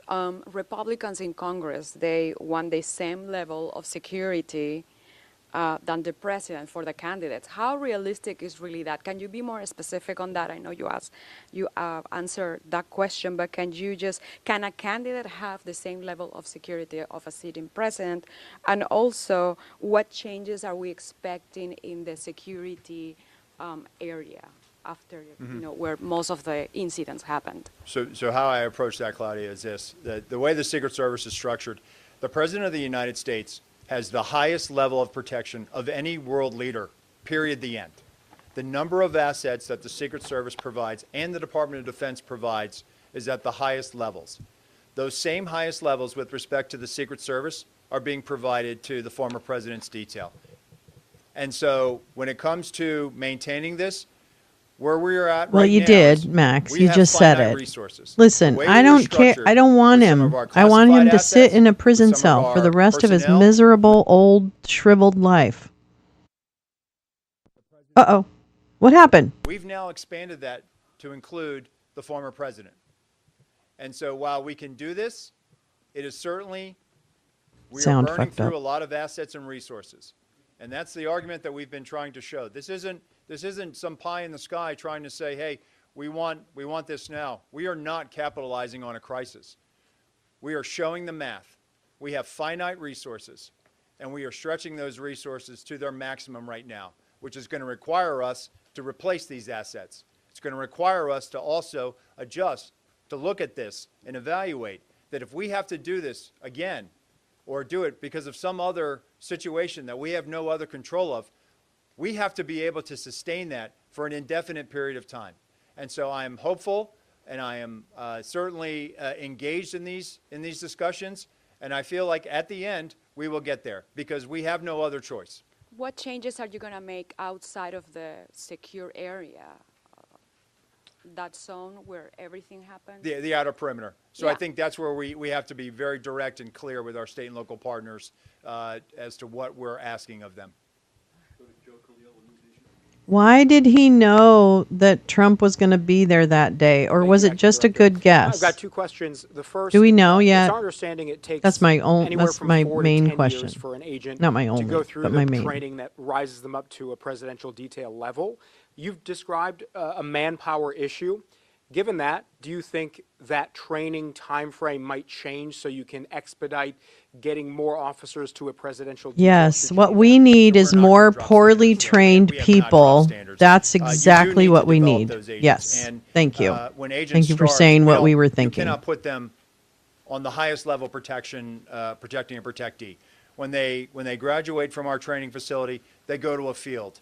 They do advances. They This do guy criminal seemed investigations. pretty. The importance of having that what we call phase one. I don't know. That's where those I agents just so that are have I doing have federal questions. investigations I don't. that are And I don't interfacing really with local care. law I just want to get through. Those are skills I want to that get they through the learn, election analytic right skills, now, how to and then figure conduct out how a to get federal through the investigation, post-election. how to interact with a U.S. attorney, how to interact with a state or local agency, and all the while they're doing that, they're also popping I want in people and to out check doing their voter protection, whether they're registration at doing it in New vote.org, York City for a vote.gov, United Nations General iwillvote. Assembly, or they're doing in advance for a visiting head Tom? of state or world leader Not that sure. comes into their field office district. That's where they cultivate and sharpen those skills, and it will take them up until probably 4 years. Ideally, that sweet spot is between the 4th and 5th Jerry year, Mars, where we thank send you them so off to much a for permanent detail. subscribing. I really That's what we are appreciate that. getting to, Thank you. as far as the career path. And so it's critically important that we make sure that we still develop people. It is being on the Presidential Protective Division or the Vice Presidential Detail. It is a very, very high pressure situation. It requires a lot of maturity. It requires decision making, analytic skills, and the ability to problem solve. And it takes time to develop those skills, even though we've put you through training. The more seasoning you have in the field, the better off you're going to be as far as being a protection agent. So then how do you address the manpower issue quickly? So right now, we've had robust hiring. This year, by the time we close out the fiscal year, we're going to hire more than 400 special agents this year. Right now, looks like we're going to have a net gain in the hundreds, triple-digit net gains, something that we have not seen in a little while. I can tell you that applications right now are at an all-time high for applicants seeking employment with the United States Secret Service. So I do believe that we are going to meet this. We have no choice. We have the 2028 Summer Olympics ahead of us in Los Angeles. The Secret Service will be responsible for the security planning of that. That is going to require a tremendous amount of personnel, tremendous amount of resources, and a tremendous amount of collaboration with state and local and other federal partners. We are going to get there. We are getting there now. We have filled all of our training classes going into this next fiscal year. So we're getting there. We have turned the corner. We're showing those metrics to Congress. And I think that's the question that they've had, and we are going to show them that we can deliver on this. And just second question is, former President Trump has said that he is going to the Alabama-Georgia football game this weekend. Are those kinds of events particularly concerning, given he could be around tens, if not hundreds of thousands of people? So I'm not going to comment on protectee schedules. What I'll tell you is that each event is complex and each advance is different. And those advanced teams, they know what they have to do to make a secure environment for our protectees. Thank you for doing this. You said we were now moving into the accountability phase of this Butler investigation. You did not want to discuss names of who might be Hi, punished, Michael. so to speak. How are you, But sweetheart? Can you give us more detail, at least maybe how many people would face punishment or repercussions for what happened in Butler, at what levels of the organization those people represent, and what level of punishment, again, they may face? So again, You know what? I Why don't can't you just tell him comment now? on this. This is Tell him right here, personnel live. matter that is still pending. What I will tell you is that Talk I about have not efficient. asked for anybody to retire. That was not. I know some of that was reported. That is false. And with respect to the disciplinary process, it will be handled in accordance with our table of penalties. That will be led by the Office of Integrity in coordination with our Office of Professional Responsibility. And then one follow-up as well. All this talk about making things more robust, more agents in the field, this type of thing, this is not the first presidential election you guys have had to secure. So why weren't all those moves put in place prior to this year's election? So the former president has had robust security around him since he left office, more robust than prior former presidents. I guess more people don't like him. I don't know. Sorry. Just kidding. Thank you. I know Acting that's Director Will Jackson, complex. Richmond Epoch Times. Has security Oh, been you adjusted don't even or belong in increased here. following the Florida You attempted stupid ass. assassination You attempt? fucking After all, foreign according to op. Congressman Matt Gaetz, a DHS official has warned that there are 5 assassination teams targeting former President Trump. The official warned that there isn't enough protection to Just deal call with bullshit that on him right level of threat. now. Are you Why aware is of this Epoch assessment, Times and in the what is fucking Secret room? Service doing to respond? Disinformation, So I will tell fucker. you, as I mentioned earlier, we, of course, are evaluating coming out of West Palm Beach, and we're having those conversations with state and locals. I'm not going to talk about unnamed sourcing or the report you Yeah, you you mentioned. stupid I'm not liar. with that. And local law enforcement doesn't have No, the same training stop that it. Secret Service agents do. Will the Secret Service be training local law enforcement ahead of events as to prevent Shut Butler? So right now, Just we are, five. we're actually having some very good discussions with the Federal Law Enforcement Training Center about developing a curriculum to assist our state and local partners. I mean, this And, is why you are know, we what I'll- letting what I'll that guy say is talk? Some of the things that we've been talking about, our state and local partners, and I know people have said His they're unnamed not source is trained like the Secret Service. John Solomon. Men and women of law enforcement protect their communities every day. They understand how to handle a crisis situation. They understand how to respond to a violent felony in progress. They know what their jobs are. We certainly, when we ask them and enlist their assistance, we're relying on them. So I think it's important that we always try to give back to them, whether it's through training or forensic support or investigative Don't even talk support. to the guy from the So Cult one of the things that newsletter, we're okay? contemplating now is partnering with the Federal Law Enforcement Training Center to develop Tell not only a Mr. law enforcement WordPress to guide, sit the fuck but down, also okay? develop, Don't a even training don't curriculum even talk to through him. FLETC with a cadre of Secret Service personnel. Tell him be to able go train them in the report to principles Falun of Gong advance. that he got his And that will ass only kicked help out of the them press when room making because sure they're to not defend really their district, press. or perhaps if they're protecting a Period. mayor or a locally elected official. So we're all about giving back to them. Next month, we're going to unveil a guide on how to come up with a multidisciplinary threat assessment team. That's going to be led by our National Threat Assessment Center. Yeah, so they we do are a lot. very, Sit very in down. tune with what our state and local partners, Dumb shit. how they support us, and we're constantly evaluating what we can do to not only bolster those relationships, but give back to them. Thank you.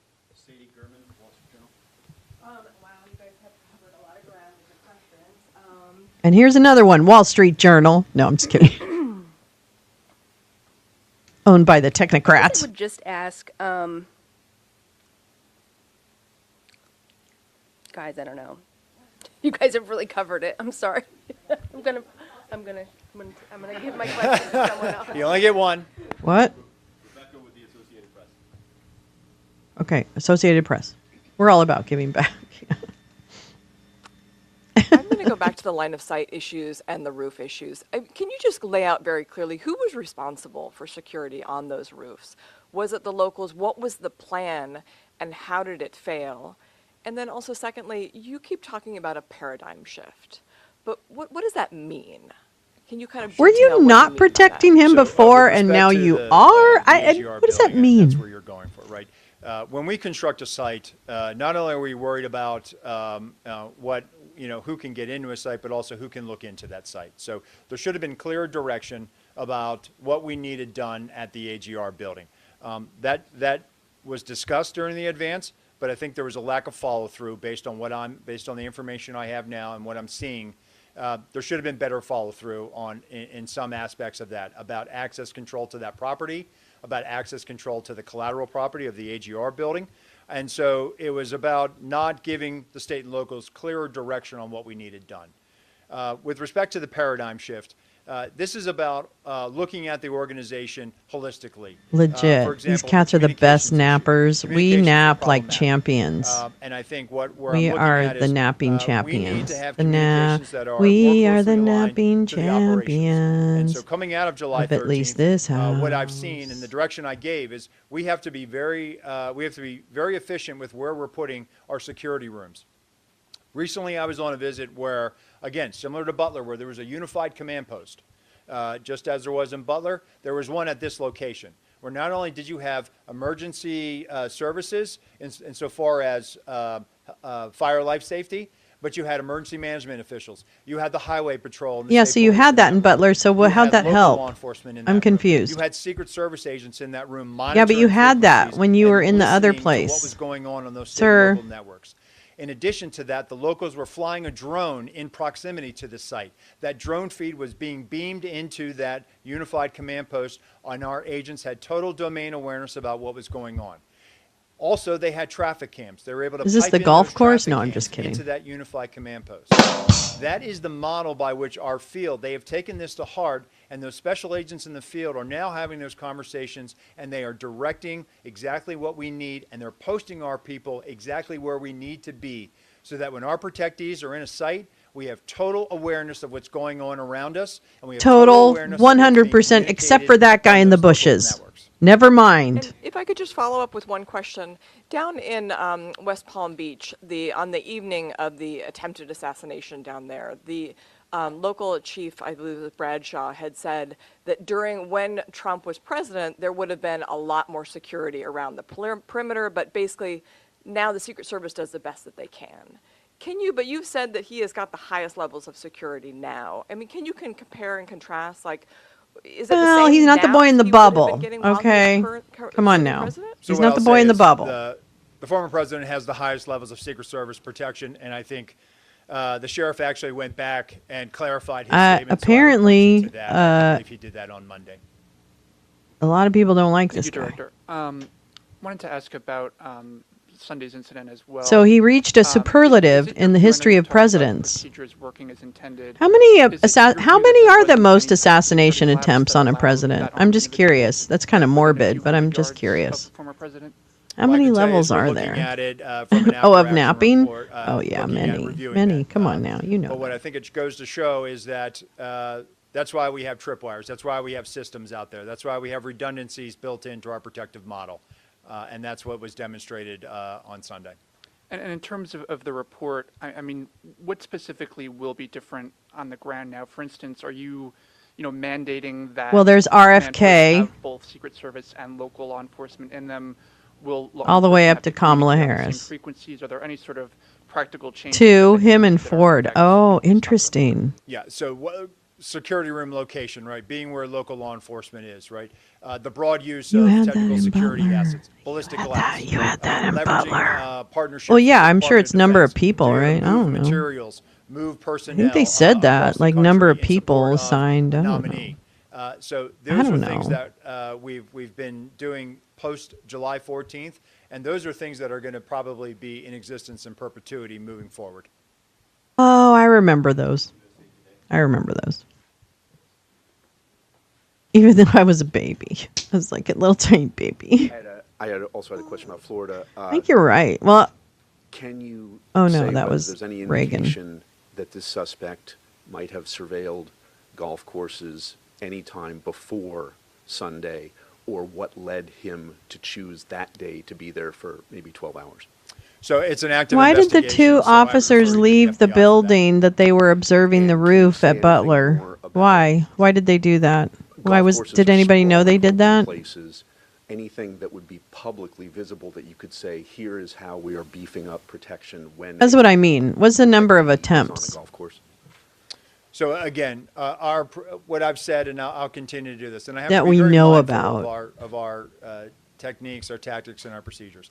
It is probably not good Sometimes to we don't continuously know. not only talk about Secret Service procedures, because we're telegraphing to adversaries. We're telegraphing to people. Yes, let's who consult the probably experts would at intend Google. to do harm to our protectees.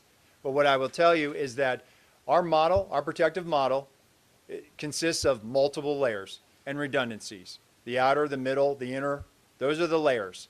And then we have But not the redundancies outer, built into outer. that. And so with respect to Which is golf where that guy courses was or any hiding. open venue, we apply those methodologies.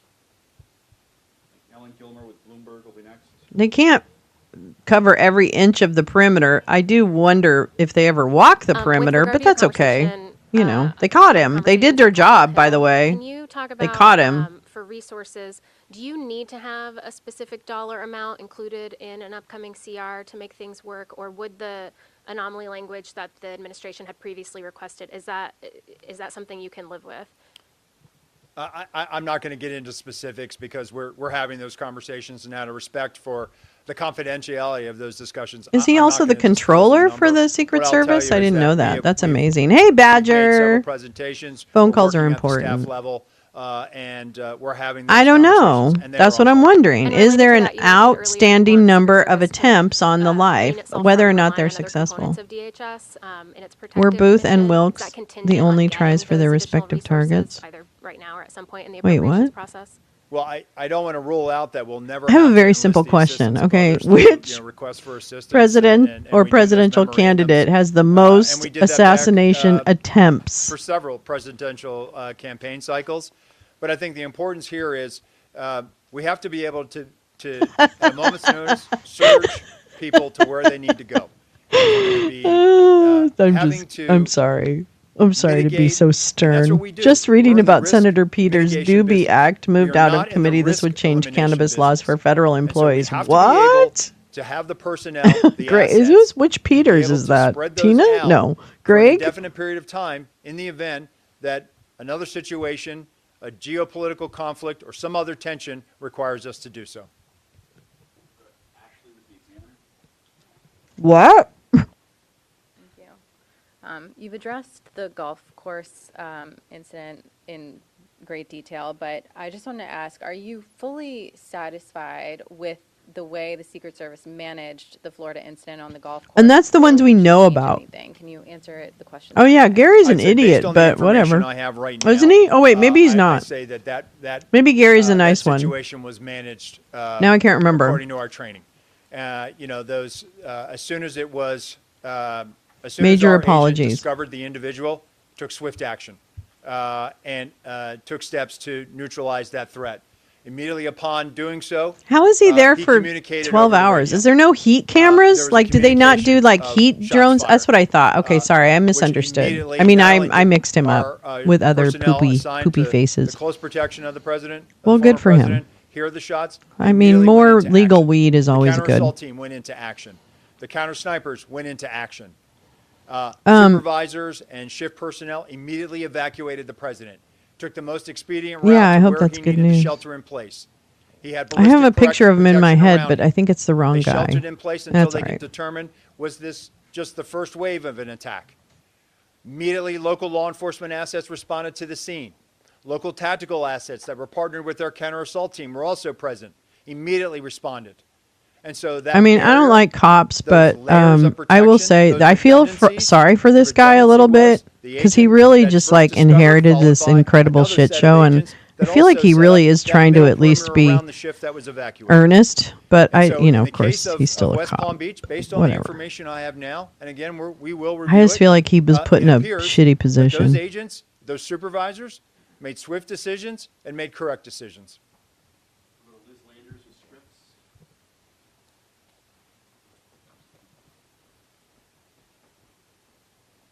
We're going to continue with the Director, election I'd board wanna after drill this. down on this issue of resources.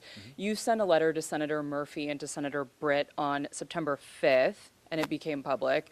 I And it thought that said was in the Matt letter, Gaetz in the you front wrote, row. "We do not believe that the security failures of July 13th, 2024 was the result of a lack of resources." I'm hearing you talk over and over Agree. again. Where's and the it text says here at the bottom messages, of as this, someone press wisely release you guys referred have to today. earlier? The Where are agency all the must text increase its messages from protective January equipment, including 6th? personnel, technical assets, and Do equipment. your duty to the How Constitution do of the you United square States. those two things? How do you ask Congress for more money when you yourself have determined that what happened on January or July 13th was not a lack of resources?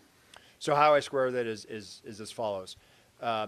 Following July 13th, Nature of the threats are changing. That's what I'm betting on. immediately took steps to elevate the vice president, the former president, to the highest levels of Secret Service protection.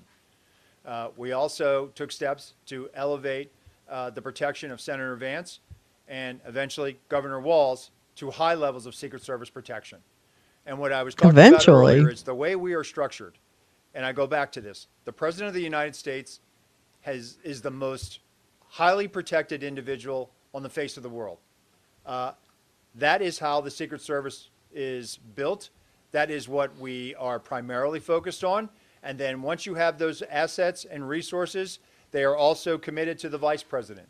So how I He's square this is as anti-Earth. He follows. just Following he says July world all the 13th, time. No, when now never we says are Earth. He's like, because of this you know, hyperdynamic it's like that's his threat secret and thing. the operational environment at which we find ourselves in, He's actually a we flat only have earther. so much of those assets to go around. And so while we are providing them to the former president, we are providing them to the president, to the vice president, to other protectees. And so at this point, what I'm telling Congress is we can do this and we will do this, but there has to be a replacement. There has to be life cycle replacement on this. There has to be, if we're going to be called upon to do this again or do this now, because the threat is not weaning. The threat is not going to evaporate anytime soon. And so we have to be prepared for this. And that is the argument that we have been making. And we have certainly made some inroads, and we're having these productive conversations. But it sounds better in the original billionaireese. Secret Service have the resources to protect Secret the Capitol Service is a cash cow for Trump. They pay him to stay at his properties. I know. The hell. protective services detail for that day? Will they get You're describing when they have to protecting protect all him in these 8-hour shifts? Will people they right now. How will get January 6th play commissary? out?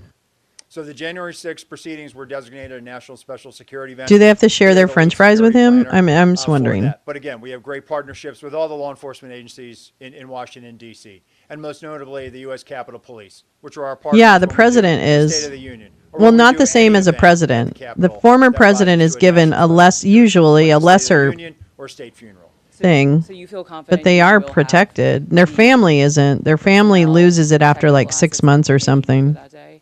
We will have what we need.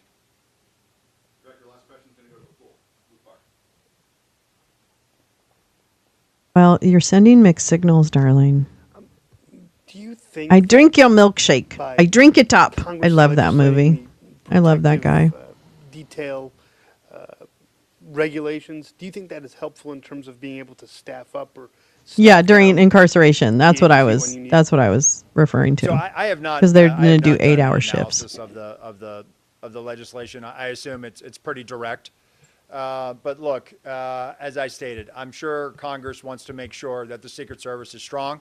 I don't know the intentions behind this piece of legislation, but what I'll just point back to. Yeah, that's Coming like out of- a well, that's coming a out of that's a July golden 13th, that's a we've been golden providing the one. highest levels Needs of to come back. Secret Service We'll bring it protection for the back. former president. Thank you. All right, thank you, everyone.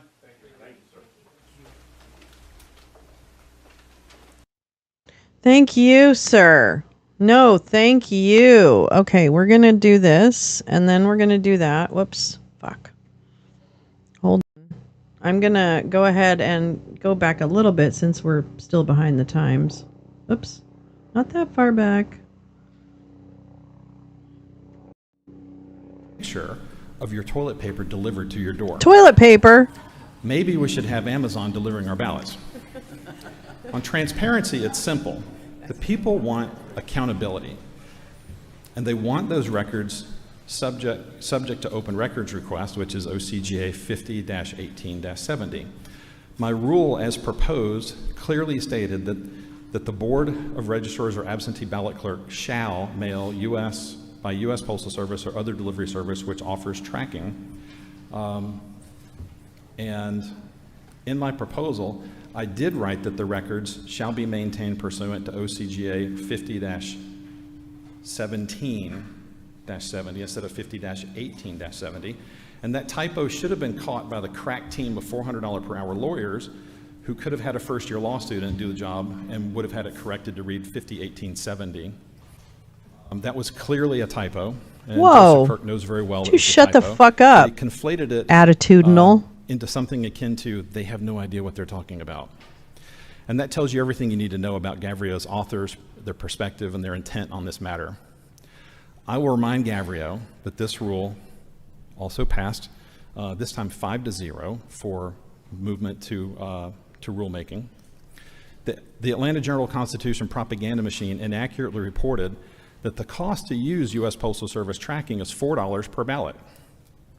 That is incorrect. It is free.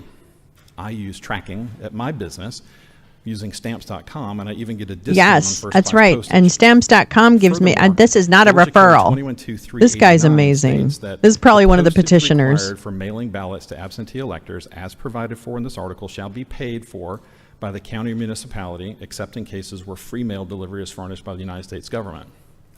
So like the ACLU folks and the ACLU Army that's here today, I too, believe it or not, I believe that our elections should be easy, accessible, and accurate.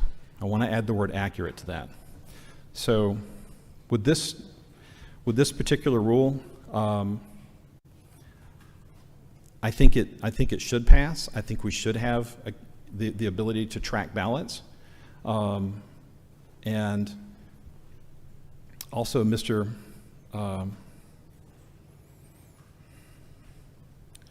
Kirk also mentioned that. Bye, Lee. One more meeting and then into the weekend. Yes, we're doing. Oh, that's right. The Lev movie is tonight, and then tomorrow night I'm showing Vigilantes Inc. So please come for that lounge, special lounge tomorrow. Which again tells you what Gavrio's intent is and what their thought process is on this whole thing. So I think we should be using tracking. Like I said, I'm gonna Amazon totally tracks admit toilet paper full-throatedly to the Grinch. I'm gonna commit to the everything's fully Grinch. That was a Grinch. Right now we have no There's tracking, no denial that was a Grinch. Thank you.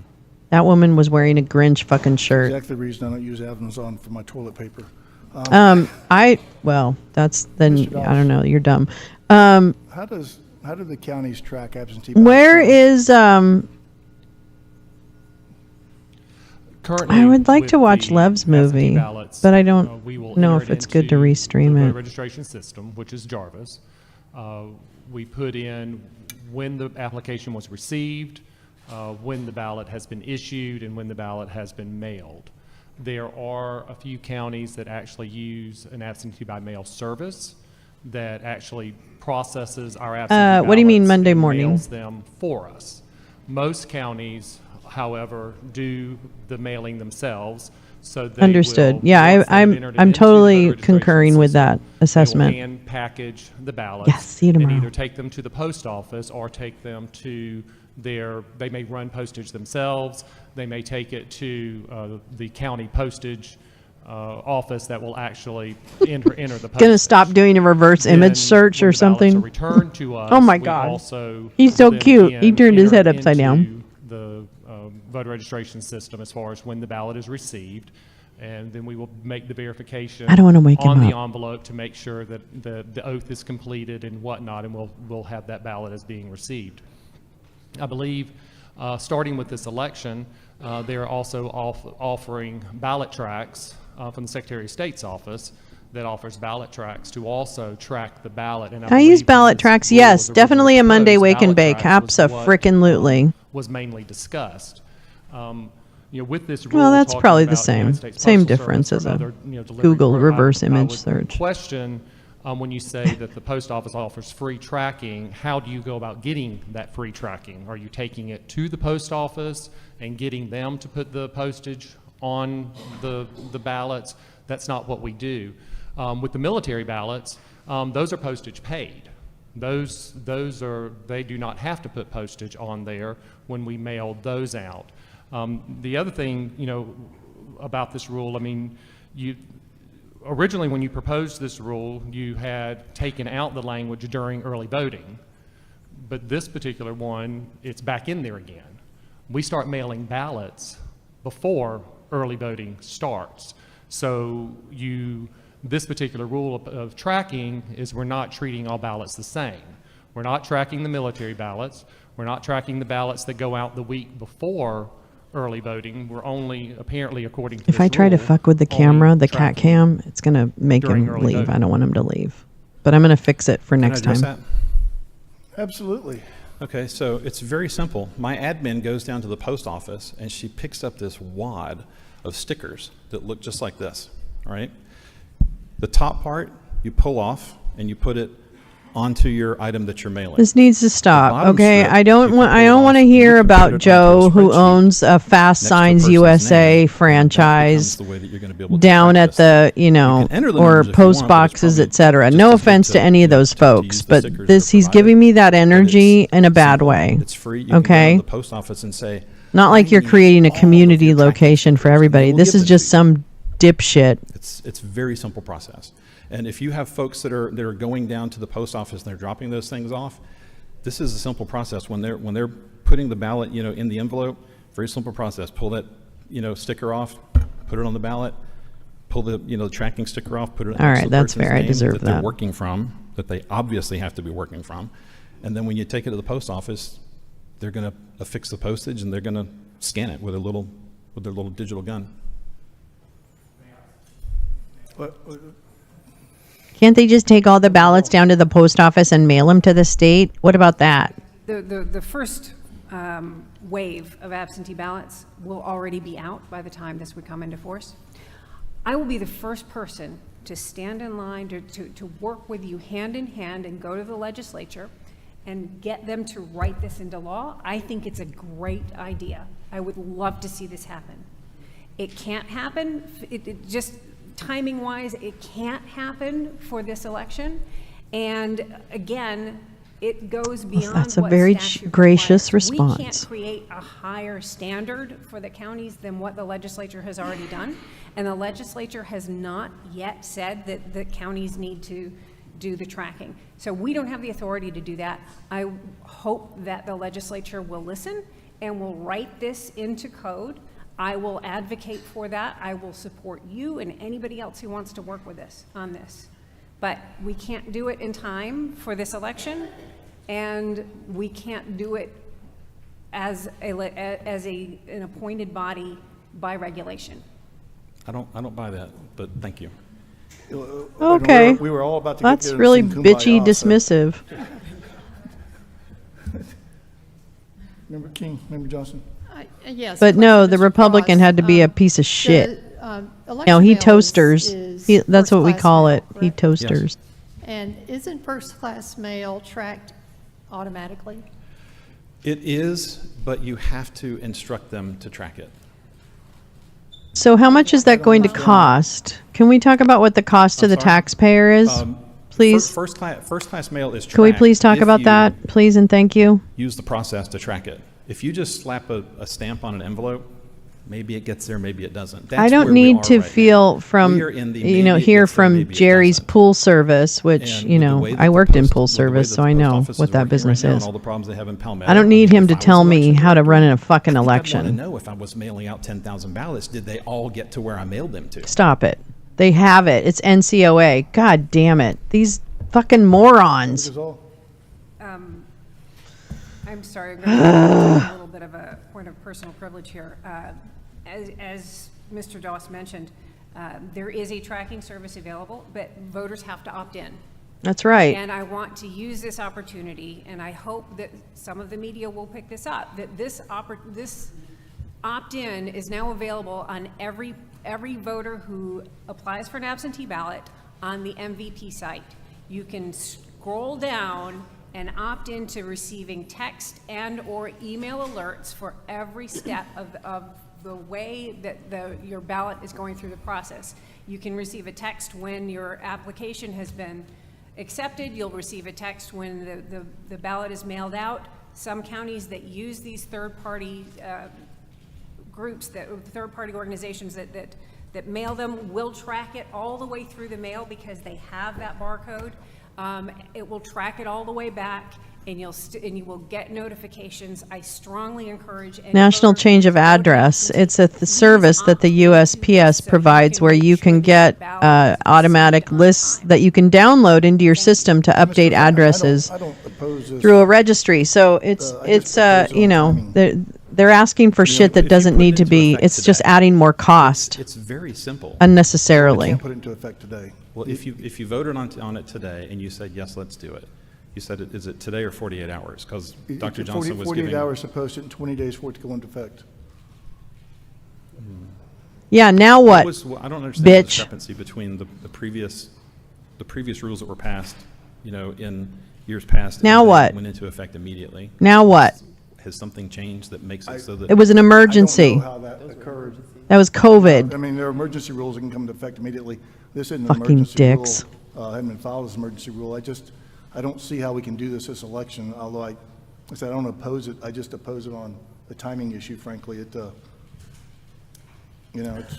I can appreciate that. The thing with ballot Oh, to tracking him, for you can individuals, appreciate you know, that, I but to should be her, putting you're like, I premium don't gas buy in my that. car, okay, but I don't always do Misogyny it. And I don't much? think that I think voters are going to work Fucking the same way. hate Maybe dudes they're like going that. to, you know, sign up for tracking. Maybe they won't. Most people are fairly busy with their lives, and they're probably not. No, gonna go to actually, the website I and sign figure up out for how to do tracking all the ballot tracking. time. It's called a So text. it's a wonderful idea. It's really nothing. But it's an idea that No. is a push from the voter. Yeah. It's not something that the counties can actually give Great. you a Then you report know and what? say, Why don't we make it mailed mandatory 10,000 and ballots, everybody gets and that push 9,900 notification? of Then let's them see got what to the places they happens. were going to, I and love your 100 of them idea. got returned.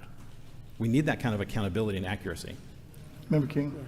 So I'm okay with certain administrative procedures that would, you know, may incur a little bit extra time, but where I do draw the line is when we're starting to affect county budgets. And once again, budgets have been set, and what we don't want to do is put a cost on our counties that they weren't prepared for, because then they're going to have to pull it from other places. And those where they're pulling it from could affect other aspects of the process. So I also agree, I am in the same vein as pretty much everyone here, that this is something that I do think we should put into effect. I just don't think we should do it for this election, because I don't want to impact their budgets any further. However, I really, really want to make sure that this is something that we can do for 2025 and onward. Would you like to make a motion? Yeah. The chair would entertain a motion. I'd like to make the motion that Why don't we again, consider table this writing motions so that thoughtfully? we can discuss it after the 2024 election and hopefully pass it during that time, so that this is something that we can put into effect in 2025 and ongoing. Ms. King, there's no cost to do this. Stop it. We have a motion. What the fuck? We have a motion. And a You're second an, to, oh defer my this, God, the mental midgets. rule. Oh, and I'm sorry, no offense to Consideration for a later people. date. Any who- discussion? I'm sorry, but my God. Member Johnson. I don't understand the logic. The stupidity of this. The Secretary of State declares that they'll have a tracking program. Stupidity. And that's not, and that's okay or within the realm of the authority of the Secretary of State. But when the State Election Board entertains a petition for a rule for tracking, it's not within the authority. Nobody voted for you. Of, consistent with law. Inconsistent. I don't understand the logic there. It's okay. if Because the you're Secretary of stupid. State does something, but not if the State Election Board considers something. And the.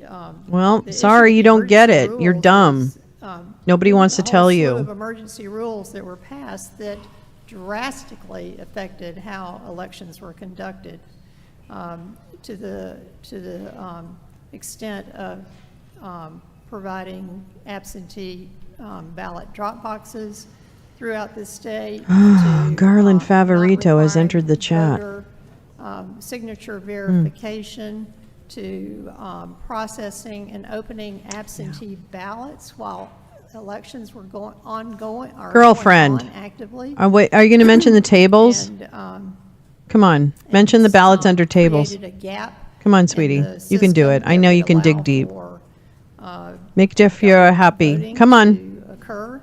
Speak it. So, Speak it. The rules aren't always perfect. And Yes, they're speak not it. always Speak and timely. tell us about the But tables and the rules ballots under are the passed tables. And they become effective. Please. 20 days later, and if it's too late to take effect, to be effective for this election or this period of time, it's still effective and should be used as soon as practicable. So I wouldn't hesitate to pass a rule if it's a good rule, and then the timing and. Well, for all the reasons previously mentioned, it's not a good rule at this time because you've already With respect, started I voting. believe this is an emergency. Senator Well, Ossoff that's was great. on the Your news feelings they don't recently count for shit. saying that we have terrible Unlike your problems mother told you, with your feelings delivery don't of fucking mail, matter. primarily attributed to what's going on with the new Palmetto facility. I believe this is an emergency. I believe this is something that should be taken action on today, because even No. when I originally Well, then mailed you're wrong. my How about rules that? to you, back in Prove May, me right. One of them took 15 days to arrive because of the issues that are going on with the post office. I do believe we have an emergency right now, and considering the issues that are going on with the post office right now, if I was an election director, I would have very low What is going confidence on? to know that all of the ballots that I mailed got to the intended recipients. Oh, stop. Thank you. Oh, Any, stop. additional comments, the board? I would like to say, I would like Rebecca from Greene County, if you could just share, just to make sure I'm saying this correctly, what would the cost be to you? Because I'm assuming in order to, what you're picking up from the Postal Service, you still have to pay for that, right? Zero. No, it is They zero. hand it to you for Excuse me. free? Yes. Okay, let me just hear. Am I good? Yes. Okay. So I personally took a ballot down to our local post office to inquire about tracking because I agree with you 100%. Our mail service is in a disastrous state. We as election officials do not trust the mail. I have been working on this tirelessly to get counties to send me everything they are receiving that is delayed in mail. Ballots we're having to reject. I've been doing this for months now. I agree with you. However, my postal office did not tell me anything about what you're talking about, and they told me it would be almost $10 a ballot to track it completely. From when I take it to the Postal Service, pay the additional fees it's going to cost, that would consume my entire fiscal year budget just for this election based off the absentee ballot applications we've received. And I would be over, but I would be in the red. With respect, there are a lot of different ways that you can, when you go to the post office to ask for tracking. The tracking service that I'm advocating is the free tracking service. The one that you're talking about that costs $6 to $10 is where you're doing return receipt request and and somebody has to show identity. That's a different type of tracking. The Postal Service has got many different ways for tracking.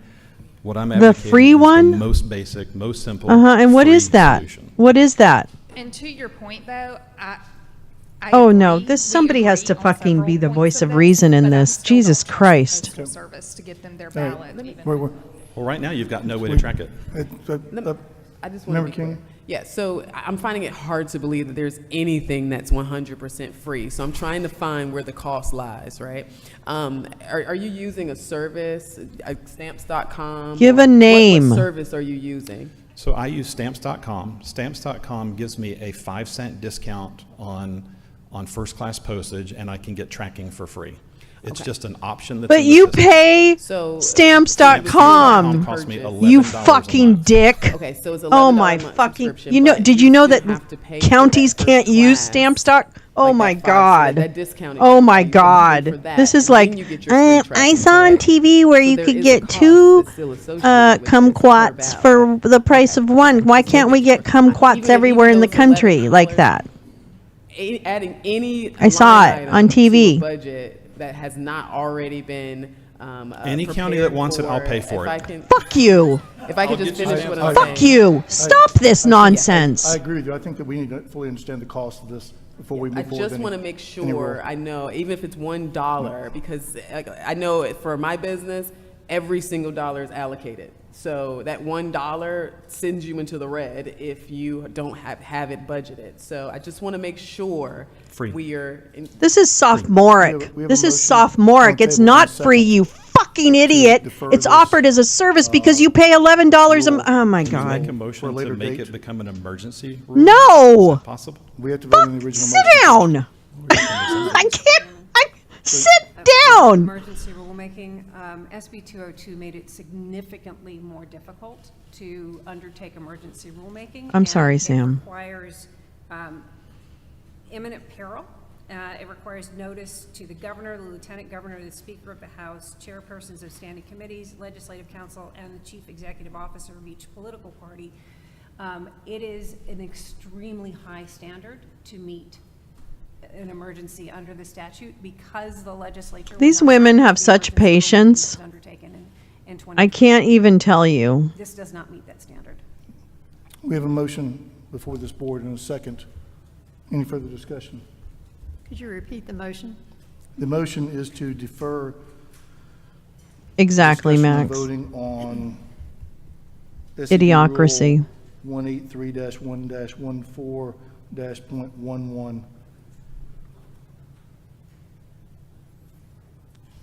Hearing no further discussion, we'll vote. and Because we'll- he has we'll- feelings Member about Zoll. it. Aye. Member Johnston? Nay. Member Jeffries? Member King? Aye. Motion carries 3-1. This will be deferred for further consideration.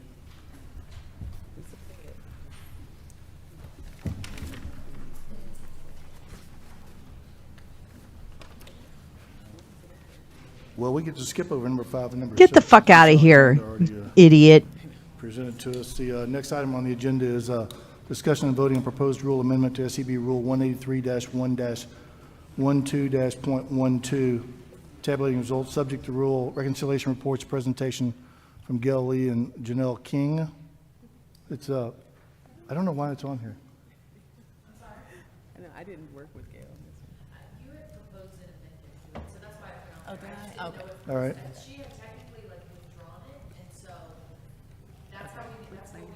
You're stuck with this one, Member King. I don't mind. I don't mind.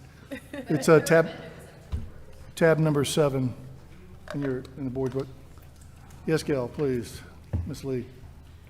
10 minutes, Ms. Lee, for, do you have anybody Right. else that you'd like to speak with you? Well, it turns out No? we were Okay. right. You have the floor. They were right. Well, I was surprised that I was on the agenda because I thought it had been adopted using the simple language that you added to it last time. But I want to take. Then we the don't need to. What? Opportunity to add maybe 3 more words. Are you kidding me? We can't add anything to it at You this point. can't? No, sit down. No. Oh, Okay. Jesus Christ. In that case, You can withdraw it. and we This can is the revise it. election commission. I think they're maybe appointed next time I'll take it off and by the, amend it. it's like a I think it should go subcommittee. into effect for this election. For those people who were not familiar with the rule, it's very simple. the election offices, within 30 days of certifying the election, supply the Secretary of State with a reconciliation report. And my role was just asking that it be posted on their Okay, sit down website. then. We're done. We voted it in. If Bye. they didn't have a website or a web page, then they would post it in their office. Thank you, Oren. That's a better The 3 words I description. wanted to add was, in view of the public, because. I Well, don't that's want it not to be 3 posted words. inside the Oh, closet. my God. No, that's a loaded statement. Sit down. Fucking, never know. oh, God. So, anyway, This is that's all. worse than, oh, my God. Is that it? Yeah, Thank would you, you like Ms. me to read the rule? No, no. No, no. I think that the board was in full favor of this last time, if I recall, for initiating rulemaking procedures. If the board doesn't want to ask any questions. Okay, Carol, sit down. The chair will entertain a motion on this rule. These poor 2 women are Motion just to trying adopt to this rule. keep it from completely going off the We rails. have a motion and a second to But it's adopt, pretty humiliating. Rule 183-1-12.12 tabulating results. Any discussion? Hearing no discussion, we will vote in order of seniority. Member Gazal. Aye. Member Johnston. Aye. Member Jeffries. Member King. Aye. The rule passes 4-0. You win a prize, Ms. Lee. I'm It not does. sure what that is yet. I got a box of candy, I think.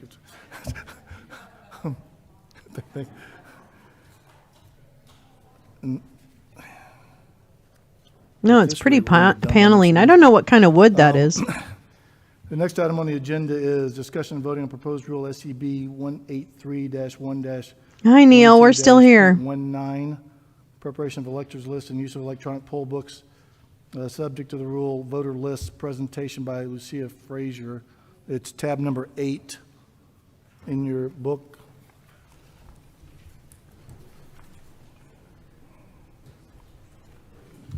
Ms. Frazier.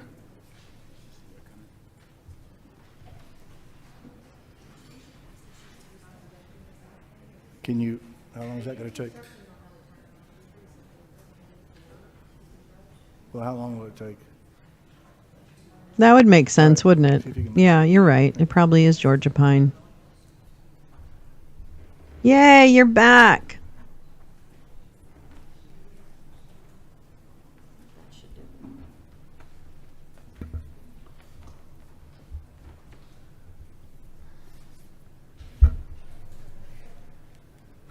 So, Ms. Frazier, you have 10 minutes. You have somebody that's going to speak with you, I take it?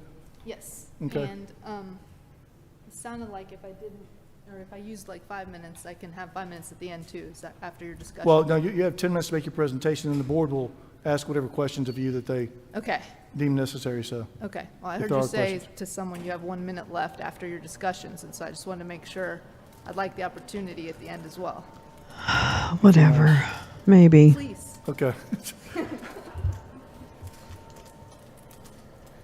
These are, I think the petitioners of each rule get 10 minutes to speak on the rule as proposed, and then et cetera, et cetera, et cetera, just in case anyone missed that part. Or maybe it was just me. Is this Pfeiffer Beach and Big Sur? I'm sorry? Is this Pfeiffer Beach and Big Sur? Oh, I don't, this isn't me. Okay. I guess that's what this is, right? Maybe. I don't think so. Okay. Is it? Oh, okay. Oh, maybe it is because I think Max have Big Sur update on him now. I'm pretty sure. Maybe not. Now I can't remember. Yeah, that one looks like it's just out a little bit. Awesome.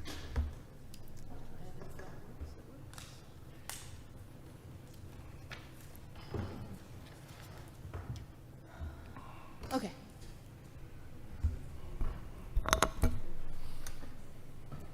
All right, thank you, board. So this was for the certified list of electors before voting begins. And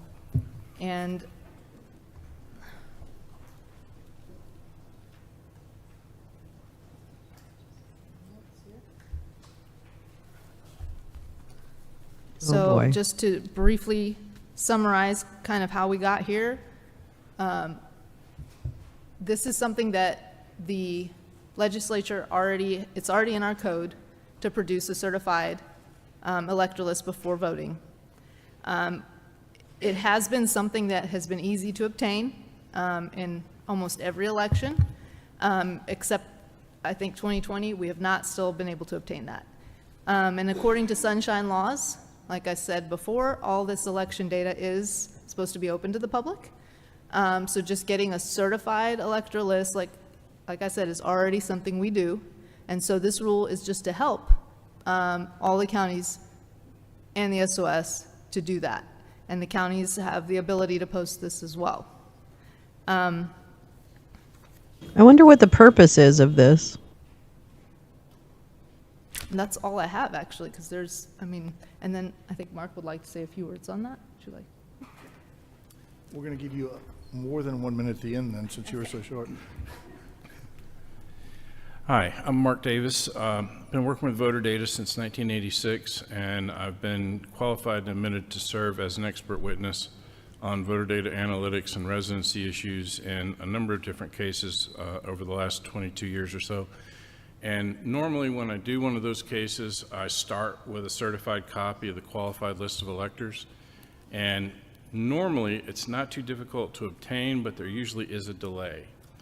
And I know we've had a discussion going on about certification being ministerial versus otherwise and so on and so forth. And the argument's been made that the proper venue for addressing problems in an election that make it through the certification process would be immediately after the election in the form of a challenge to the election. And I'd like to suggest that we have a different way of viewing that, because there's been a number of times where candidates have come to a plaintiff's attorney with a prospective case. Mark's and I've big been at the asked to review Federalist the data in the Society. case, and there was no there. But I can't really reach that conclusion until I have that data, and sometimes there's a delay in getting it. And I just want to remind everybody that a candidate who wishes to challenge an election only has 5 days from certification to file that challenge. They can come back and they can amend it later. But what happens is the plaintiff's attorneys will end up filing a placeholder complaint while they end up doing the research, and that begins with subpoenas to the counties to obtain the data that they need and so on and so forth. What I like about this rule is that it'll head that off and it'll ensure that the data is available. And I think that's really critical because, as Lucia mentioned, in 2020, I put in an open records request on November the 24th for a certified Yeah, he's a copy of the MAGA qualified lawyer. list of electors. I first got back a absentee voter cam. file. Oh, the cat that cam I asked is for, so good and when I today. objected to that. I got a supposed I voter know. file He that won't was turn around. supposedly He just in response to my he request, but chooses not to. It was nothing like I'd ever seen before in 30 years of working with voter data. It was the voter Was it file crazy? usually is, at the time Was it about nutty? 62 fields. Oh my What I got God. was Then what maybe happened?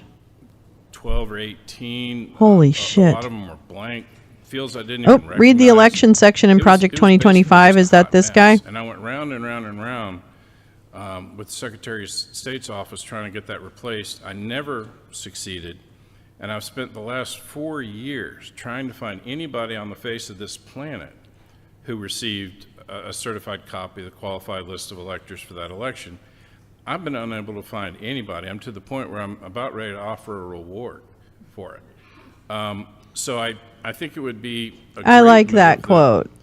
OCGA 21-2-224 already mandates that the list be produced. We already know that it should be subject to I think we are reading it right now. open records request as opposed to a subpoena. Mark is reading it to us. Normally, attorneys will, file subpoenas for them. He's just I a don't good think any of old that should be boy. necessary, and if it's I'm made just a publicly GOP available, lawyer. then we can head off some of these complaints that don't have No, merit. he's We very can expedite Hans Van those that do. Spekulowski. Is that really his name? I'm and sorry. been involved in a Doesn't case sound like a real recently name. where, the Georgia legitimacy voters, of the please complaint pay was attention. to the satisfaction He's of the grifter. county He's a that was involved, grifter. and His pinned that tweet is asking for didn't money. even lead to a hearing. The election was, tossed out and ordered redone because of the Yep, issues in he the- talks about. in the data. In fact, his bio that I So, just read is exactly what he worth, just I said, fully support the rule. word for word. If any of you have any questions about that, I'd be happy to answer them. Yes, ma'am. Member Gazal. Thank you, Mr. Davis, and I understand that you have deep experience in this and looking at the data, and and I appreciate the work you've done identifying problems with districting and that sort of thing. My concern, I've got a couple of concerns with this. Just again, as a threshold issue, the Secretary of State is the sole authority to oversee our registration list under both federal and state law. We don't have the authority to do anything. But I'm also very concerned about having a static list this early in the process. And that is, and it is exacerbated by the problems we've been talking about with the postal system. When registration forms are mailed in, our registration deadline is a postmark deadline. So they can make it in the mail by October 7th. But they may not make it to the election offices until a week later.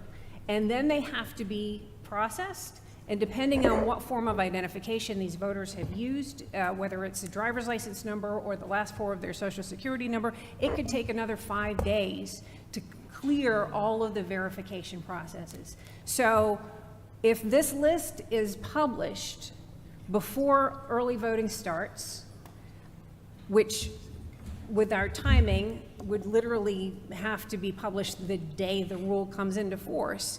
You've got a static What if I make list, not very good which bread? in reality, in the back end is changing because voters are going to be added to this list as they're being processed. And so when somebody who doesn't understand that process looks at this list and then looks at the list of actual Ma'am, he wants voters, the they ability say, to manipulate the data to fit his unregistered narrative. voters who are Stop it. casting Stop ballots. stopping him. And that's exactly Stop stopping how him from stopping things. disinformation gets started and gets spun up. And having a static list out there just makes it much more likely that people who don't understand what's going on perpetuate these myths. And that's what concerns me about that. Well, Hans I think Lucia Van wants to address that, but I Spakovsky think is a you're senior talking legal too fellow and briefly. manager of the Election Law Reform Initiative of the Edwin we Meese look at our Center, interpretation of Edwin Meese 224, III Center for Legal and words Justice before the election, Judicial kinda Studies stand at the out to me, and we Heritage, have the to ask Heritage ourselves, is before the Foundation. election He's a when voting former starts? member of President Donald Trump's Advisory Commission on Election talking about 5 Integrity, days which before failed Election Day, from 2006 to 07. all of Spakovsky that was a should be commissioner on the Federal Election Commission. He served as a because the career statute counsel to the mandates Assistant that Attorney General for Civil Rights at the U.S. produced Department of 5 Justice from 2002 But the rule to says 05. before advance voting There's a cool begins. German lady who makes all Correct. kinds of So breads on a it's how-to before- channel. the Oh, yeah. statute says before the election. I just really am Before bad the at it. election, advance voting is the election. Well, there you go then. So that It's is all why- the same tune. There that is really why this isn't rule a different says tune before between advance these voting. idiots. We do need a certified list. Yeah, that big. A stamp. Couldn't wear a tie. Set in the ground, a line in the ground before No, you in-person voting don't. starts. No, you don't. And no, you don't. changes can be made. That is why No, there's such you thing as a don't need supplemental it. list. The certified list that. Oh, I thought you said even gut. if you want to argue that it should I don't be know if he before was. Election Day, Oh, Spakovsky? there are still changes Oh, that I don't those know. days Gal might before know. Election Day, and there's a supplemental list that is given to each poll of the people who didn't make it to that list. And so, Okay, listen, your feelings about this if you're are worried about irrelevant. changes, you don't need to. There is an avenue for that. The supplemental list is on here too. But again, it also says before No. the supplemental list before advance voting Correct. starts. It's essentially, it would be like the supplemental list would probably be empty on that day, but that's where all the changes go. So as every day What? of early voting What? happens, if electors are added, which they do get added for the reasons like you said, What? when a person submits their registration on time, if they're missing some fields, they have that time to remedy that. Page And they page get added to the 861 elector of the list. Project It would show 2025. up on All the right, sweet. Supplemental list, which would be a document that's always there showing us the we do have to updates, but kind at of least just we draw a play line around in that sand a little bit, I before voting think. starts.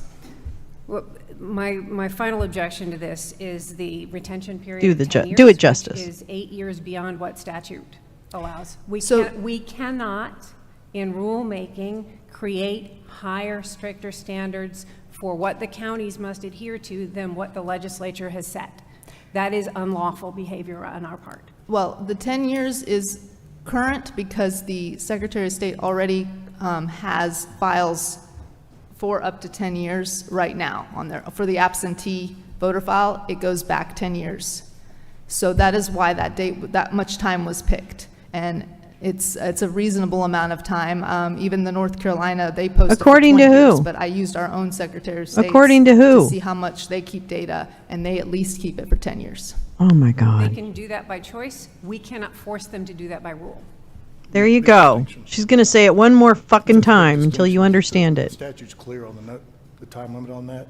People can keep it as long as they want to, it's just what statute says. Well, you can still put it into the rule. No, and, you don't need know, to. if somebody Sit is down. going to Sit down. Push back on that, then, I mean, that's a different story, but the recommending or putting a date on something is not saying, you don't have to not do that. Sit down, ma'am. Not, Sit you know, down. putting a date on Sit it down. is okay. Sit Except down. The board doesn't need to put rules out there that are in direct contradiction to statute. Yeah, Statute will always so trump sit rules. down. So they thought, so we need, are you finished?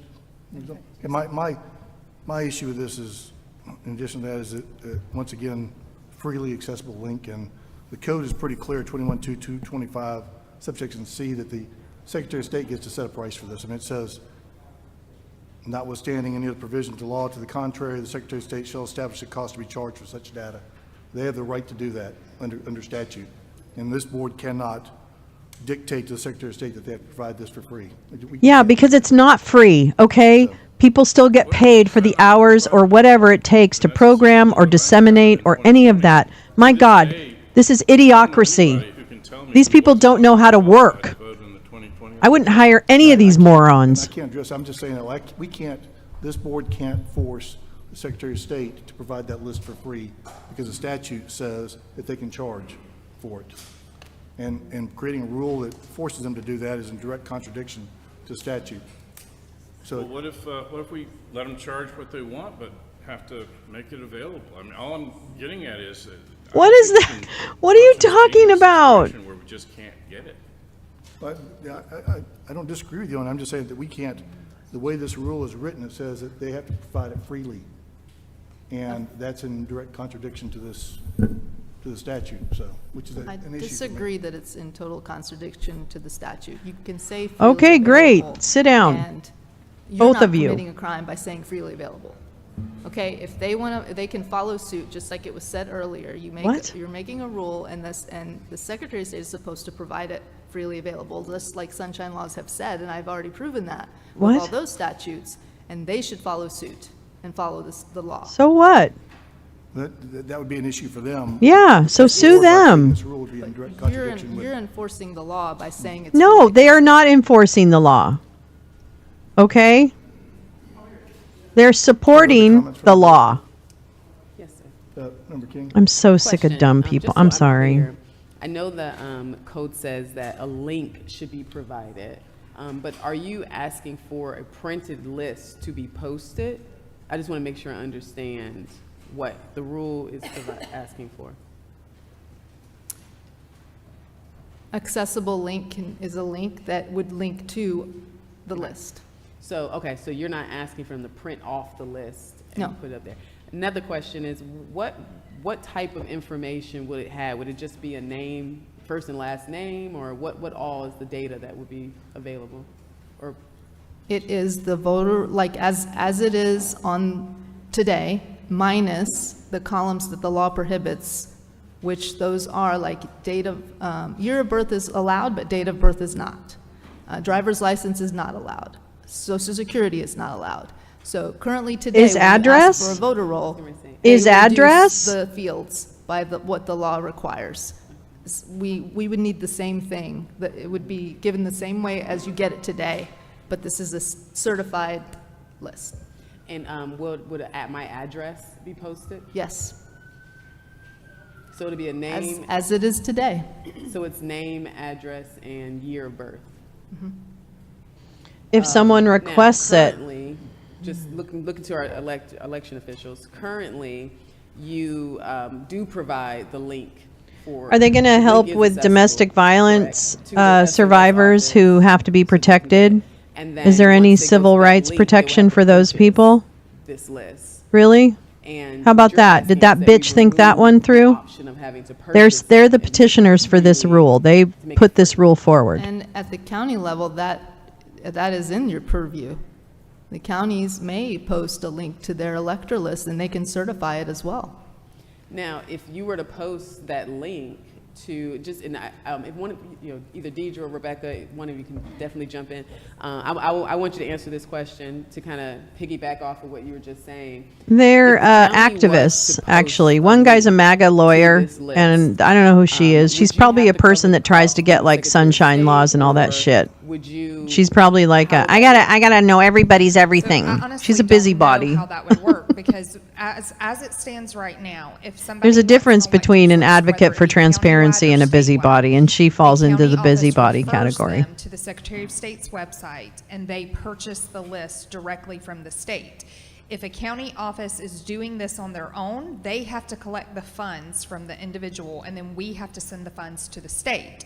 So many counties do not even opt to do that, because we're like a second Thank wheel you. in the process. So we just send everybody. Yeah, to the I think state to so. get the list. I think there is technically So the if they ability of were anyone to do that. request a county list, just county, they still have to pay the $250 I don't know, I think. to you to go to the state? So it's cheaper if you're just asking for your county list. I believe it's $50, but yes. still a fee. If they wanted an electors list, it would be the $50, correct?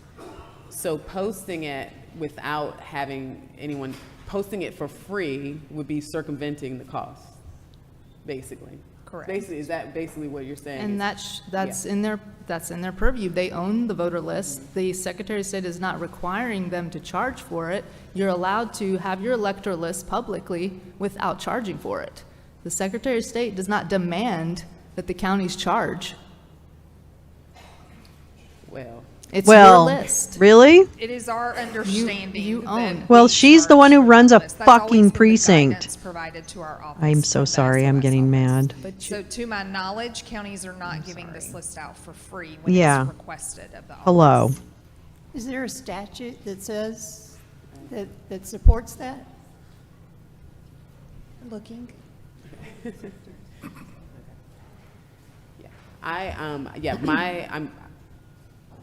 My challenge with this is that I do feel like it does disenfranchise people who are not able to afford to pay the $50 or able to afford to pay the $250, depending on which list they're trying to obtain.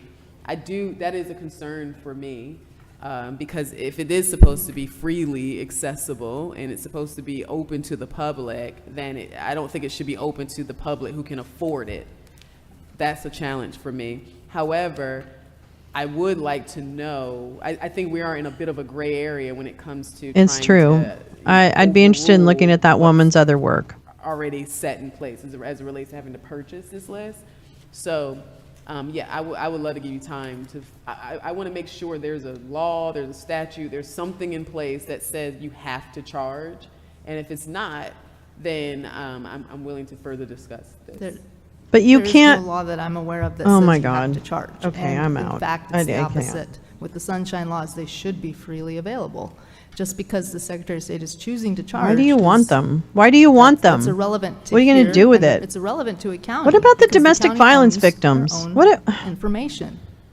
They are allowed to give it to you without charge. But we're not talking about, the county's talking about the Secretary of State. Well, The actually, statute. I am, yeah. Yeah, But so this what- rule's dealing with the Secretary of State. That's what I was getting ready to both. say.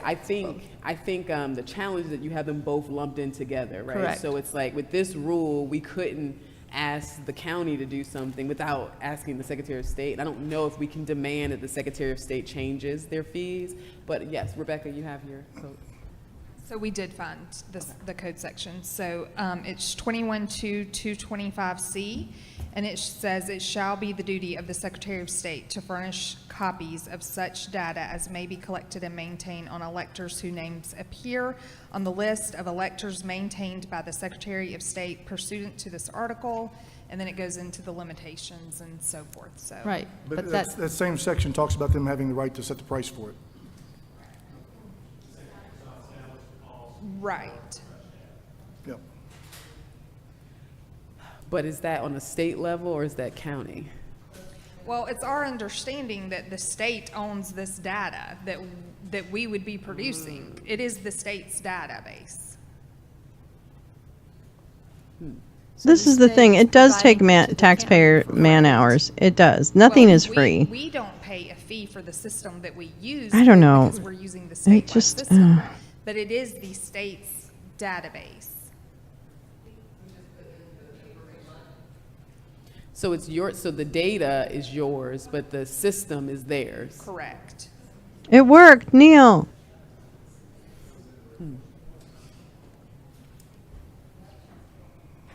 If you go to B, it kind of expounds upon that. All data collected and maintained on electors whose names appear on the list of electors maintained by the Secretary of State pursuant to this article. So all of this kind of covers the registration data, but it's lengthy because there's so many letters to this. I'd like to make one additional point here. When I go to get a voter list from just a regular garden variety voter list from the state, there is an ordering process that I can go through on the website, okay? But when I submit an open records request for a certified copy of the qualified list of electors, Oh, that little goes to a different baby. department, He's a and eepy. it's He's a slightly eepy kitty. smaller subset. For example, if you're 17 and a half, you can register to vote, but you can't go on the qualified list of electors till you turn 18. You can register to vote 2 weeks after the deadline, but you can't vote in that election, so you can't go on the qualified list of electors for that election either. So there is a subtle distinction here between just a regular voter file that anybody's going to order off the website and this certified copy that we're talking about here. I just wanted to draw that distinction. So the way I read the statute, it's required, the state's required to produce that file anyway. So what we're basically saying here is, well, if it's required to be produced, make a copy available to the public. The data that the counties send to the state is already compounded. It's already compiled, I mean, and organized, correct? You just you put it in their database, I'm assuming. Entering the voter registration information into the database, but one of the reasons why it is important for the state to produce this list is because of the PII that it does involve. All that has to be redacted before you put this out for the public. If you put this on a county level and you're letting counties do this, the likelihood of some of this slipping through or somebody not knowing what they're doing is great. Because I will tell you, I contact my county attorney anytime somebody messages us because I am afraid of doing something that I shouldn't be doing or sending out somebody's PII. So you have to make sure that this is redacted.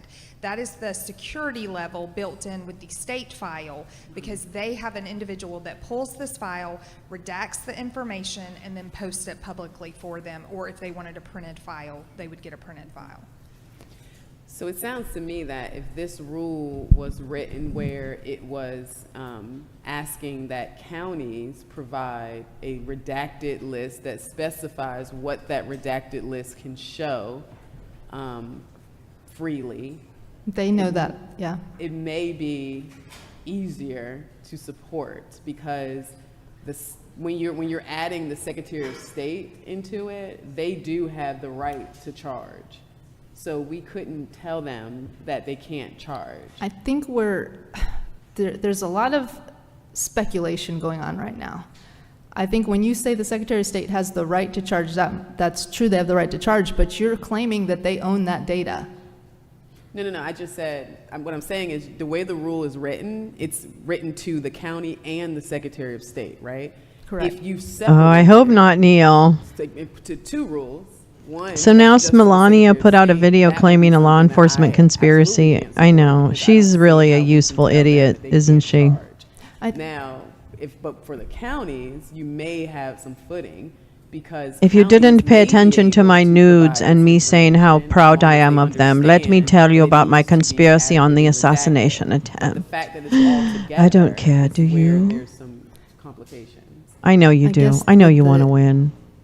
I As I know. said earlier, and it was said earlier. Create a in backup. Some comments Neil on another must rule, win. That's your new handle. Neil must The win. Secretary of State can follow along the law. This, if you're saying freely accessible and you're including the Secretary of State in this, that is not against the law. They're breaking the law by charging for it, and that's in a different rule. What? We'll get to that. I agree What? with you on Get that to it now. 100%. So I do not like that they're I charging, but I don't see why this has, this I rule don't is think it really should be well freely written available. for I think what you the need law to go is through now. a step or two to It get is it, not because leaving- guess what? it I is see the taking the law darker side of into the account internet. 100%.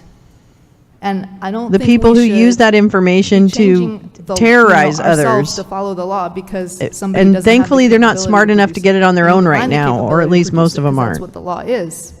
Well, And I don't think we're debating capability. I think what it is that you say the SOS will also post, right, freely. That line right there says that we are demanding the Secretary of State to get rid of the costs associated to this list. Because the link, there is an accessible link.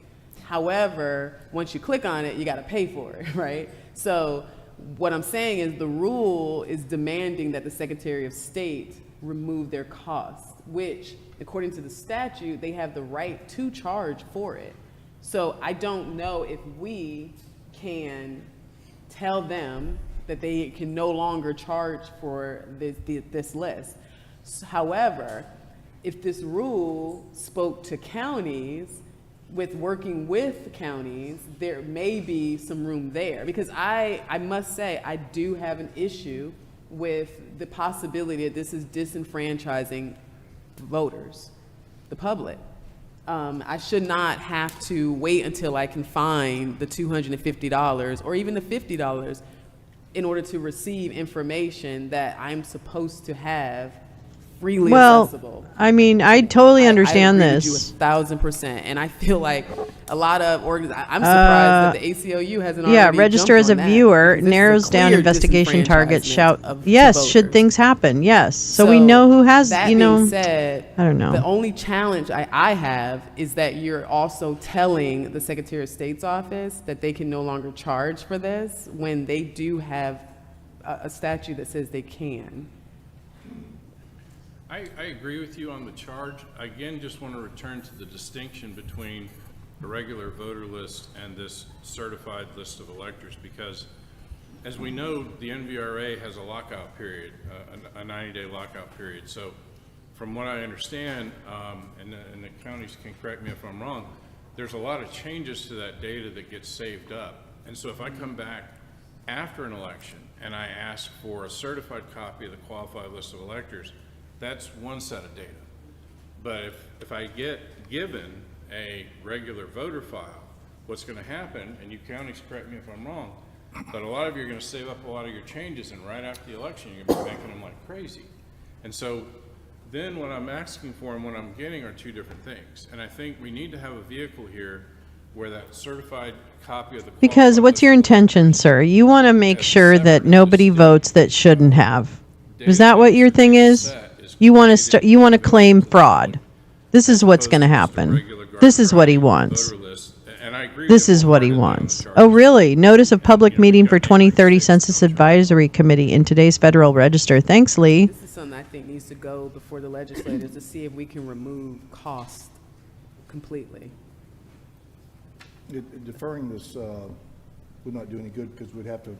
We should watch that if it's publicly broadcast. So the choice, I think, for this board is to either accept it or reject it. And then if you want to work with her on an alternative rule, then that would be an option also going forward. So, or ask this board to present a proposal to the legislature to remove those costs. So, Mr. Chair. Member Johnson. Okay, the cost still exists, okay? The discussion that's So taking you're place. changing the budget. One is, I'm concerned that this qualified electors list is unavailable to the public. I'm concerned that the qualified electors list is not available for public inspection, as I asked a month ago. You just repeated yourself. I'm concerned that there's no list that we know of that has been provided. Are you having an to someone on aneurysm? requests for the last 4 years. And I'm concerned that Oh, my God. anybody that would have need of using an electors list in a court case does not have a They have it. properly certified They have it. list available. They have it. Shut up. So these are problematic, and it's problematic because this is coming from the Secretary of State's office, or not coming from the Secretary of State's office.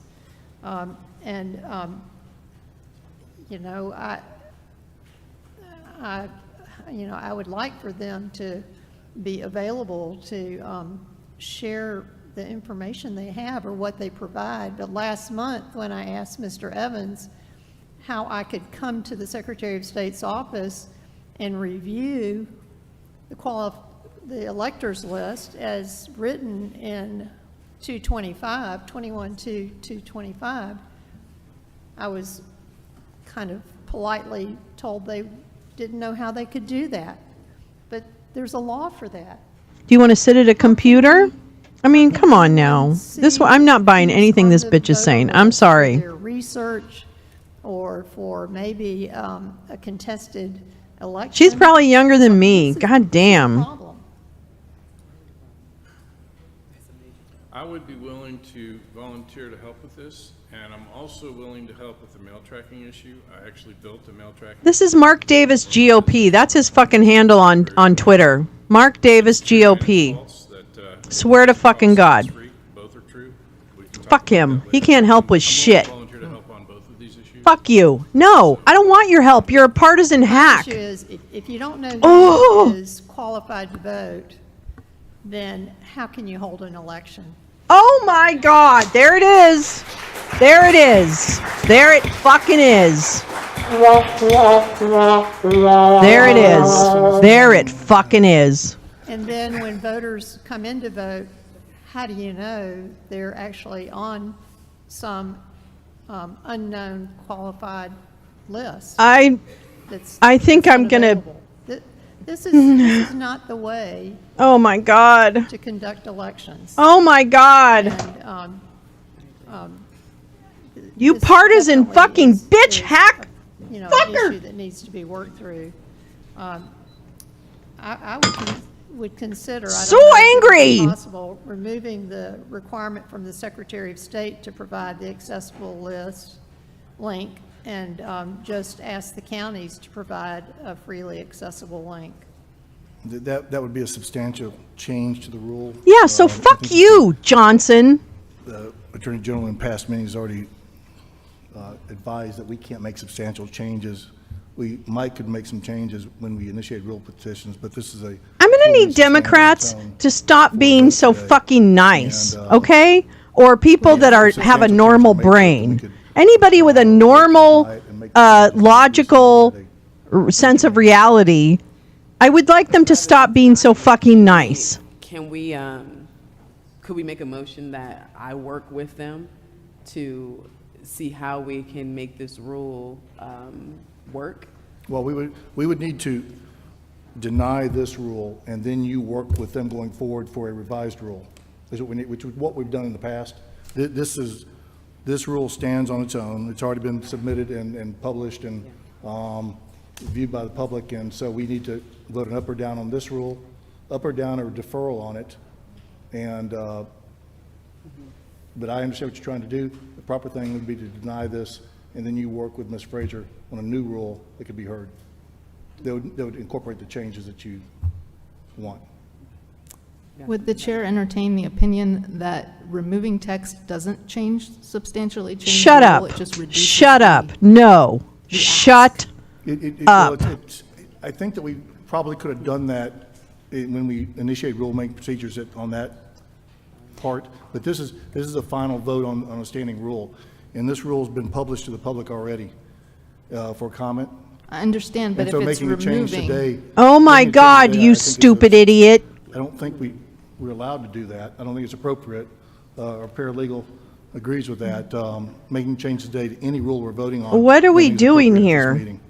So, I'm sorry, Dr. James. Can we have minimum, like, So oh, just never to be mind. clear, what I am proposing, not making a motion yet, because I want to discuss it if we have to, proposing that I will work with you directly on helping to adjust the rule where we can be in a better position to support it, as well as I would personally contact the legislators to ask them if they can consider removing the costs associated to obtaining this information. I mean, so that it does not my disenfranchise previous those rant- who cannot afford to purchase it, and to make it line up with.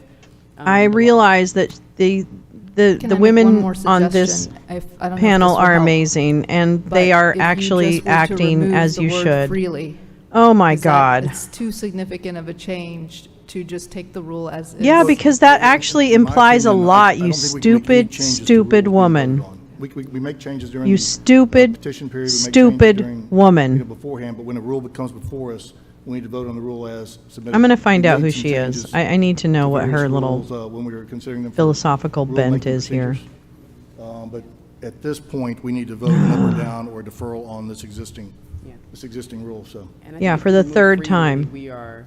It's right back to where it is anyway. Yes, it's true, Yep. but I didn't know if we could just, when you're Yep. taking away. Yes, versus I know. You said it 5 fucking times. You fucking cow. You never repeat the board will joke, entertain a okay? The chair would entertain a motion. So yeah, I would like to make a motion that we deny the rule as is. However, that I work with Ms. Lucia directly to help produce another rule similar to this one that will be, that we can support as the board, as well as I work with or contact our legislators to see if they will be willing to work on the cost that's associated to obtaining information that's supposed to be free to the public. Yeah, okay, the motion, we need to go ahead and just motion, vote on up or down motion, and then Ms. Fraser knows that you are available to work with her to I just want to make Fifth sure I understand. time. I don't understand the motion. So Here we go. It's going to be an up or down motion Okay. to deny the rule. And then Member King has volunteered graciously to work with you going forward to And- create a rule. But the timing, I don't understand. So in previous cases, do I just have to do the 30-day period again and come to Yes. final Yes. vote? Just Yeah. one more 30-day period, starting tomorrow? Well, when you have a rule.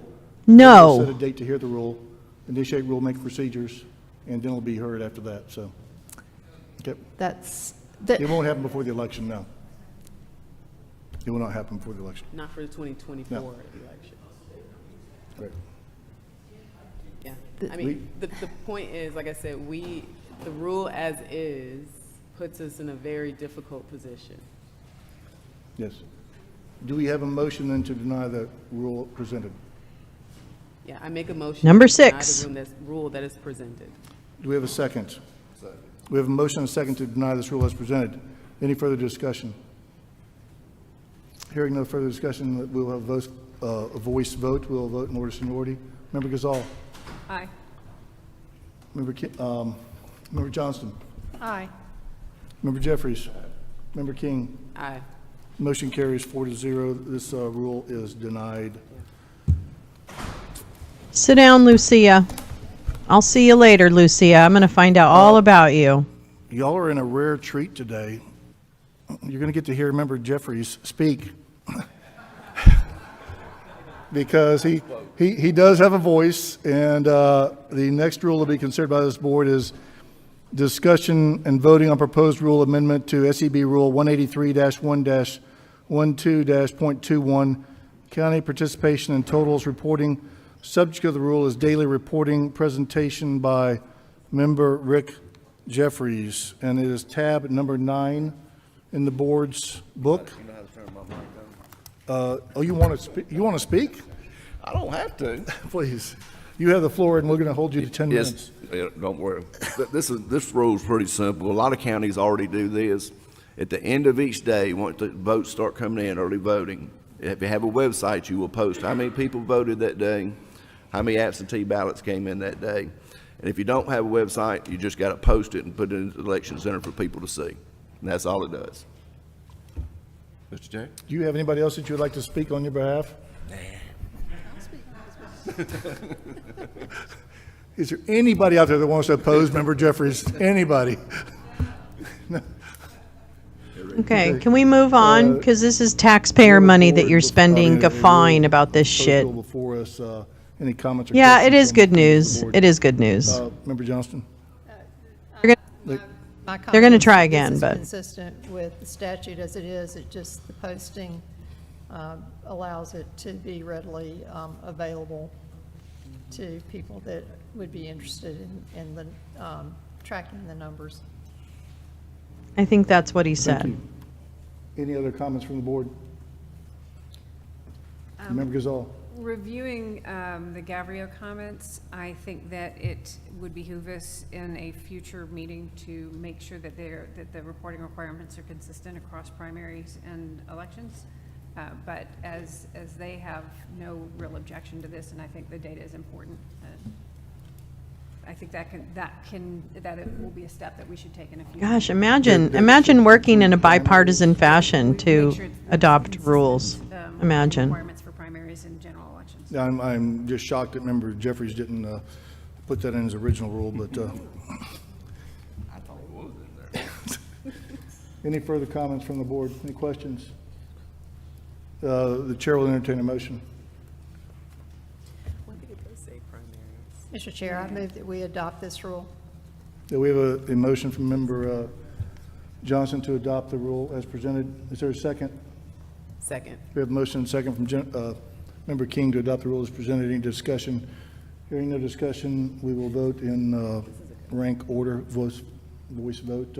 Member Gazal, how do you vote? Aye. Member Johnston? Aye. Member Jeffries abstains. Member King, how do you vote? Aye. The motion passes 3-0. Congratulations. Thank you. Good job, Rick. Worked hard on that. We got 10 minutes now. Yeah. We have a request for we have a motion made for a 10-minute comfort break. Do we have a second? We have a motion and a second. All those in favor signify by saying aye. Motion carries 4-0. So moved. 10 minutes. We will begin back at 2:53 with or without you. Thank you.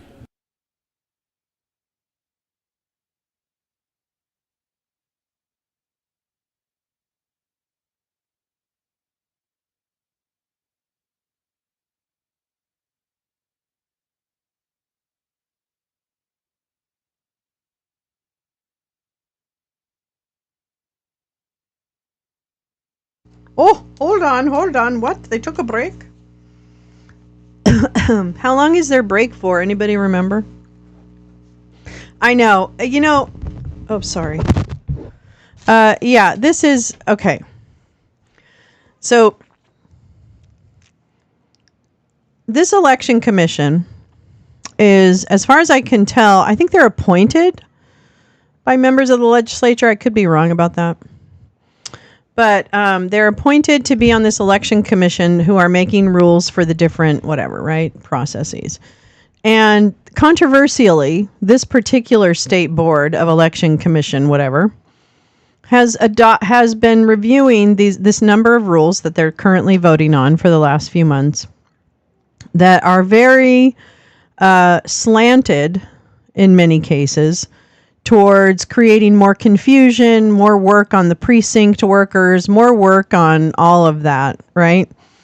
So the implication for the rules, for many of the rules that they're discussing, is that it increases the burden on election workers to actually produce data. Now, in my experience, the reason that they've asked for all this data is to create an opportunity to craft a narrative about lying, or you know what I mean, like a voter irregularities and all this kind of stuff. So they use it as kind of like a blanket, a way to just point at particular anomalies. And yeah, it's definitely a different system.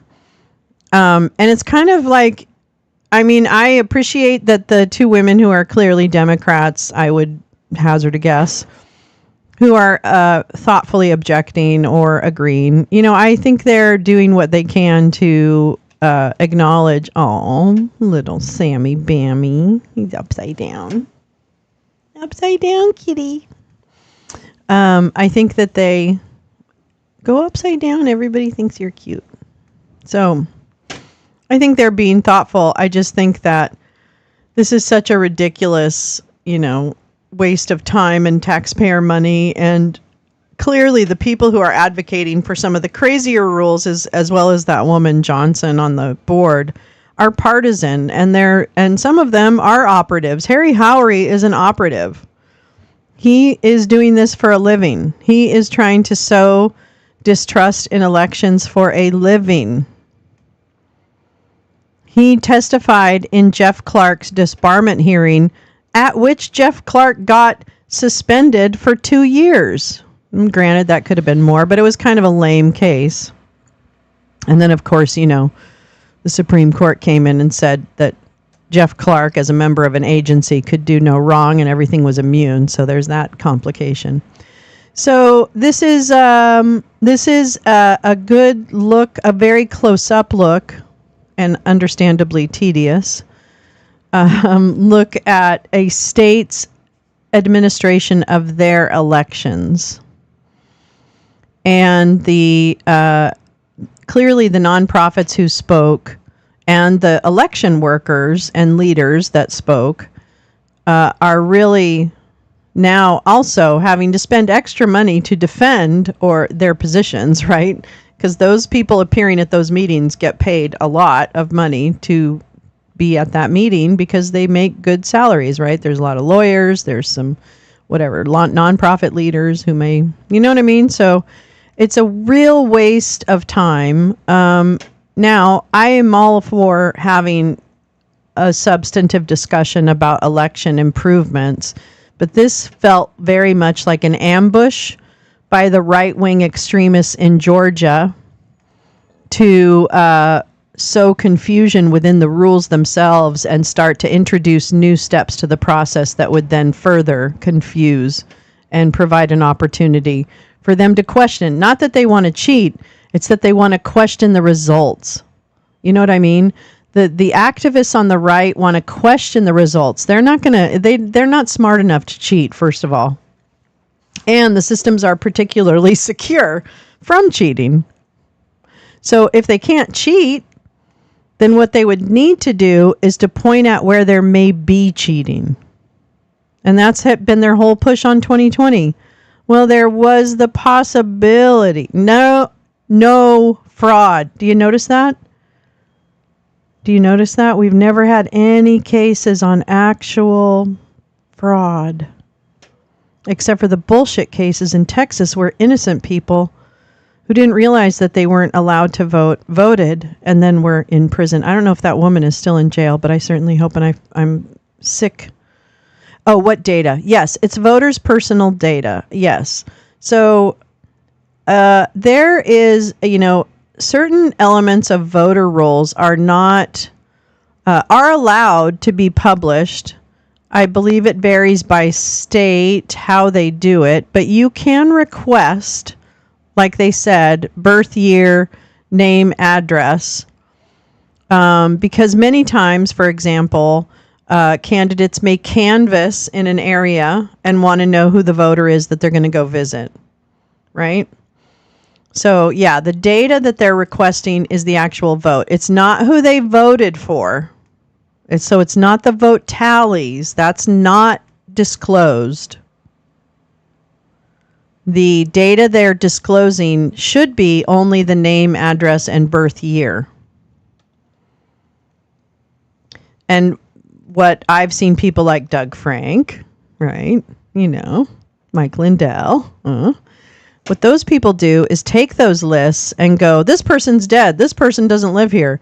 They'll use it as a canvassing tool to go around and harass people about who they did or didn't vote for, how many people live there, that kind of stuff. So they try and prove some kind of voter fraud in that way. So it's the way they use the data that is disturbing, and it is a function of the transparency that we built into the system, right? So it's a risk that's built into the system, but it hasn't been at least it's a problem that has taken on new dimensions since 2020. It is now a problem where you have vigilantes trying to access that data in order to say, we think there might be problems. You can't trust the election system because there's probably ballots in a river somewhere and no chain of custody and nobody knows, blah, blah, blah. Funny, what they're proposing in some of these rules is further complicating the chain of custody, which means those ballots aren't under supervision from beginning to end. Or there's some weird counting in the middle where there's a real possibility that ballots could get mixed up or lost. It just happens. It's human error. So, yeah, transparency is fantastic, but it has to be thoughtful. It has to think about, I still bring up domestic violence victims and what are their protections.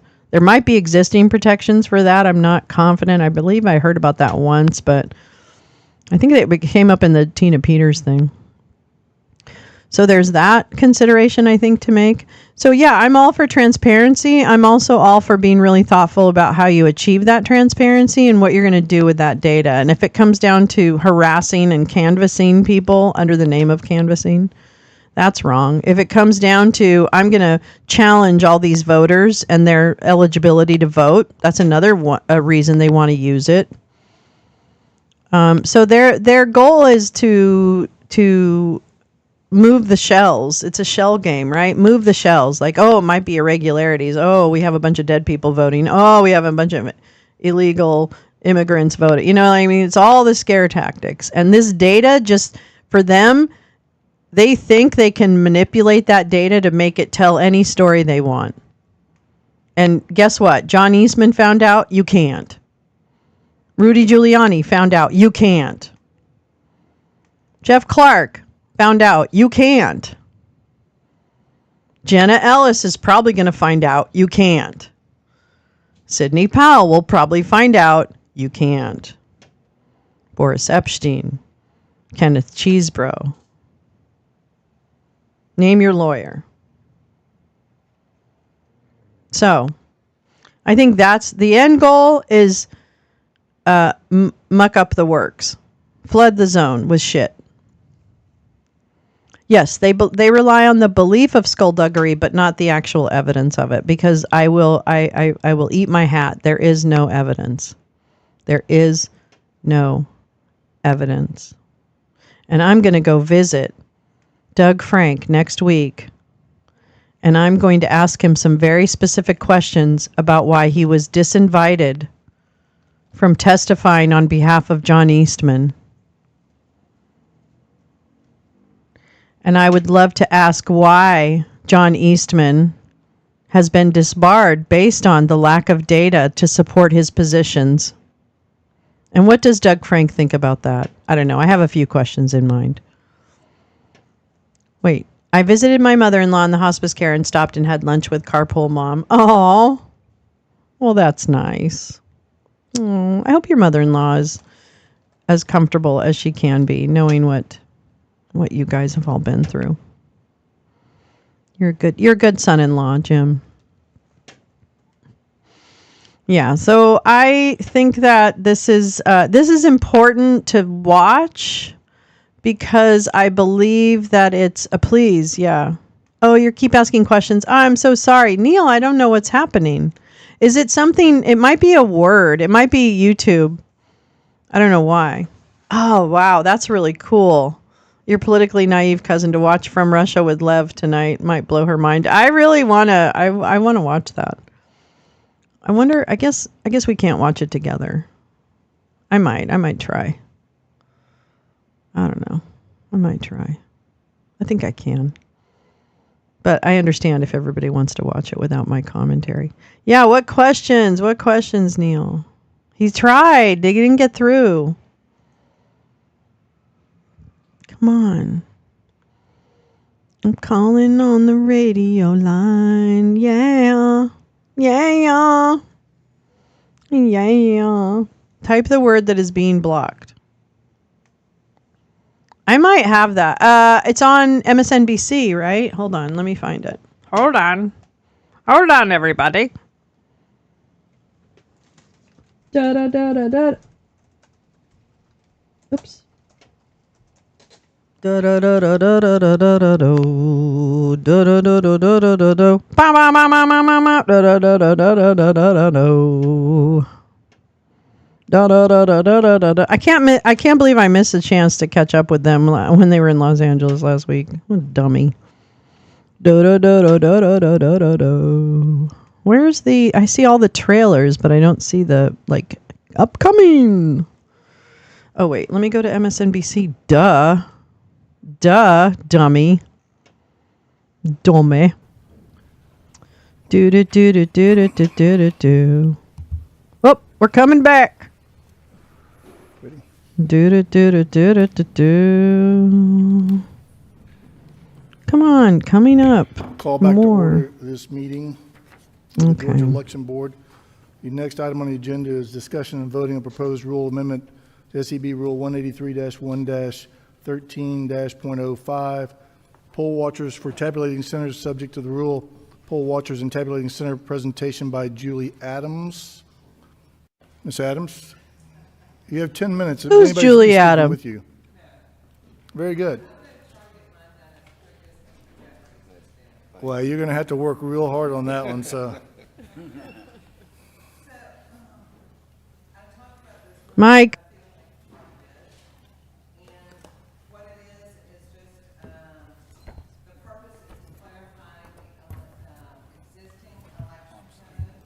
And ensure that poll watchers have meaningful observation in the tabulation center so they can fairly observe the processes. So I've read the whole thing several times to you guys, but the bottom line is for designated rooms and other areas to consider, which are ones that the tabulation processes are taking place, including but not limited to the provisional ballot adjudication of ballots, closing of advanced voting equipment, verification and processing of mail-in ballots, memory card transferring regional or satellite check-in centers, and any election reconciliation processes. And, I just think this is good for transparency, as we've talked before. A couple of people have come up to me. I've heard more about different counties and their tabulation centers, and some of them have 5 and 6 and 7 rooms that they have things going on. Isn't the story? I'm so sorry, Neil. I don't know why. And some are big and huge and spread out, and everything in between. And that is why I put this rule forward. I have a question. There you go. I'm sorry. 9 p.m. recently EDT on provided some guidance MSNBC. on Special the number of poll Rachel watchers Maddow that show are at 8. allowed in tabulating Thank centers. you, I think Lee. You might be aware of that. Some guidance was sent out, and we said that it's not 2, as most people assume, but you're allowed 2 in the different areas. I might show it. determined by I think I will. statute, and Fuck any it. other that the I'll have Lev. He can yell at election me. director decide was necessary. You recall that, Dr. Johnson?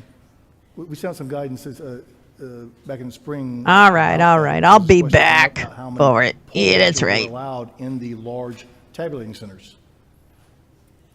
And people had assumed that there were only 2, but we said, no, it's 2 in each of the areas listed in statute. And then any more that the election director decided was necessary was a guidance that was sent out. Superintendent, yes. And so my question is, with that already being sent out by this board, why is there a necessity for this rule? Because we've already said that you can have more than 2 poll watchers. Yeah, there are a couple of reasons that I still moved forward on this one. First of all, the original law said I believe, because I don't have it now here, but it said, such designated places shall include the check-in center, or check-in area, the computer room, and the duplication area, etc., was what it said before. And so I just defined it with more locations. And the second thing is on the sending guidance to the superintendents.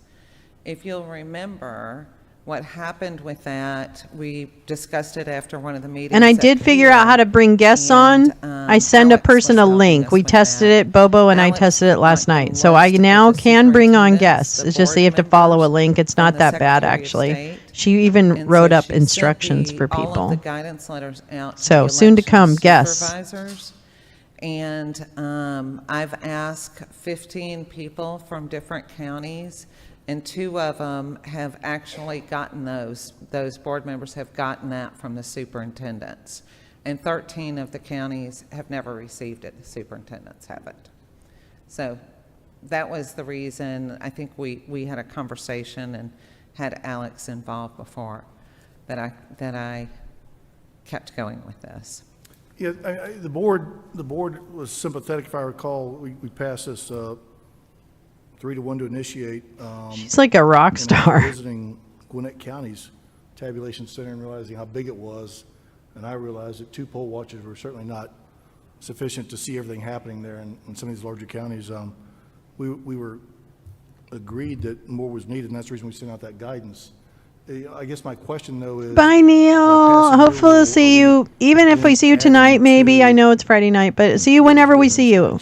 Love. Have a great one. And is that an issue for us to add additional locations? This clearly, the law clearly was written before saying that there are... I like that, Tasmanian trivia. And other areas. Yeah. Actually, that's what it said. Exactly, it said, and other areas, and it was added such as the tabulation process. I mean, so it was all the added time, onto Neil. that because it just Every said day I'm hustling. and my point is too, on the superintendents not getting that letter is I can't listen to her basically voice. The letter didn't go out because nobody got it, or 13 out of 15 did not get it. Well, then 2 What if people got most of it. these things take place in one smaller area? Oh, wait a minute.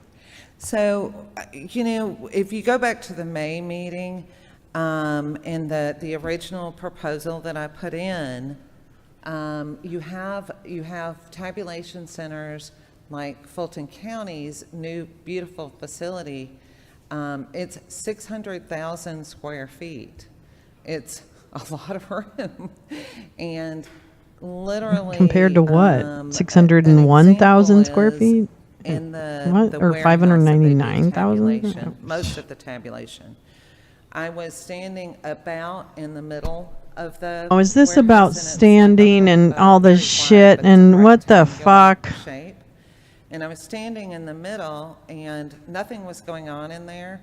There were a couple of people at one end, and I was trying to get their attention. And they were the three stuffing of us were the ballots only in their shorts. and I was going, hey, hey, and I don't want to say how I was yelling to get their attention, but I'm literally kind of yelled, and they didn't, neither Okay. one of them even were Sounds like a aware you that I was problem. making noise in the room. So it's just to give you a frame of reference. Oh, I see. You're saying So, it's like, hard to in hear. the very back left-hand corner. What is this they rule start about? the process with the mail-in ballots. And here we And if you are, were here we standing are. halfway And I'm going to go, I think I'm going to try and show that movie tonight, room, Lev's you movie. wouldn't even be able to tell that they were doing Restream something with that. ballots, unless you knew that that was going on there. All right, I have a question for Irwin County. Press your button, Irwin County. So how big is the space where all of these processes take place? I don't have the square feet in mind. Every county has it differently, but in my county, our layout, we, in our main lobby, we process our absentee by mail ballots, perform our adjudication in open view of the public. Our tabulation room, even though it is. Yes, that's what I'm showing. I'm going to try and show it. Has a 8-foot by 20-foot window. 5 o'clock? In order to Or no, allow maybe people 6 scanning, o'clock even if they're not Pacific, able to 9 o'clock get Eastern. into the area where we are scanning, that they can observe fully at any time. So you got a real small space. We are a county of Thank you, just over Paulina. 6,000 voters, so we're the opposite end of the spectrum versus Atlanta. We wouldn't be able to fit 2 people in the room with whoever is scanning the absentee ballots and performing that processing, but there is adequate space for 20 people. That is a priority. observe everything That is within a space priority. of 2 feet. That's my question. So if Irwin County wasn't able to allow 2 people for each one of the space where each one of these processes took place, you know, are That's they in against, violation of the rule? it's against election code. What? That is against election code for them not to allow 2 people from each party. But you're saying 2 people from each party for each of these different areas. So this isn't, let me back up. Let's Okay. go back up a sentence. Let me back up. Her Okay. voice is absolutely horrific. I'm sorry. In counties and municipalities using central Thank you, count Oren. partial scanning vote I think I'll go tabulation live right equipment, before 6 the p.m. election Pacific, so superintendent right before shall 9 p.m. allow ET. Each political party to appoint 2 poll watchers for each primary or election, each political body to appoint 2 poll watchers for each election. It was a and each really horrible independent speech. Candidate. I'm and glad. Each nonpartisan candidate to appoint 1 poll watcher for each election to serve in each of the locations designated by the election superintendent within the tabulating center. Such designated places. Now, so to my understanding, the way I read this, and you guys can tell me if I'm wrong. He looks like super is tiny with a big head. that the check-in area, the computer room, and the duplication area, Georgia Code says 2 per location. And, I mean, I'm not giving him a hard time that he has small locations, but the location should be able to fit, by election code, should be able to fit the number of poll watchers, too. You read location. Yes, margarita me. Margarita me, she said. They are She put the hat on at Chili's and everything. full sight and hearing access to the room itself as well. She had one of those, even if they like, physically what are they can't called? get Like, to the room. There is a difference between room and location as that. cannonball margaritas. So, Mr. Chair, may I say? Where you put the shot of Goldschlager, you drop it in the glass right before you drink it. I don't know, I'm just making that up. Much space. So, yeah. So let me ask you a question. So wouldn't the fire code trump all of this? I mean, if there's not enough people, I mean, if there's too many people in the room because it's too small, that would be in violation of the fire code, correct? That would be unsafe. So what Okay, I would margarita think is girl? that this would, however this plays out, they would have to make the necessary adjustments in order to ensure that they're able to meet the statute without breaking the fire code, correct? So that, I think we're kind of debating semantics here, because you said that you do have enough space in that location for there to be 2 people and they can see. They're within 2 feet of the room. There's just the Yeah. difference of there being a glass window. That's the only thing, and they can still see and hear everything occurring. Okay. So you wouldn't have an issue implementing this. It's just that they won't necessarily be inside the room, but they'll be behind the glass. That's the point of contention there. I'm all for this as long as we're not getting into semantics that they're having to be standing directly beside me due to space concerns, but we have provided access to allow for full observation by that many observers. And you could, considering how you have it set up right now, it is possible for there to be full observation in each of the steps that she's providing. Correct. Okay, so I Mr. think Chair. we're fine. Member Gazal was next. Go ahead. Member Gazal. So my concern is that we're replacing our judgment with that, with the discretion that the legislature has given to the superintendent. The way the statute reads is such other areas as the superintendent may deem necessary to assure the fair and honest procedures in the tabulating center. That is a delegation of authority directly to the superintendent. By writing this rule and defining what the superintendents must do, we are replacing our judgment with the discretion that has been given by the legislature to the superintendent. And that, to me, is an illegal or an unlawful assertion of authority that the legislature has not given to us. They've given the authority to determine which locations to allow observers directly to the superintendents by statute, clear law. That means that there is no room for us to regulate here.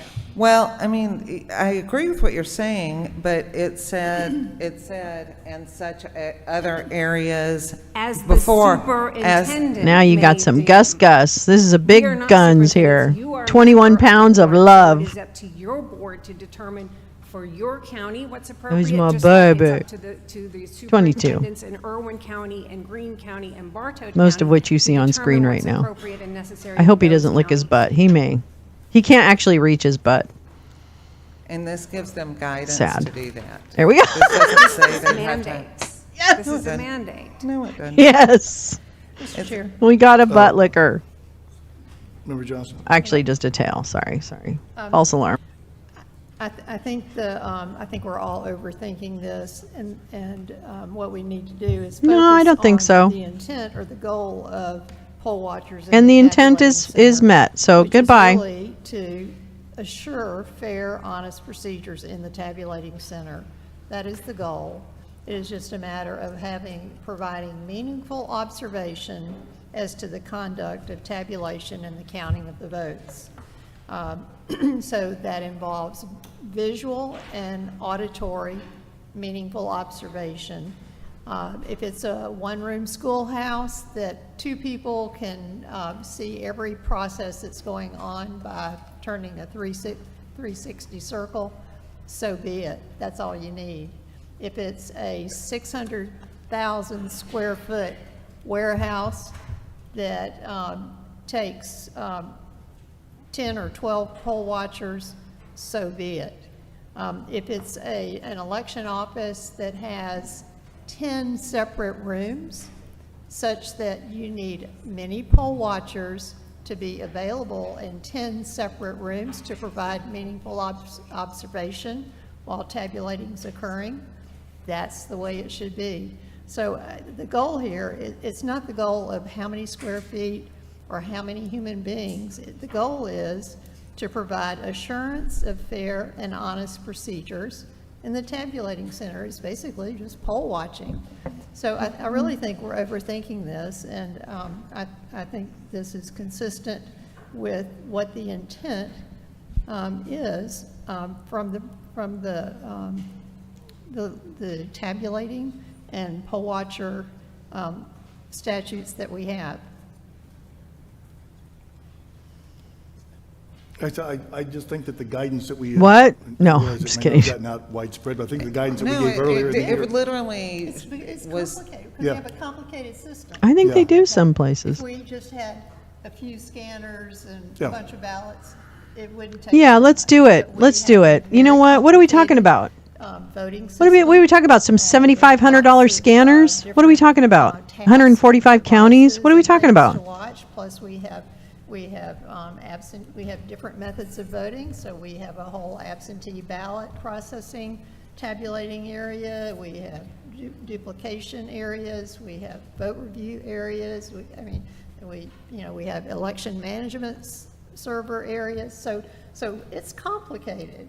And this board agrees. I mean, Yeah. we agreed in the guidance that we gave out that more than two poll Right. watchers was. That's so cool, necessary in some Max. I areas. think they But still we- do we some. agreed to that. It may take more than what's in here, as the election superintendent may deem necessary. Yes. Hey, Teresa. So, Yeah, this is I the don't Georgia think Election it's, Commission.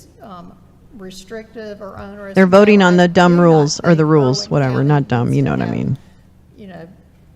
18 poll watchers crowded in front of their, whatever, the window or whatever it is. But DeKalb County might, or Gwinnett County might.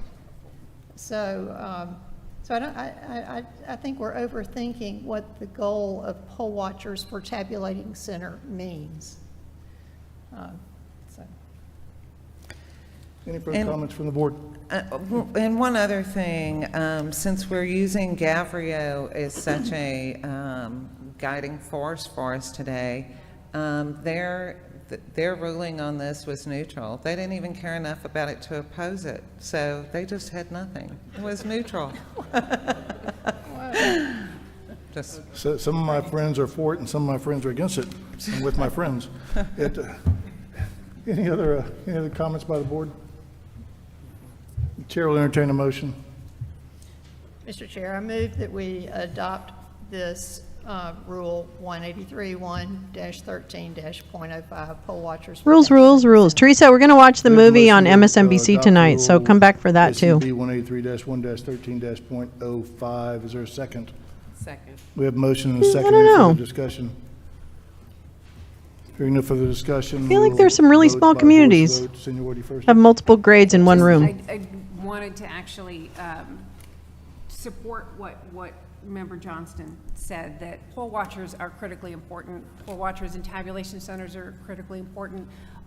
Ballot monitors, which are separate and under actually a separate provision, separate statute, critically important members of the public that help reinforce the sanctity of our elections. I'm simply can't support this because I think it exceeds our legal authority. Any further questions from the board? Comments from the board? We'll now vote by voice vote in order of seniority. Member Gazal? Nay. Member Johnston? Aye.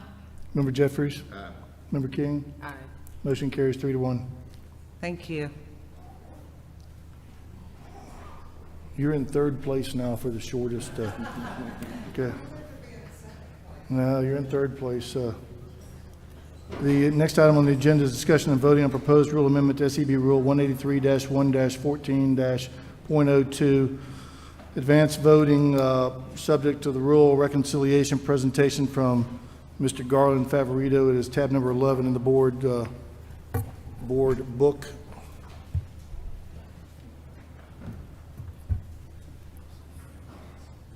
I have to warn you that when my voice goes, we're out for the rest of the day. So, projector.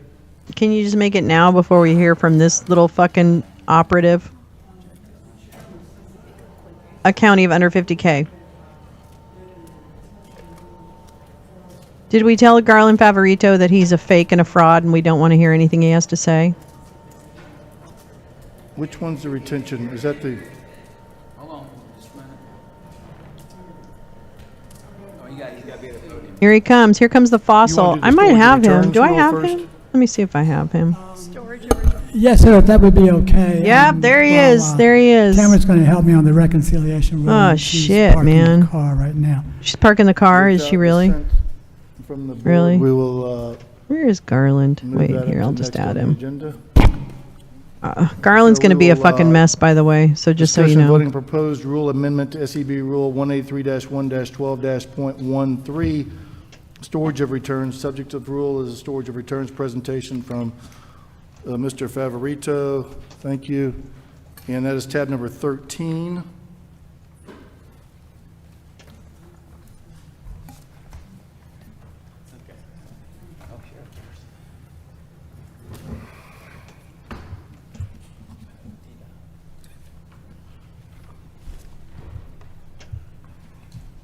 Thank you, Mr. Chairman. Let me give me just a second to get this PowerPoint loaded up. Yeah.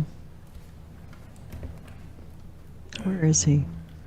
Where are you, you stupid fuck? I think I have you in electile dysfunction. While I'm folder. doing that, I have good Oh, here he news is. for you. I think I'm going to be able to do all mine in 5-minute recap. I think I love you, so what Okay, am 'cause I wanna be trying in to say? One of the top 3 places. Let's make him like looking in the side. Just like looking in a mirror. Yeah, so, okay, great. These Just like rules looking have in a mirror. already been Oh, approved what am I doing unanimously, so here? I feel very little need to say much. Oh, hey, haven't I you really really? appreciate the support last time. I can't They're not stand very this guy, I'm telling you right now. So I want to start off Telling with you the right now. reconciliation rule. Whoops, I got the wrong one. I beg your pardon. Oops, that's not it. I want to start off Where's with the my other retention lies? rule. Where's my lies? Oh, wait. Oh, here we go. This is a good one, too.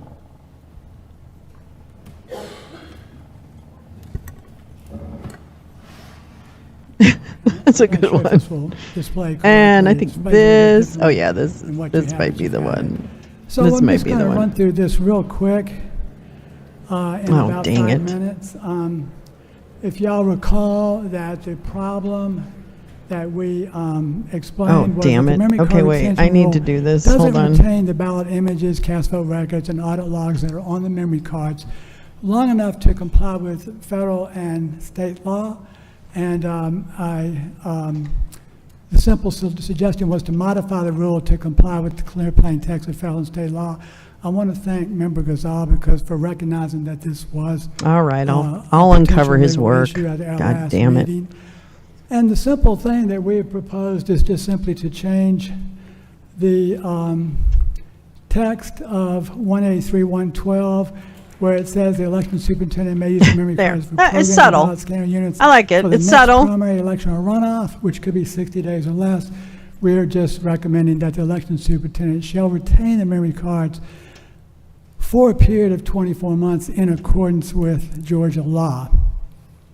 We went through the federal and state law last time.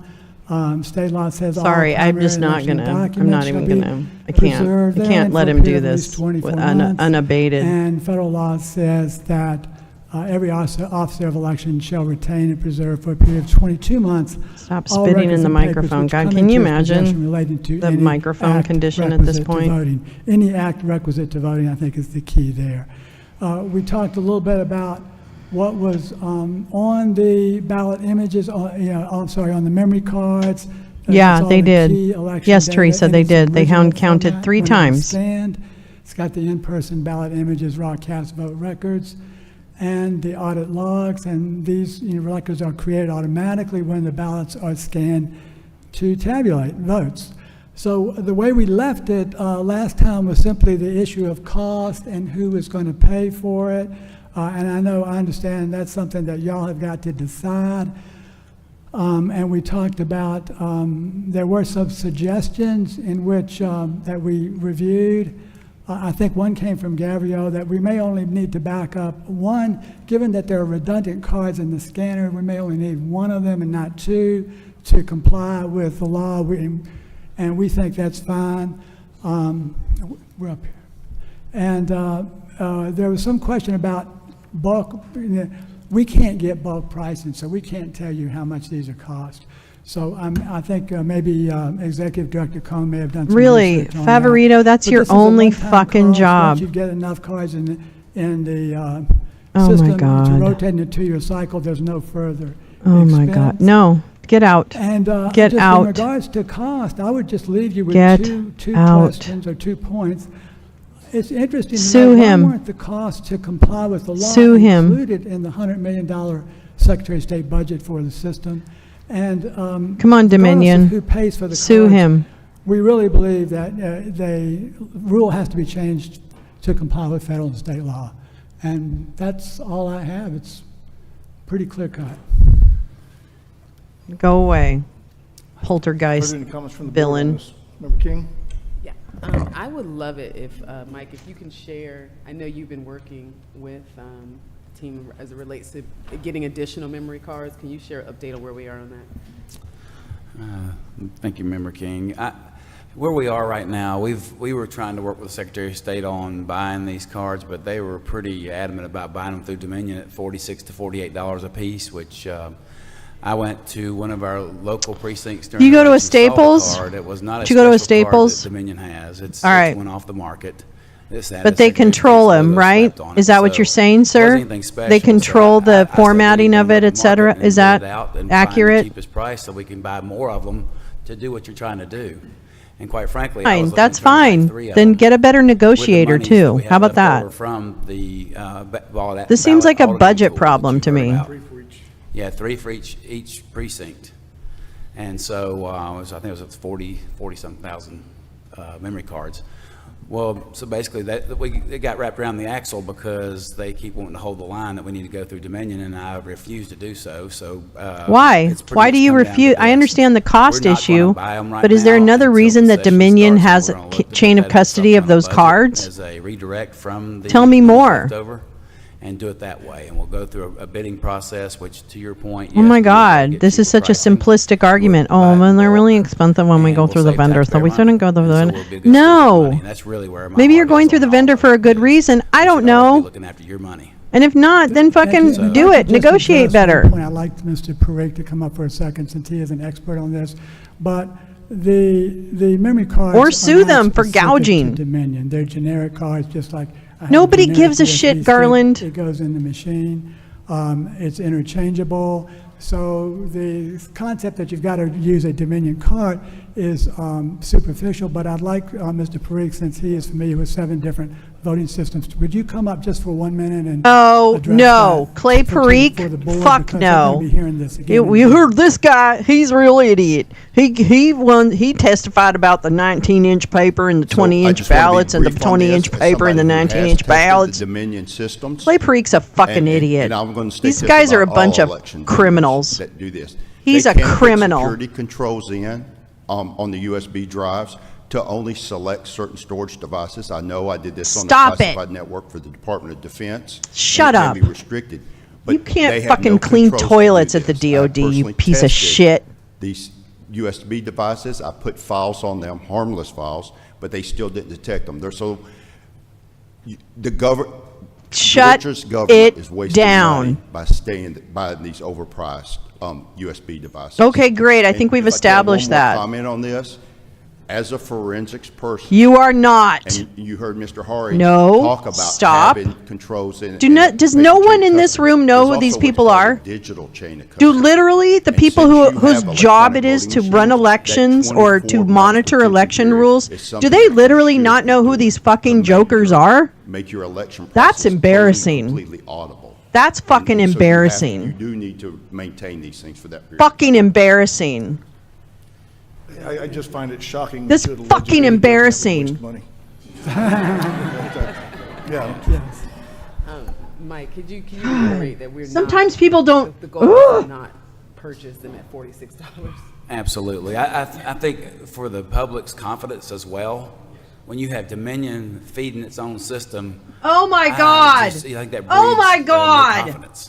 So I think if you are Oh buying my- them separate from them, you know they're independent, you're going to get a better confidence level out of the public as well. No, actually, And so I have less that's why we're confidence, steadfast in frankly. what I have we're less doing. confidence in One them. question I would like to If I you have guys answer, Joe so Bob you from the looking at precinct going out and buy period Staples, here, and I think with the number of cards, we I- bought I 3, st- I- and we got 1 already in the Ah. system. That's 4. That probably gets us through 1 year. this is a We actually joke. need probably double that. And I'm through disappointed 2 right years. now in the Democrats, okay? I'm fucking disappointed because those bitches should know that the fucking election fakers are the ones standing in front of them. Their entire job is Georgia elections, and they don't know what a fucking joke Garland Favorito is. That's a bunch of bullshit.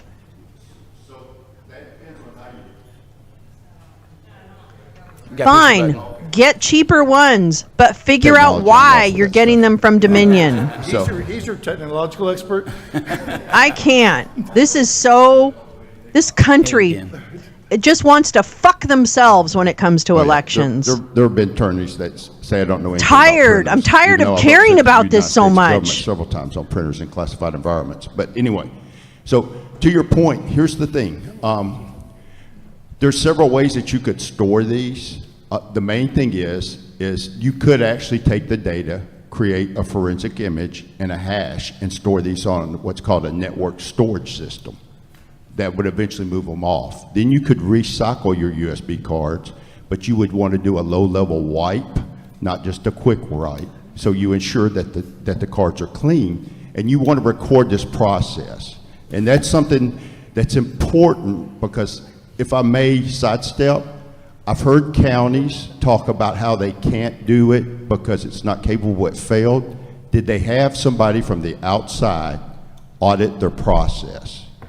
And that's an important thing when you do it. And that's what I'm saying, when you save the money, there's several ways you could save it. You could still And reuse Carrie those Lakes. cards, but you want to make sure That's that Clay you keep Parikh. the integrity of the data, and it's stored securely, and that you track your process so you have a solid chain These of guys custody. wouldn't know integrity if it was shaped I have another question like a for you. dick So on and they these slap image themselves cards, with it. if you've Okay, got all they these wouldn't ballots on know. there, the images. You're Does it right, have some Oren. sort of time stamp on there that would go when you go to store it? How does that work? All right. For their help. So there are timestamps that are Yeah, it just has an created for those H on the end, files, and those will P-A-R-I-K-H. stay. Now, the thing is once the file gets opened and you move it and you access it, those timestamps can change. I don't want to detract, believe me, I've done a lot of I forensic stuff can't. on election No, you equipment, haven't. and some of them have been No, transferred you're dumb. incorrectly, and you'll get No, like you're a dumb. January 1st, 1970 date across Oh, everything. fuck, And that you're just says back dumb. forensic steps, and Oh now my you got to start God. all over. One, the file should be Your encrypted only from job inside is fucking your elections. Dominion, so you have what's called a DVD file, which is encrypted and have all that, which can be easily decrypted, but we'll get into that when I come back to Georgia next time. So that file's encrypted, so it's going to maintain its file integrity as far as that until it's opened up and files are accessed. So if you're just copying in a standard network storage copy, it would not affect the timestamps. Okay, so your solution would be then to buy enough of these cards to where you have enough to do 2 years of elections. Yeah, so when that they third year do. comes, we can take Yeah. one and dump all that off because it's not needed anymore anyway, right? That sounds What? good, but I'm a technical person. I would have to have You're a more technical data person? on I beg to county differ. structures, your number of I think machines and stuff like that. Carrie Lake's two lost It sounds cases like would this is speak another to one the of those rules. contrary, It's a you good rule. It's stupid just a ass. timing issue on when it needs to be implemented, and it ought to be implemented. Wasn't he after admonished by the election judge, this I think, year, at one point for when, just being an the idiot? legislature can I think so. appropriate funds for this thing, so the counties don't have to come out of pocket on this. Oh, my And God. so, And Mr. Chairman, the question I would leave you Oh, with God, is, garden why isn't preparator. the Secretary of State It's garden paying for these preparator. cards if it's in violation of both federal and state law? He even has talks a like the budget second to do villain this. from This is Poltergeist. chicken feed for the Secretary of State's budget. Google it. He should be coming in here volunteering to pay for these cards right now. He's seen this rule. They have looked Oh at it. my God. I You know know what? you Why don't don't you want to answer go that suck a question. dick? Why don't you suck a dick or two, Garland Favorito? Hate as I you. said, it sounds Well, I to don't me hate like you this is because I don't know another you, timing issue that but I really don't like you. needs to be considered after the election, when we have confirmation from the legislature. Yeah. That they're going to pay for, which they apparently, Executive Director Cohn's had some conversations with them, are willing to discuss over there, so. Yeah, I think what to answer your question. I'm gonna- we're I'm gonna trying need to get eat them pay something. for it, but they want to pay $46 a memory card, and we would rather Well, save money. give him a I would moment. say the Secretary of State should pay $46 if he wants to. The only difference that we can see. All in the are card welcome. is All that are the welcome. card is an industrial grade card. The Wait till he Dominion gets System, going. Card is apparently industrial grade, as near as we can tell, which is a little bit more expensive. It wouldn't be $5, probably be more in bulk, about $12. But we can't get the bulk. I price. don't know. Only y'all can get it. I don't want him to fucking shop for anything. There's a lot of security implications in Yeah. sourcing something like this that's going into Yeah. our election systems. I think like folks in Lebanon might have a word or two to say about sourcing where you get your things.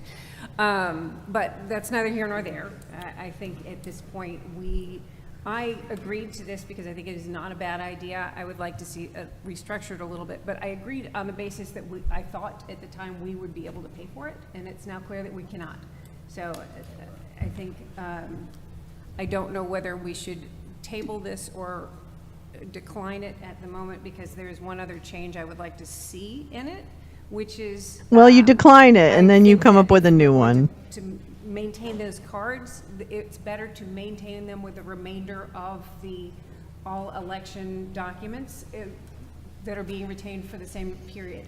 I think that's cleaner. I think you're less likely to have somebody misplace them if you've got changes in the office. So rather than have them retained by the election supervisor, I think that they should be retained with all of the other records.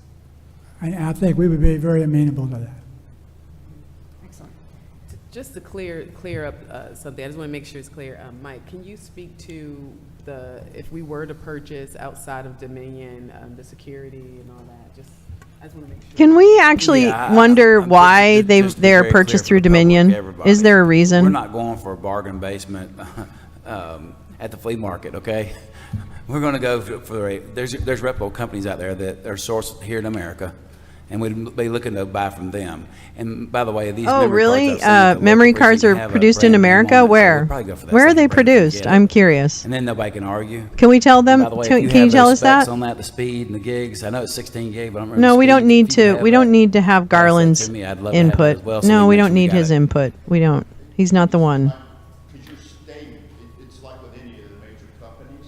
Oh my God. They have what's called a VIP or a Gold Star agreement. So Oh, fuck off. Clay, shut up. Yes. Nobody gives a shit what you think. the state of Georgia should be God. DOAS. Can't stand it. That's right. That's right. That's what we will do. That's the right. plan, so thank That's you. right. Appreciate your point. That's And right. the fact that it's industrial grade, that ensures you that it's not a bargain. Yeah, basement. send it to local media outlets, right? Can we put together a media package info about? Oh, actually, that's really smart. Is there a, Member That's Johnson? really smartly. I just don't know why. Like, My concern about this is that. why do they not know? These documents. I mean, maybe they're just being are nice. the That could be. metadata, Yes. Or the complete electronic file is required currently with the statute. And I'm not confident that that is being retained today. And in fact, I think there are many counties that still do not produce ballot images or retain ballot images. I seem to remember hearing the term ballot images on the war room. I'm a member of the posse. And require this. Wait, let me do this. I wonder if I can, the like. upcoming election, and I think we have good. Wait, let me make him like. Information that this There. will be funded. I like that. I like that. In the next session. Your body's having a physical reaction. Your arm is swinging wide and your hands open. Talking about right now. Yes, yes. Possible to- It is a if we great were to idea. adopt it, how would it go into effect if we don't have the? Maybe I will. Maybe I will put together dossiers bidding on process and they start to those two January, so morons. If we adopt it, will it just sit until we have the memory cards and then they'll go into effect? How would that No, work? if it's adopted today, it will go into effect prior to the election. How are you going to implement it? It needs to be deferred. If you want it to pass this again next year, it needs to be deferred until after the election, and I would suggest until we have confirmation that the legislature will fund this and pay for it, or we end up with a situation where we've created a mandate that the counties has to pay for. Yeah. And that would. So really, you're denying it until you have a what? Yeah, I wonder, I don't know if we can adopt it without putting a cost on the county. Yeah. You know, now, at Hello. this point, it's going to fall on the counties to have to pay for Here it. We don't comes. know what But those it's gonna be additional less. memory cards, how many they would need either. So we don't know what their costs would be, and then they would have to go through their own bidding process, I guess, and, you know, try to locate it. And then we may have, each county may have a different set of cards, and it's not a uniform process if we were to adopt it now. But I do think maybe tabling it until it's been passed, that we can go through the bidding process, get the memory cards, then we can send the memory cards to the counties, and then we can pass this to store it. Do you have a motion on that? Well, first, I want to make sure Dr. Jan is, I know she's Great still question. I believe they do, but great question. I While don't you know. think, I did want to point out, since Dr. Johnston mentioned it, at the last session, I explained to you that we did a statewide survey of ballot images in 2021 after they were public record. and we found a total of 1.7 million original ballot images missing for the 2020 election in Georgia. Okay, that's So it. that's, Thank you. 1.7 Thank million you. missing No, he ballot images. didn't. Each No, one is a he violation of fucking both federal and didn't. state law. No, So he this is a pretty didn't. critical, this is a pretty critical No, thing he didn't. For a government that has a $2 billion surplus to say they can't spend $20,000 on memory cards, that's a pretty severe problem. Come on, come on. Fuck off. I guess we're in a position where if we were to go that route, then we would end up with the Dominion cards. That's what they are saying. They will not purchase anything outside of Dominion, and it's at $46 a card. Go ahead and I negotiate prefer it. We table it until we can get this passed and Do an get the analysis bidding of it. process so that at least we won't be stuck with having Dominion cards with Dominion machines. It's the Dominion machines that we're more worried about than the Dominion Sir, cards. shut up. Shut My up. concern, Oh my God, I'm sorry. I'm sorry this makes me so upset, you guys. I know it's silly. electronic file is required to be retained, and I I just can't believe we're here 4 years later. this time that it is, and I can't. as the rule stands right now, these memory I can't. cards can be erased Oh my God.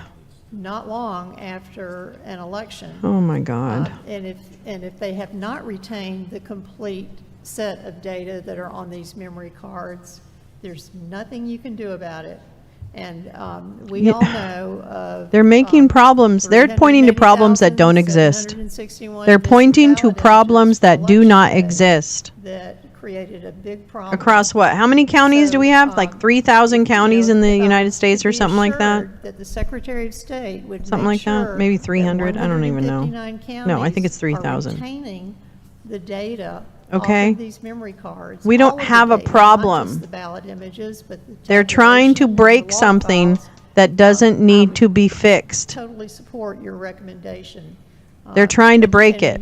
And we are taking the risk. They're that hell-bent come on removing January, Dominion the because General they Assembly want may not chaos see fit at the to count. Fund memory cards. Period. If I could just add to Oh, Dr. my Johnson's God. point. No, the you only can't. thing that you can do is Dr. We Johnson's hate saying, you. is to go back I'm to sorry. I the really don't original like you. paper I mean, I don't ballot. hate you, but I And, don't like you. and we spent 4 years in court trying to see the Fulton County 2020 ballots. We have not met resistance not only from Fulton County, but from the Secretary of State and the Attorney General, who filed an amicus brief in our case.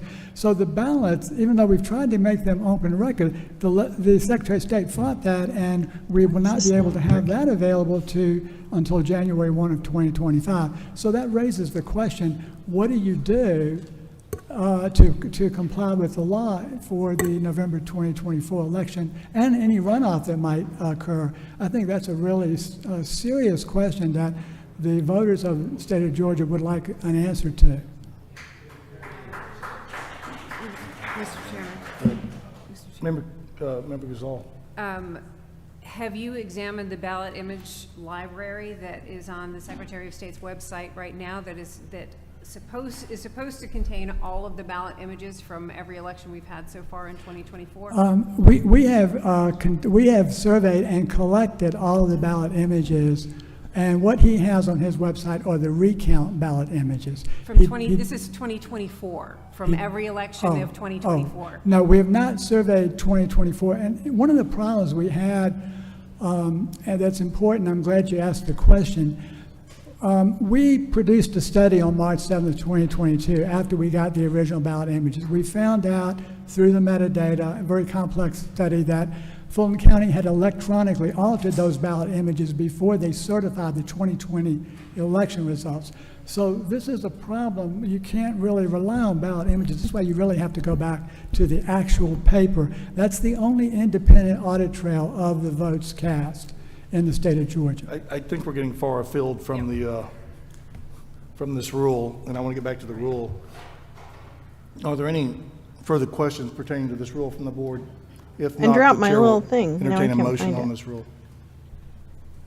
I'd like to make one more point, that the memory card is an original election document. It is required, this is a document that is to be retained for 24 months. So if we're not retaining original election documents, then we're not following Georgia law. Mr. Chairman, Member Gazal. the data is the original document, the storage device is not. But if the data So yet is again, not shut up. retained, If the data is not retained, but the storage device is not. So there are many methods of retaining the data that would be compliant with state and federal law. I do not oppose this method of retaining the memory cards, but it is not the only way to comply with it. So if the data itself is being stored, the counties and the state are compliant with federal law. But that would be a copy of the data. That would not be the original data. Fuck off, And, Garland. I'm sure Mr. Parikh can explain to you. No, how, he can't. During a copy, the data can be corrupted. So that's why you have to have the original scanned ballot images to ensure the integrity of the election. Stop this! I would like to ask can you explain what happens when you remove the data off the memory card and download it somewhere else? Do we lose information, or what's the concern in doing that? Well, one, I would like to state that if you post a library and you're running it off a web server, the data has been manipulated. It has to be, because the file structure systems for a web server and the way it's hosted is going to change that data. To answer your question, Ms. King, yes, because here's the thing. The data on those SDK cards is supposed to be encrypted. So therefore, to see ballot images, that means that the file was decrypted, and then those files are going to become standalone files and they will get moved. And depending on the type of system that moves it, whether it's a Windows system or a Linux-based system, or Unix-based, I'll say, but most everything is Linux now, that will affect your metadata. And that's why sometimes it gets complicated, and Garland's correct on that process.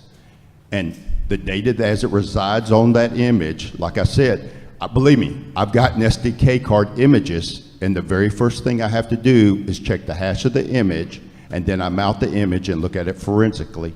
And sadly, I'm hoping that Georgia's are encrypted. I found states to where it's not, and that means that the data could be tampered with while it's on the card, and therefore makes chain of custody.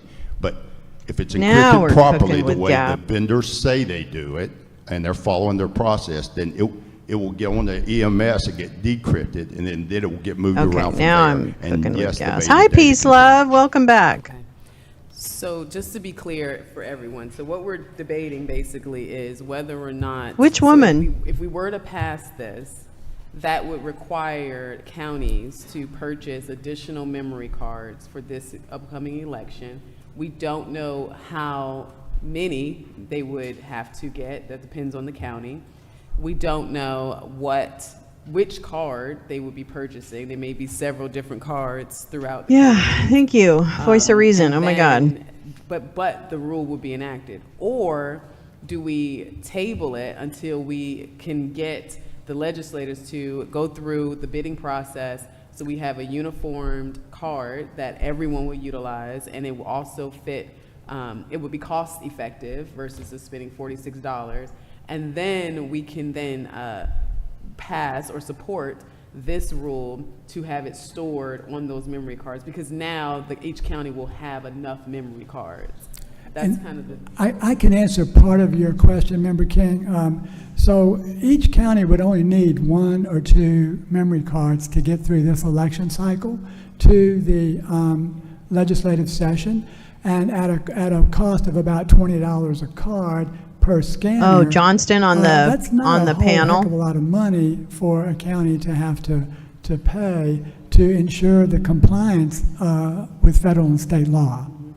I think we're assuming too that they have a surplus, that the counties have not already, like I said earlier, allocated their funds. However, are you certain it would be 2 cards, or what are you thinking from what your research? Well, I think once you're talking about a full-bore election like we've had this year, you've got a primary runoff, and you've got a general and possibly a general election runoff. That's four cards you're going to have for every scanner. But not to get to the legislative session in January. All you need is one card for the runoff, if you even have a runoff, and one card for the, we already have the card for the session. So all we're really looking at is a single card per scanner, just in case there's a runoff to get through to the legislative session, because then there's going to be another year. All right, there's the before another link. I election hope is it came conducted into and you need the, them again. I think it So came into one YouTube, card yeah, per okay. scanner, You should be able to click on that even link. That's the for Guardian probably article. about Thanks, Jim. $20 if bought in bulk, is not, it's pretty much peanuts to comply with both federal and state law. The problem is there's no guidance right now that we can give Oh, to the just counties about peanuts? what card to buy or They actually who to accept buy it peanuts from for that or payment? what to pay for it, or there's just no guidance out there. Well, on that's that just too bad, issue Peace right Love. now. Then they're And not trying to implement American, that are they? before Then they this are election is- lefties and We've got an commies. expert here, I think he can give us the Wait. guidance. I would like to hear. Not to be fighting Garland, you both made very good points, because believe me, I'm Use an the mic. operational guy, and for large. Use the mic, Clay. You know, it's funny. You really don't want to hear Clay, so it doesn't matter. Your points, here's what I want to tell you, because I'm an operational person. No, he's for not. large DOD entities. No, he's not. Okay, worked. listen, And so what I'm listen. telling you is, He you do not want the got sloppy spanked global supply chain Sup- issues that these vendors have. Testifying for Kerry And I've Lake seen in their Arizona. supply lists, Spanked. And they're fraudulent in their Spanked. technical data packages. He's an idiot. Your points are very sound. What I want to tell you is when the state purchases them, you're controlled through procurement. I don't. They are to literally task the counties with listening doing it to right-wing individually is asking operatives for right now chaos, who have no right? interest in But free you and wanna fair get 'em, you elections. wanna control That is who 'em, is you speaking issue right 'em, now. And they say issue because So I don't you care want to what he's ensure they're talking about. clean and brand I don't new, care. So you don't run the extra steps I to make don't sure care. they are, which would be the low-level WAP Everything and he then do it. proposes And then is as you in give 'em to- is in after support the of counties use 'em, they're breaking surplus, our they should relation store them our election securely systems. until they're used, and then they put them in. And What? like Garland said, you UK don't need just that many banned because they're backup, Trump from but fleeing you to wanna Great have 'em. Britain And to after escape they're prosecution in loaded, the- ooh. they're just like Do the they know ballots or something we anything don't else. know? They need security controls on them and to be checked. Well, so What? you bring up a question that I have, because I am not technically savvy as you are on this issue. He's not. How He's many not. He's- ballots could no. one of these cards hold? Could you do 2 elections on that one card? If you can do that, then you've solved the No, problem. these guys are And- operatives and for I don't Steve believe I- Bannon. if I give you Okay, this they were before part going- all of right, the so John I have Eastman the and the Ken documentation from Cheese the Pro, Bannon that tells that. Kerry And so, Lake, all the here's thing, election on the 8 deniers, gig Clay card, Parikh and SDK Garland cards that they Favorito have talk been up about, the they ass can of hold up to every single 10,000 election to denier a two-sided paid ballot. So if you have a front and back to on do your so. normal ballot, There's nothing that card can normal hold that or many along with organic extra or data that's put on regular the card, about these because there's log dudes, files and other things that are on those cards. except for the So fact most that of they're these are criminals. 16. So they're that's- going to be good, and because believe me, there are other questionable things that got when SDK cards got pulled from I just wonder if that systems during thing, an if that election, means that and like they the obviously UK weren't knows full, something we but that's a don't. whole I don't nother know. story. And that's a lot of cards for Gwinnett County or Fulton County or DeKalb County or Cobb County, and with the general election, with maybe a runoff, with. I don't know. But- Dr. Phil is not disappointing me here's as the much thing, in there- this there are two hearing as I SDK thought he would. cards.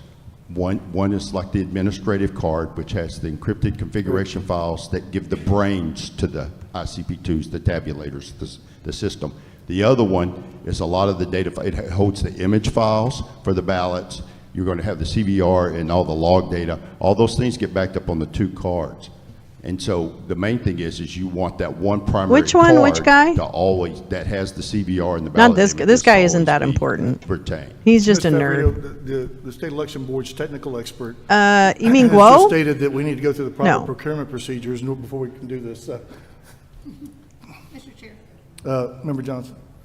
Could we ask Mr. Kirk to weigh in on his inventory of cards and what he does? Push your button, Mr. Kirk.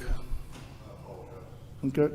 So, I actually don't mind this idea, especially if you're going to provide them to us.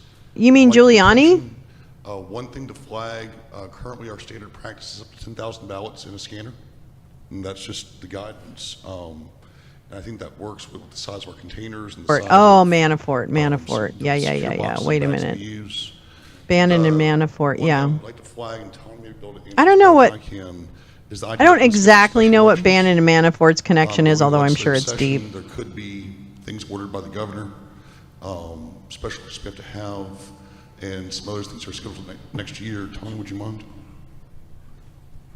Yeah, we actually have a June special primary for Public Service Commissioner next year. So we're already, in my county alone, we know we're going to have 3 elections at the very minimum. That primary in June could have a runoff in July, and if a third party qualified for Public Service Commissioner, we could even have a special general runoff. So we could have as many as 5 elections next year, because I already know I have a March East Lost and a special city council. So Definitely think Manafort, but I we just just wanna- don't we're in remember favor of the enough rule. It's about, just a matter yeah. of making I sure don't we remember have enough the about 5 that. cards that we can get through an entire election cycle, which in a nightmare scenario, you could have as many as 14 elections in 2 years. And- Oh, and Mr. Elmo Chairman, either? We did mention, you mentioned Gwinnett County, we did do a quick cost math. There's about, we think, about 275 counties, scanners in precincts in Gwinnett. One card, $20 each, would be about $5,000 expenditure to get through to the legislative session. Plus and, the- and that's only, you Nope. only need it if they have a Nope. runoff. Plus the staff One last time point to in case do what it, you said, et cetera. sorry if I No, missed it's it. not just the No, cost we of the cannot fucking use card. between elections, it has to be static to that election, especially for the retention standards y'all are talking about. So basically, what I'm hearing is that by the June special election should be covered based on what takes place in January. So we'll be able to purchase new memory cards by that election. The question is, the memory cards we currently have, is it possible to store those for to use them for this election that's coming up, and any election that would take place before session, which I think is just as presidential? And the is runoff. It enough space in the runoff and a runoff? Yes. Is it enough space on the cards that we currently have where the counties would not have to purchase any new cards? And if we were to pass this, to store those? I'm sure Joseph will tell you that they've got to wipe those cards for each election.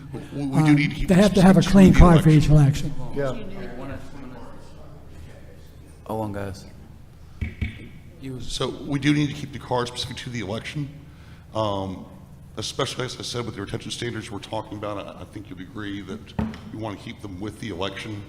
There will be a small number of counties who have runoffs in December. There's a potential for unscheduled special elections for legislative seats.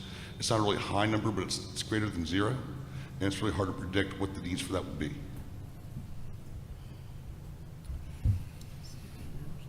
The chair would entertain a motion at this time. I'm still trying to be clear on something. I still want to be clear on something. To be clear, the memory cards that we currently have, that the counties currently have, there's not enough storage space in order to. There's not enough cards to do a runoff if a runoff occurs. So we would need, so they would have to purchase new So doesn't this seem like a cards if we were to logistical pass this right Maybe. now. It depends issue? on their inventory. They might have to, or they might not. I I'm imagine they very have confused. extra, Why but is maybe this not group enough. talking about it? Might I ask Mr. Kirk, do you store a complete electronic file of? We transfer everything off memory cards through the Dominion software to the database that's retained. That includes audit logs, images, as well as the results. As far as how many cards we have in our inventory, I apologize. Off the top of my head, I wouldn't feel comfortable saying, but I'm happy to get the information back to you. Unfortunately, it wouldn't be now. Do you have enough for a runoff election? I don't have enough to have a complete new set for a runoff election. I may have some extras, but I just, off the top of my head, do not remember the exact numbers. Do you buy your cards from Dominion? I am currently using the cards that were procured with the voting system originally. I'm not sure I've ever bought or purchased additional cards. I'm sorry. I'm currently using the cards that were originally provided with the voting system itself. I do not recall if I've ever actually had to purchase additional cards. If I did, I would have purchased them through Dominion, as was was the guidance. So you would buy the $45 card? Yeah, he would, because there's probably a reason for it, you stupid cow. So, Fuck where I am off. on this is Or that I think renegotiate it. should be tabled until after session so that the state can procure memory cards and ensure that they are secured, pass them out to the counties so that now they would have enough cards in order to enact this. It sounds like they paid for the cards once. As long as there's no more. It sounds like they paid for the cards once. Any more, I know she's thinking, I just want to make sure there's no more discussion.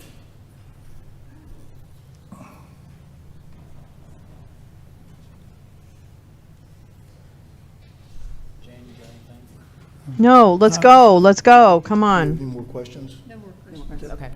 Yeah, See so you I'll make later, a motion Paulina. that we Take care. table this Thanks. Until after session, so that we can ensure that we have a uniform approach to handing out additional memory cards to every county, so that we will be able to store this. We have a motion to defer this rule for further consideration. We have a second? We have a motion and a second to defer SCB Rule 183-1-12-.13 for further consideration. Any discussion? Hearing no discussion, we will vote via voice vote by seniority. Member Gazal? Aye. Member Johnston? Nay. Member Jeffries? Aye. Member King? Aye. The motion passes 3-0. Now he's That was getting 3-1. the gavel. You promised us 5 minutes on that. I want you to know you're about 40 past that. I stuck to my 5 minutes. It was y'all Sit that asked all down. the questions. Sit down, asshole. But they were good questions, and seriously, I want to No, thank the board. please 'cause stop. That was Stop a very this. serious discussion. Stop And this. I could tell that There's every one nothing of you were serious trying about this to, motherfucker. accommodate There's nothing the serious need, about this and it motherfucker. just sends a bad Zero. optics, He wants to voters, disenfranchise not for you, black but and for the brown governor voters. and the That's Secretary what of that State man and not standing funding right there this, wants to do. this board And he works properly. all And I know day the long as to a make that legislature happen. intent. Okay, how long? That's is your what next his one gonna intent take? is. We're going to write That's this what down. his intent Okay, is. so I've got 2 that are combined. No. And I can do both of them in about 10 minutes, but you'll have to vote on them separately. We have to vote on them Right, separately, exactly. yes. They don't know. Yeah, it's I up don't to know, you but if I'm you going to imagine want to come that back there's a on Monday, reason come that back, or Dominion we can provides and controls continue. the supply of cards. I don't Well, we're know. gonna go through it. Maybe there I'm isn't. easy. I'm just But that's not the holding you to your 5 conversation they're minutes here. having. The Well, next I- item on the agenda I is did. discussion and voting on proposed rule amendment. You ever seen that thing where they bring out the hook, and drag you Sit off down, stage? Favorito. The next item on the agenda is discussion and voting on proposed rule, to SEB Rule 183-1-14-.02, advanced voting subject to rule reconciliation. Presentation from Garland Favorito. It is number 11 in the board book, tab number 11. And Mr. Chairman, Tamara is going to help me with this, and she's got another handout for you. Is she For the- quicker than you are? Is that Tamara Scott? Who's Maybe. helping I don't him? know. That looks like She's a little- Tamara she's a Scott little to bit me. slow today, so you better That looks like make this fucking That's quicker Tamara than the Scott last to me. A It Lindell is, but acolyte I'll go has a as fa- show I'm- on I need about Lindell's. 10 minutes, I'll Really get through fucking this. Christo-fascist. And, I don't know if it's her, but I think it is because it looks like that fucking bad and dye job. Since we have from my shorted, vantage point. Executive Director Khan, we've got 3 I'll bet you anything. It's handouts fucking that Tara are for the Scott or record whatever that the I'm gonna fuck be her name is. referencing, that's for executive. She's a crow and I Director Khan, hate since her. he hasn't been No, getting I our don't like copies. her very I much. apologize for not copying you in I don't on not these. hate her. I don't care. I Mike. don't care about her that much.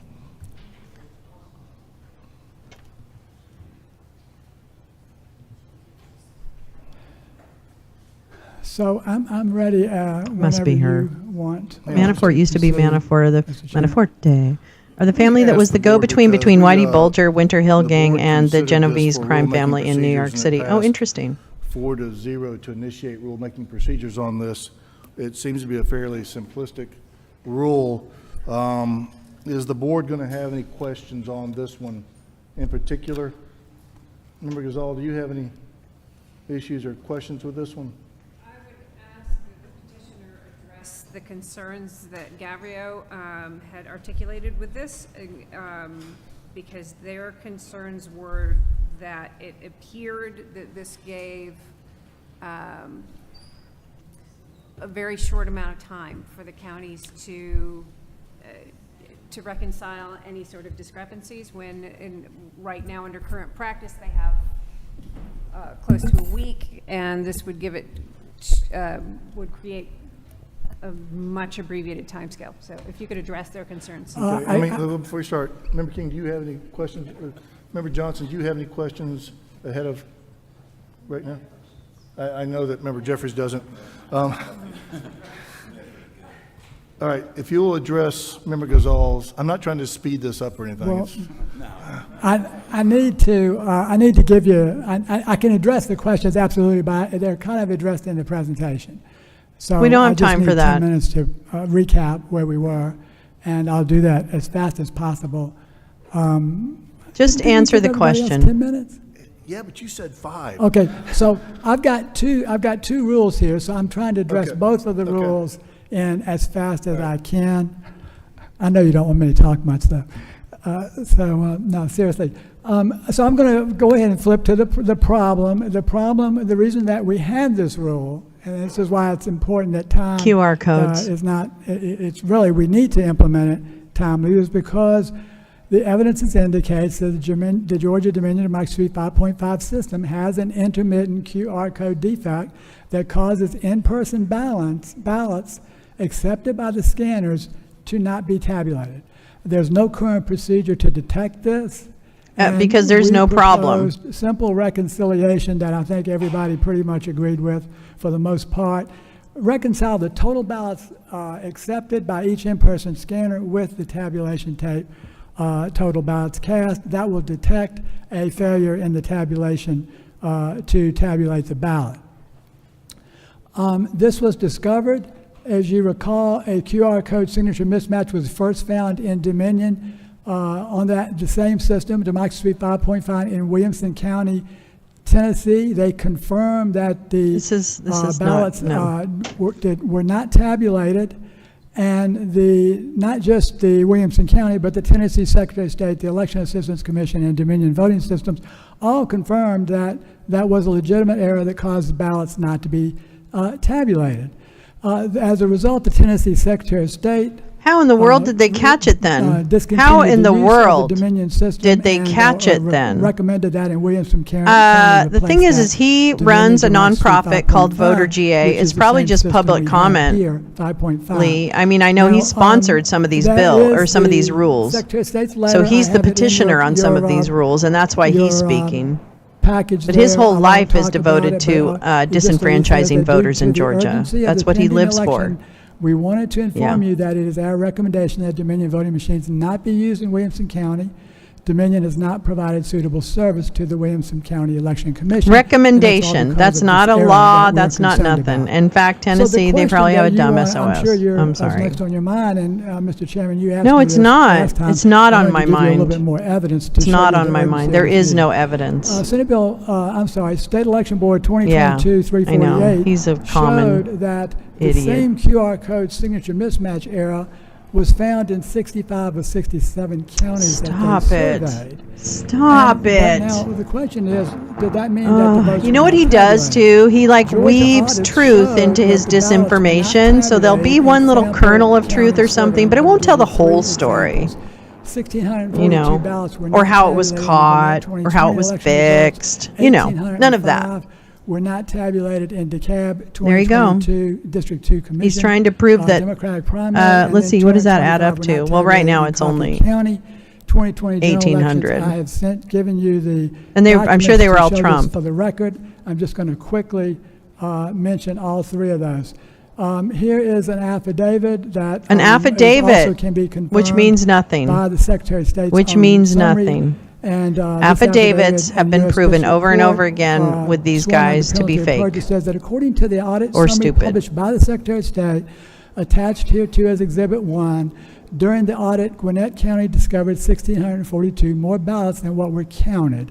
And this is in regards to the 2020 This is not election. right. Oh Moving my on God, to I the hate second this one, so much. And this would be, not sure which page this is but on your hand here, but the DeKalb County primary this is a story that most of you remember, but Golly you don't know all moly. the details. So a candidate named Found some Michelle amazing stuff Spears about this came in insane. third Oh yeah, in no, the he's DeKalb the District 2 worst. commission He's a primary. bad, bad, But she bad got man. no votes in the He's a precinct bad where she and man. her family lived. And Yeah, I voted. know. She reported that Imagine, problem to she didn't DeKalb even vote Elections, for and they, herself. Probably she didn't tried to vote. rerun, the That was machine the count and got crazy the same Karamo or results. whatever her so name they is. postponed certification to do a hand Tweets, count. tag This was the Lolo. only Thank you, race Oren. That was hand count audited in the 2020 Hate this election, guy. including the Secretary of State's race.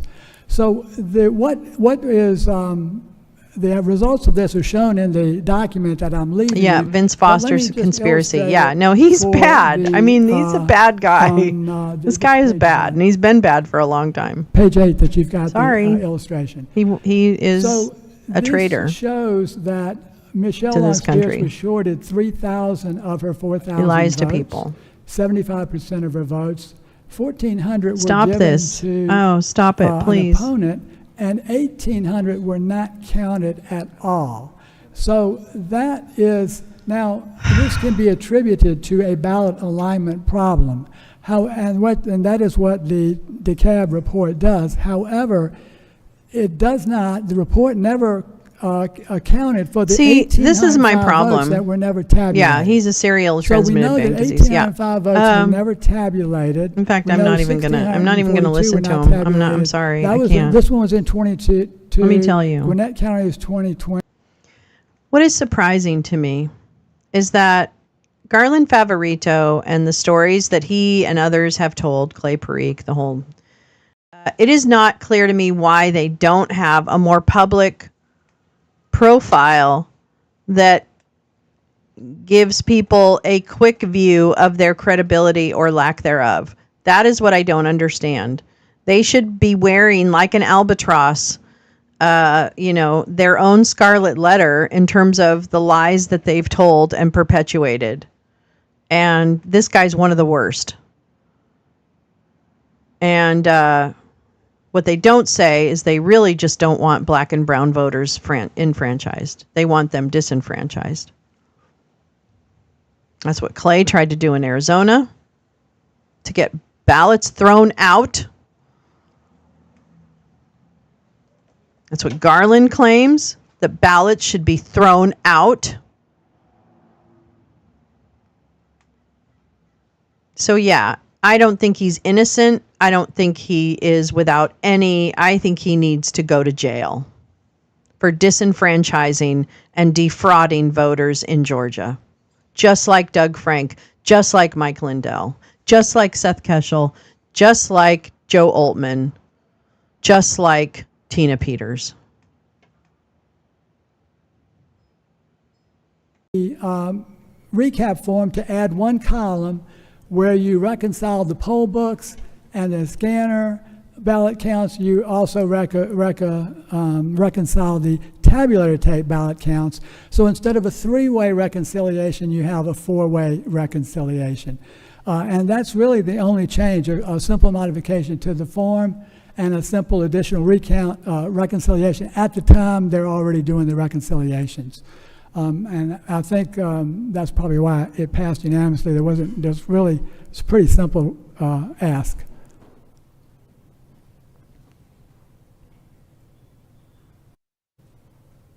Now, I was going to stop there because I know you need to vote on the election day and Just the early stop. voting separate. There's a couple more things we could talk about in the early voting.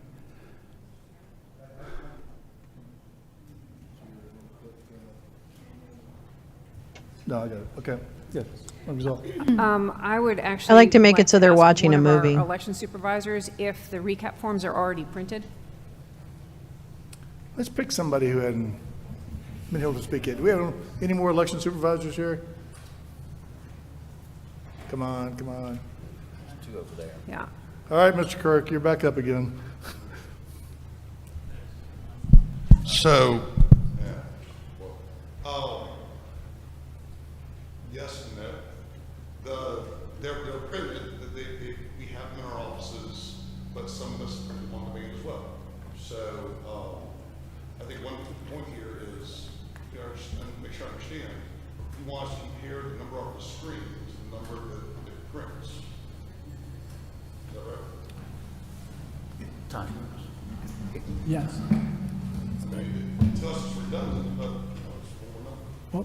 Well, I've just given you the evidence that it's not redundant. It is.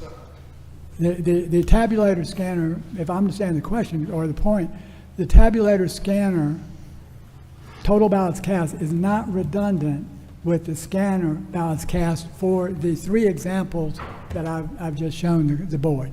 I think those examples you're talking about votes counted as opposed to ballots cast. No. With the Cobb County was a programming error, not an error how many ballots were counted. It was an error in regards to alignment. Now let me go back to that, so I want to make sure it's clear, I can't because with we've this. been hearing this story for year after year on this since 2022. I mean, I agree that you're correct that it was an alignment error in regards to what's on the left-hand side of the system. But on the right-hand side, it shows you 1,805 votes were not counted. And the DeKalb County Board, report, which I've left with the board, has no explanation for that. When we looked at the audit logs of SEB 2022-348, it shows that DeKalb County, every one of the ones I've just showed you in examples, had QR code signature mismatch errors, and they did not tabulate the ballots. Okay, those two things are not related. Okay, were they cured? This is wrong. This is wrong. It's not the full story of those ballots. Not the full story. I've talked to some folks about this before. As you know, I do a full hand count of one race in every election I conduct. Those errors are in my audit logs, but the number of ballots always matches when we audit them. The second thing is, I'm curious, these numbers, did you get them from the election night reporting system on the Secretary of State's website? Or did you get them from a report from the Dominion voting system? Because the information on the ENR system on the Secretary of State's website is a version, a copy of those results, but it doesn't display all the data that would be displayed on, say, a statement of votes cast from the server itself. And it's easy to conflate number of ballots cast to number of votes counted if you're just using the information on that website. Every vote has to be on a ballot. So all of these are actual Garland, you didn't answer the question, not bitch. cast. There's 18. Pillowhead's there. He's right inside Garland's tiny were pea not brain. cast. The easiest way to explain this is, let's say you have 2 candidates in a race.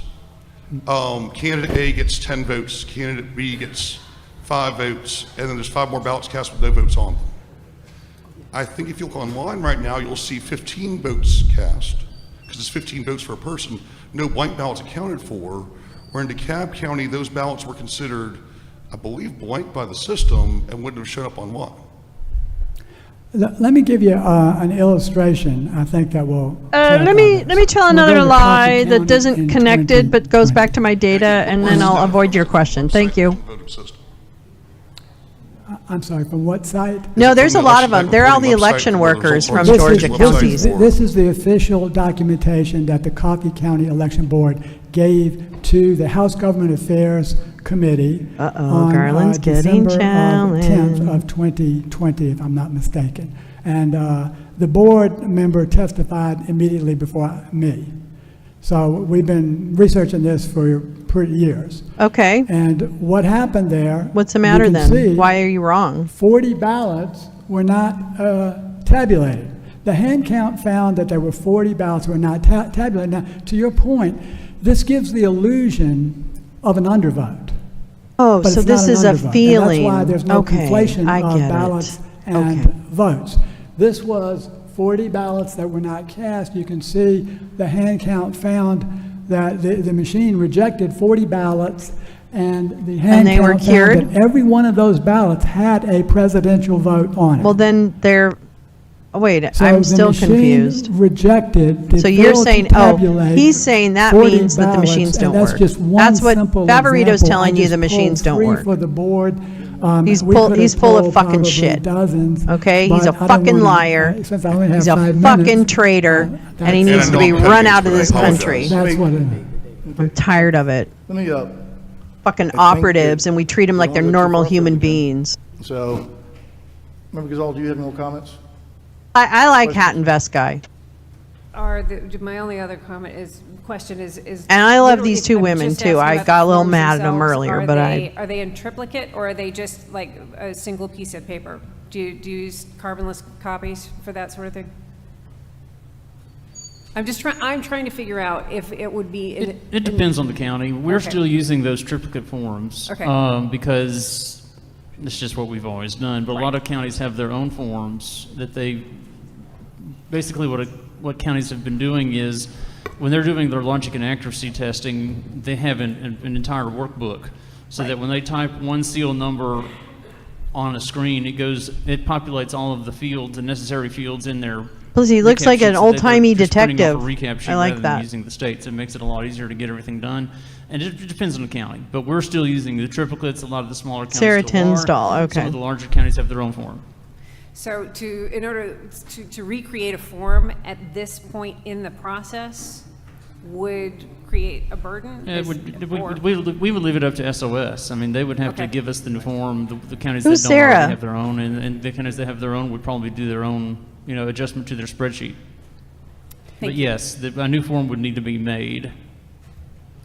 Would we have to recreate a form, or could we just write it on the form that exists and notate No, where the data no, is you coming have to from? have a form because I mean, you could people. Oh theoretically my write on God! the form the number from those tapes, but you'd have to. That would be part of the Yeah, coworkers' they're awesome. instructions. That would have to be added. You just add that. Easier if it's on the form and pushed on the This smart white lady on the committee. Exactly. Could I The ask a two question women, the on two the Democratic women, I the- suppose. I don't know if they're Democrat. Maybe they're the, not Democrats. Aren't these forms required to be handwritten? Are you referring to the seal Is this the numbers themselves 1890s? or at the poll? At the poll. Yes, ma'am. Those are the totals themselves are, as are the seal numbers that the poll workers write in on election night. But the seal numbers that the poll workers are expected to see in the morning when they get there, the counties are using their spreadsheets to print those as a way of making it easier to generate all the forms. Because when you're doing in Fulton County alone, you have over 400 different precincts, and you're generating these forms to make it a more seamless procedure. Okay. Easier to read, easier to. It is easy, but there, Right. at the poll, there's a handwritten confirmation of the. Yes, counts that were seen. 1892. So simply, it is, the Secretary of State, I'm sure, could generate a form quickly. And you just need Yeah, one more that's column for. that's so the easy, right? number Like on the that's just hitting the print Right, button. That would just require another column. I don't really Right, get no it. problem. I don't really get it. Why is it such a Any further questions from problem? the board? Everybody, stop what you're doing and create this form. The Okay. Chair will Thanks. entertain a motion on this, SCB Rule 183-1-14-.02. Mr. Chair, I move that we adopt Rule 183-1-14-.02. We have a motion to adopt the rule. Is there a second? Second. We have a motion and a second. Any discussion? Any no discussion? All those in favor of adopting? See, Garland's going to run with this and say that he won in a court. That's what this is going to become. Mark my words. Vote via voice by seniority. Member Gazal?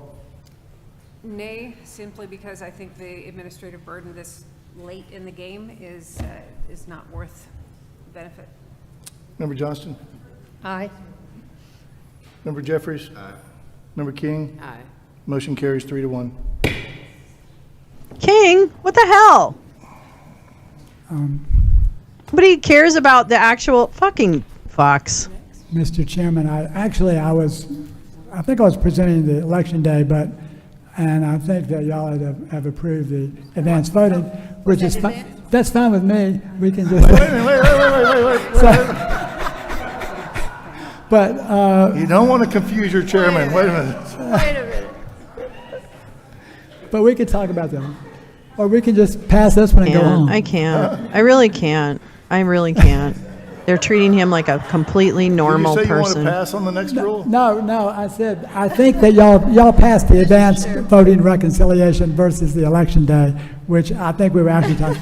But I'm glad they think this is so funny. it's since you're probably going to pass it anyway. Let's We move on to it. just passed 183-1-14-.02. Yeah, technically that's the. What? This is the wrong one. That's the advanced voting. Right.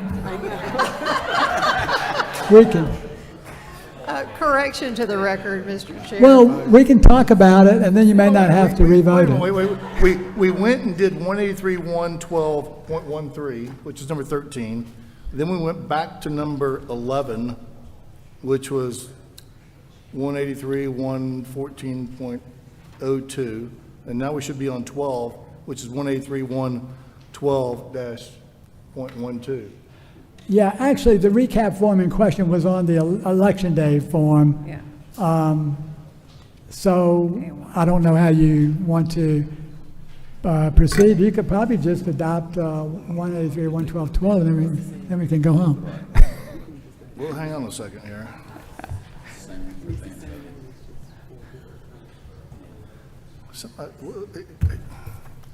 Same difference, is that what you're saying? Well, There's a very minor difference in the two. This board voted on number 11, 183-1-14.02. That was the one that we voted on. We passed it already. Okay, great. All right. Well, then there's nothing different about 183, 112, 12, so I think All right. you could probably just call for the vote. Be quiet.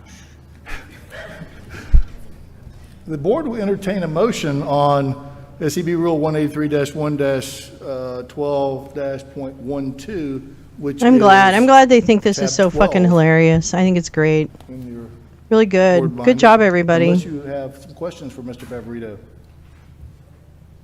I would reiterate my request that you address the concern on the rule that we just passed, apparently. But I would still appreciate an explanation of the 1 hour to reconcile versus the time that they currently have. Well, the time, I don't believe it's going to be, I don't know, did you say 1 hour to reconcile one field? I'm not sure that's really accurate, but let's assume that it was. We're talking about a voting system that doesn't count correctly. And we're talking about... This is a lie. That's a I don't lie. think it'd be an hour, probably less And than guess a half what? an hour. Just to Fucking change a three-way Fox News reconciliation paid into a four. $787 million trivial to when you defend compare- I mean, I'm sitting here showing you 3,500 in defamation. ballots that were never tabulated. Oh for my the QR God. code. Oh my So God. at some point in time, Why are we and even Mayor here? King said this earlier very well, that what you really want, and what the people of Georgia want, is they want an accurate election. They don't want a quick election. So, we can't and that's what it's clap all about. pretending to Is accurate the elections. accuracy of the results more important than an election official spending a half an hour more to ensure his own results are correct? That's where we are. This is why there's been a break. Guess I between don't find Georgia this voters funny. and I don't some of the know. Elections officials, particularly the board of Gario. So hopefully we'll repair that one day. But what we want accurate elections. This is about accurate elections, and we appreciate that the board. Most of you, I know you want accurate elections too. Member King, did I hear you call for a question? Call for the question? No, I said I'm ready to make a motion. He called for the question. Oh, yeah, I'll call for the question. We have a call for the question. The board will, or the chair will entertain a motion on this rule. I make a motion, we approve. Member King has made a motion that we, Wow. this board approve SEB Rule 183-1-12-.12. Is there a second? Second. There's a motion and a second from Member Jeffries. Any discussion? Whatever. Hearing no discussion, we will vote by voice vote in order of seniority. Member Gazal, how do you vote? Which one are we voting on now? We're voting on 183-1-12-.12, which is tab number 12. Which is the one that I thought I had voted no on. So this is the one I thought I was voting on before. So I am going to vote no, simply to be consistent. This is a We'll vote mess. nay on- Nay. There's a nay. Member Johnson? Aye. Aye. Member Jeffries? Aye. Member King? Aye. It's passed 3-1. Mr. Chairman, did you want to vote aye also? You can't talk anymore. You've well exceeded your 5 minutes. It's you're way so over funny. time right now. So funny. The next, So funny to entertain items on the agenda are traitors. Old business and new business. A member of the board, the chair would entertain a motion from a member of the board on how to handle the old business and new business. And what we will do today, depending on this motion, is we will hear from those individuals that signed up to speak that did not get to speak this morning. Member King. Yeah, I make a motion that we hear old business and new business on Monday, because we do have an executive session that's also on the agenda, and we need our attorneys to be present for that, so that will have to take place on Monday as well. So that's my motion. We have a motion from Member King to move the old business and new business to Monday morning to be heard by this board. Is there a second? Second. We have a motion and a second. Any discussion? Hearing no discussion, all those in favor of moving old business and new business to Monday morning signify by saying aye. Aye. The chair votes aye also. That carries a vote of 5-0. The last thing on the agenda is to hear from those members of the public that signed up to speak this morning. Mr. Chair? Yes. Point of order. We amended the, you'll hear the petition by morning. Ms. Grubbs on Monday? Yes. All right, and Ms. Frazier has to... Ms. Frazier's already been, we've already discussed it with Ms. Frazier. Oh. She's good Yes. for Monday. Yes. Yes. Pardon me? So anybody who signed up to speak this morning will now get to speak for public comment section. And so Executive Director Cohen will call out the names of those people that are still here, and this board will listen to the remainder of the public comment.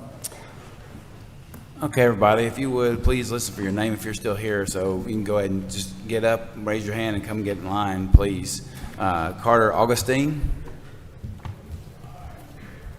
Okay, Maria Galdo. Sally Grubbs is here in the house. Jennifer Moore.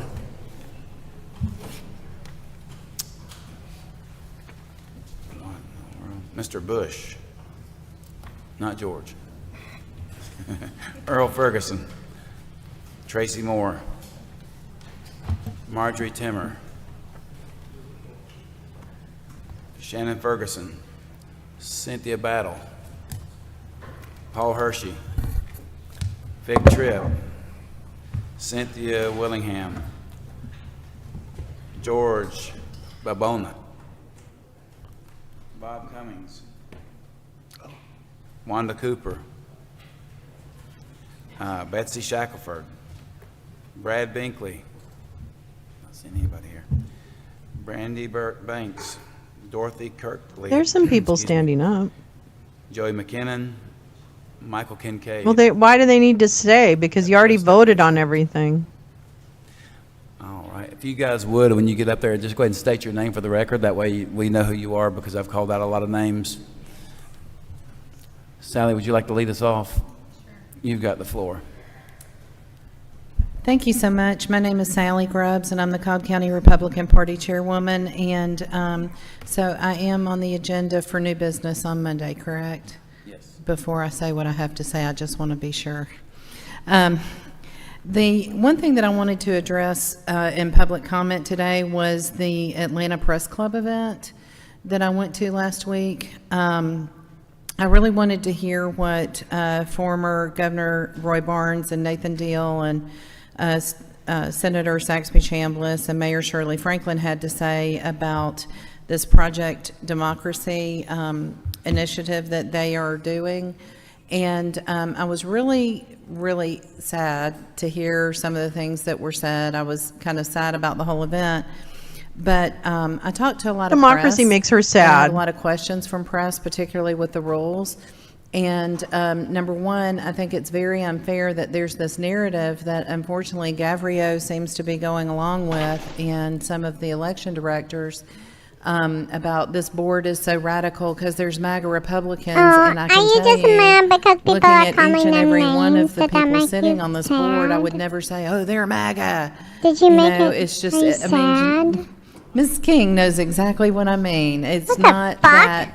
And there's this narrative that is a very dangerous Oh, narrative. That the really? press is Maybe putting your out there, and narrative they're is not being dangerous. held Did to you ever think of account. that? And I would say You it's cow. incumbent upon I this hate board people like to this. hold them to account when they're not, like, for instance, in the rule proposal that I presented back in July. So you just want people to be the big nicer narrative is to MAGA? that we're trying to delay certification. Is that what? Yeah, And it's you anything are. but that. Oh, fuck And off. In fact, at the end of the paragraph of that rule, it says, "and shall Fuck all the certify way by 5 off. o'clock p.m. My on the Monday God, following you the election." are trying to suppress. So there are a lot of lies, the just out and out lies that Those people aren't have lies. put out, and I Those could aren't name the lies. Mark reporters, Elias is not lying. But it is a No one is very, lying. dangerous game that people Oh, really? in this room that come to report is it on dangerous? these topics are putting out there. Really? Oh. And what about the Ruby election Freeman and directors Shay are not Moss? holding them to What about them, account. bitch? What about them, And, bitch? Where were you when yeah, they were I being could- maligned, I've bitch? shared with the chairman some Come of the on, things step that I've up. gotten in the Open mail, that and big he's gotten fucking in the pie mail hole that for shut something other down than Applebee's in-person and board tell me what you meetings. thought. And the press that is given preference my in this fucking room God, you cunt. with reserved You seating fucking needs cunt. to stop. Fuck you, Because cunt. this is about Fuck you. the people of Georgia. This is not about the press. And so I would just ask that you guys stop you, giving preference you to the press, stupid because all you're fucking doing cow. is getting up more hatred, more disinformation. Oh, it's not possible. And, that But kind you of know what thing. I don't do? So, I don't try and stop people from thank voting, you for stupid giving me the cow. opportunity to speak, and I'll see you Monday. Fuck her. Thank Fuck you, Ms. that Grubbs. woman. Always appreciate your comments. Who do we have next? Hello. I can tell that I probably State should your not name. watch the rest of Earl this. Ferguson, and Thank I you. challenge voters in Fulton County, registered individuals who have moved outside. That's of what the he state of does. He Georgia challenged and voters. That's what he registered fucking does. or This have voted fucker. elsewhere. Last fall, I told the chairman of the Registration and Election Board that it looked like we had more people than we had adults in the county, and she said that's not right.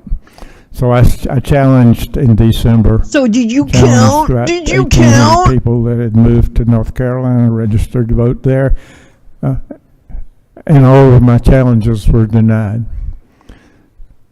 Because you lied. And later this year, I challenged 2,000 who had moved to Florida and had already voted down there. And those challenges were denied. I can't. In I 2020, don't know what did to the say. same thing. I hate these people. They're In North evil. Carolina, They're evil. All of my challenges were approved. There's a reason for that. Why? We need to think Why about is what it? that reason is. Why Is Florida not? does Florida's the Democrat system run? not want to remove ineligible Oh my voters? God! Stop And it. these Sit are down. ineligible. Sit down, Grandpa. If they've moved out of the Rapture state faster. and they've done something like You're probably younger register than or I am. vote, Get they the are fuck off the ineligible earth. to vote in I'm done. Georgia. I hate these people. I'm so sorry. I mean, I don't hate them, but you know what I mean. Sit down. Similar situations have occurred in several other counties besides Fulton. I know that DeKalb, Cobb, and Gwinnett, right in the metro area, have, but also Forsyth and Chatham, and I understand Bibb County has the same thing, where you have a lot of population. What about Jeff Clark? What did he get disbarred just for fucking kicks? Is that it? Does he get suspended for kicks? Did John Eastman get disbarred for kicks? Did Rudy Giuliani tell the truth, sir? Did Rudy Giuliani tell the truth, sir? Did Rudy Giuliani tell the truth, sir? And I would like to hear them treated properly and taken care of. Is the Atlanta What the Journal fuck is still he present? talking about? What is this Oh, prick? shucks. This hairy fucking And, ball sack? On What is he August talking the about? 30th, there was an article in the Atlanta Journal that said my challenges had been approved as eligible in the December challenges. They weren't approved because they were eligible. They were approved because the registration board did not Okay, this care sounds like a whether they you were problem. eligible Go or sit not. down. Go sit Thank down. you for your attention. Okay, goodbye. I have to go Goodbye. home and feed the dog.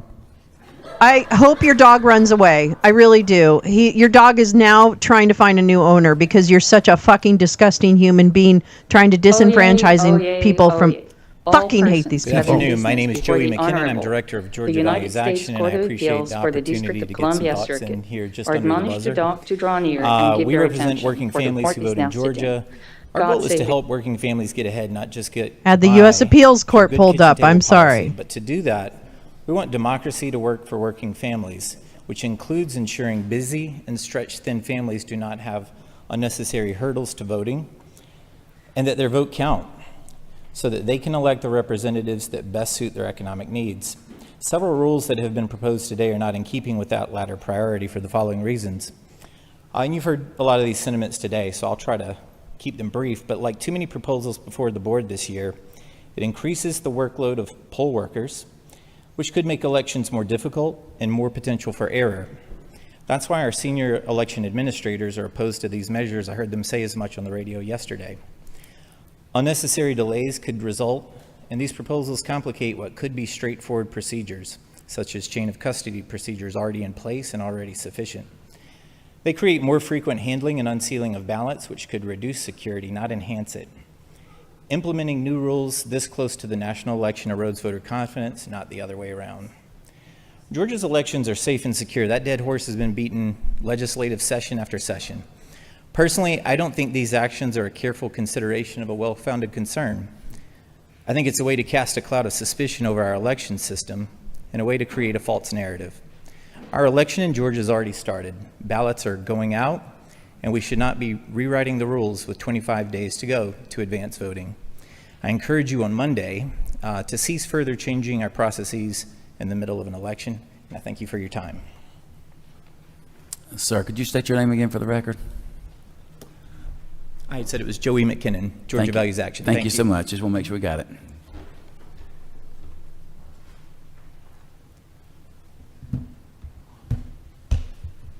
Yeah, man. Short.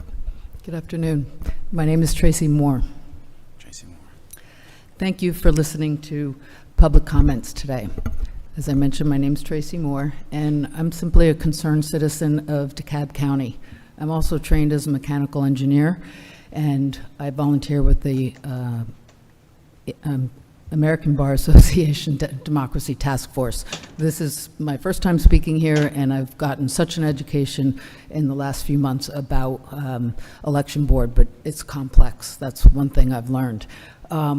I wanted to share one correction because I started my training yesterday in DeKalb County as a poll worker, and one thing I learned that is different than what I heard today is that the discrepancy between a voter that votes on the machine and the number that comes from the ballot after it scans, there are valid reasons to be different. And I was actually coached about that. And what that is Wow. if somebody votes Imagine. and changes their mind or says, I don't want to put my ballot in, I'm pissed, or I couldn't write in, Mickey Mouse, then I don't want to put my ballot in. So there are valid reasons. And my job as a poll worker will be to make sure they know their vote does not get counted. It's not counted if it's not scanned. So there are valid reasons for discrepancies. That's just one example, but I think overall my frustration with all this is that it's very anecdotal. As an engineer, I love this woman. What about that? Data. And if the purpose of this group is to find uniformity, why isn't it coming from the bottoms up with data? How are you doing it today? What are the best practices? How do we share them as opposed to top down with rules that somebody thought this was a good idea and then we ignore the people that are making it? So I'm just really disappointed as a voter and a citizen that this is. I want to go to lunch with her. So I just had to share those remarks, but most concerning is that we've ignored our legislators and voters. The voters put these people And your into professionals. office. They've made the laws, and now we're making changes, and I think that's disrespectful and rude. On nothing. It's rude. And I look Girl, forward to yes. changes in the future. I don't know how it's going to happen, because surely it doesn't happen by us standing up here and speaking. Fuck yeah. Thank you. Thanks, I'm in Tracy. love. I appreciate your Tracy comments. Moore, I'm in love with you. Next up, your state Marry your name, me. please. Good afternoon. Thanks for the opportunity. My name is Michael Kincaid. I am a Fulton County resident. I was also a poll worker and a poll manager in the 2020 and 22 cycles. I will keep this very brief since it's the end of the day. Serving in the capacity of poll manager in Fulton County, I was really impressed by the seriousness and the commitment to the democratic process that I saw both from my team of poll workers at my location, from the other poll managers that I worked with at nearby locations. I would say that also goes for the full-time county staff, for with the officials that we worked with those that did our training, that wrote up our materials. The rules are complex. The election law is complex. I would say everybody who chose to participate in the process, we certainly don't do it for the money or the fame or the glory. Everyone involved takes pride in doing it right, in being thoughtful, in really doing the training, reading the manuals, understanding the material, following the law, and providing good customer service. To that end, I would say the training process, the instructions, the manuals, the training, really clear understanding for everybody involved, for our assistant managers, was really, really important. And so because of that, I would say I oppose making these kinds of rule changes so late in the cycle when everyone has already started to do the training and to learn how to do things as they stand today. I think that many of these rules, kind of on their own merits, with enough time to think through them, are good and are things that I would support. But when we're already training people and learning how to do things, it's just I'm not so sure they are in the process. And so I know that some of those actions have already been taken today, but I would say going forward, I would really be supportive of something like maybe a 90-day quiet period. I think it's really a lot easier for our teams to execute correctly, to do their understand job the well, rules, and to be really consistent when those rules are, stated in writing, and there's not something new It's kind called of coming overnight planning when they for arrive at the poll success site on election day. Yeah. Thank you. Yeah. Hello. On October 3rd, 2023, SEB Acting Chair Matt Mashburn made a monumental declaration. The board has adopted a policy recently, since last December last year, that we're trying to clear cases off the calendar and move through them quickly. And one of the hard choices that the board was forced to make is the decision of whether or not to continue a policy of allowing the complainants to present on the case or not. And so that just one of the tough choices that the board had to make was that the complainants do not traditionally speak on the matters. Well, but here you are. It's the board's investigation that's being heard. Oh, sweet, Max. So Good what luck. he's referring to is a Good statement luck. that That's was made on excellent. December Off to the 13th, Dem support thing by the 2022 courthouse. by SED Chairman, Have a good time. Judge Duffy. And let me get you And that be there safe. real quick. Can you just synopsize?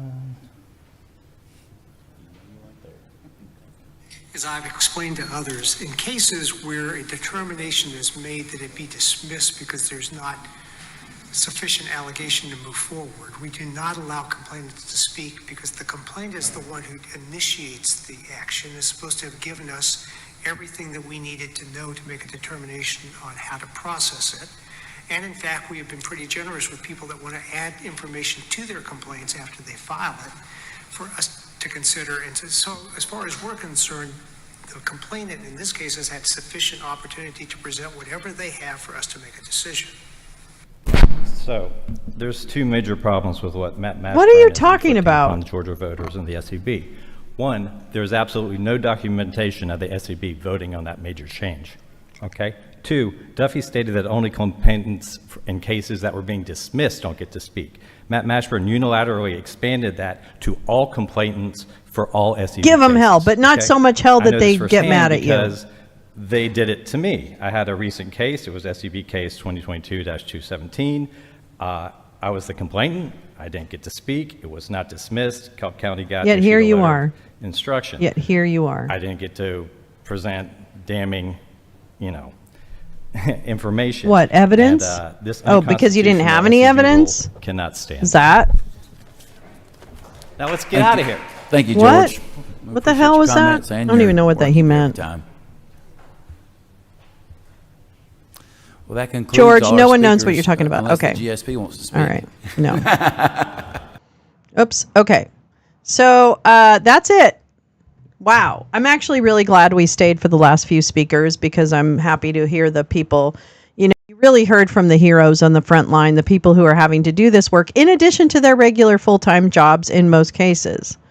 So I just want to shout out all of the people who stood in the breach for voting access, for clarity, for calm, for process, for ensuring voters have every opportunity to vote, for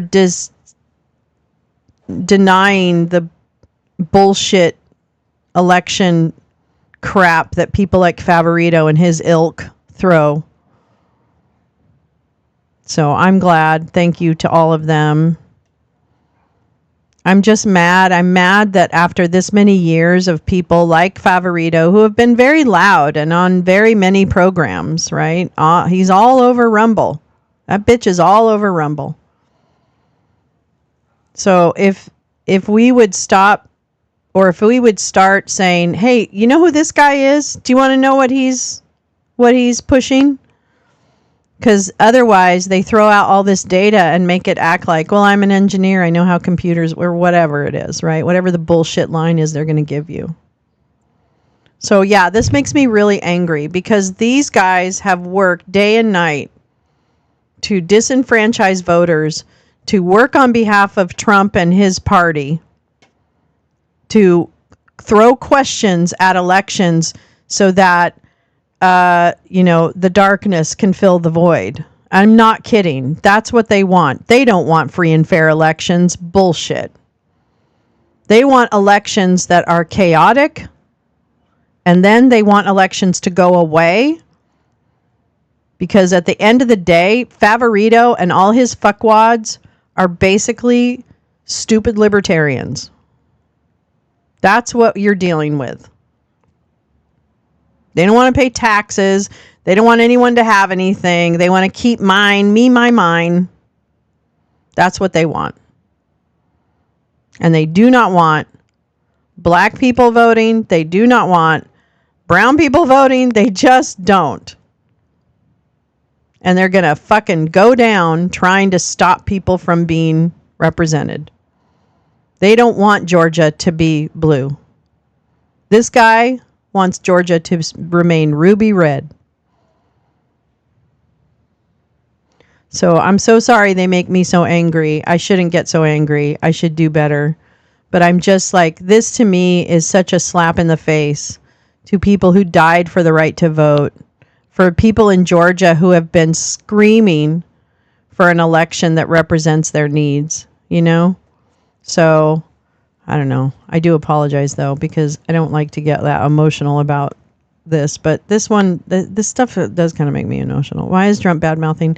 You know, here's the thing. That whole thing yesterday with Trump speaking in front of the group, I couldn't believe how disgusting it was what he said about how much the Jewish people owed him in this country and that he was disappointed. You know, like the whole thing was disgusting. It was peak him, so I don't know why anyone's surprised. But you know, I don't know. I just feel like I don't understand what world we're in where we don't call out people who objectively have said and done things that damage others. And people like Favorito and his friends are people that destroy people's lives because they can and because they're scared, because they're old white men and they don't want their perceived power to go away. And the same thing with Trump. He's getting really frantic and mad, and he thinks he can go ahead and be frantic and mad like that, and it's not going to blow back on him. I have no idea, by the way, if that's going to blow back on him or not. I would imagine it does. But you notice nothing really seems to stick. So, I don't know. Anyway, all right. I'm going to see you guys in a couple of hours, actually. Holy shit. I'm going to come back for the movie. I'm going to try and stream it. I think I can. And I'm going to come back a little closer to 6 p.m. Pacific. I'll put up a thing. My streaming platform is having problems, so I would just check the channel. Sorry to make you do that. Around, what is it? 5:45. So 8:45 Eastern, 5:45 Pacific. Check around Lolo's Lounge, and I'll be live before the, whatchamacallit. Felon sure helps the Teflon. That's right. He's not he's the Teflon felon. He's a Teflon. A Teflon. A Teffelon. Teffelon. Oh, God. Ugh, sick. All right. See y'all soon. Thank you so much. What a day. 8 hours. Holy mazzoli. And it's not over yet, God damn it. Come back to spend Friday night. Right here at Lolo's Lounge. Trivia not tonight. Trivia. Well, actually, no trivia tomorrow night either. We're showing Vigilantes Inc. tomorrow night. Maybe a couple trivia questions, you know. Come on now. But we're going to also watch a movie tomorrow night at the lounge. So please make sure you come back for that if you don't come back tonight. Max, good luck at your event. Really, be safe. I know you live in a very red area, so just be safe. Keep your head on a swivel.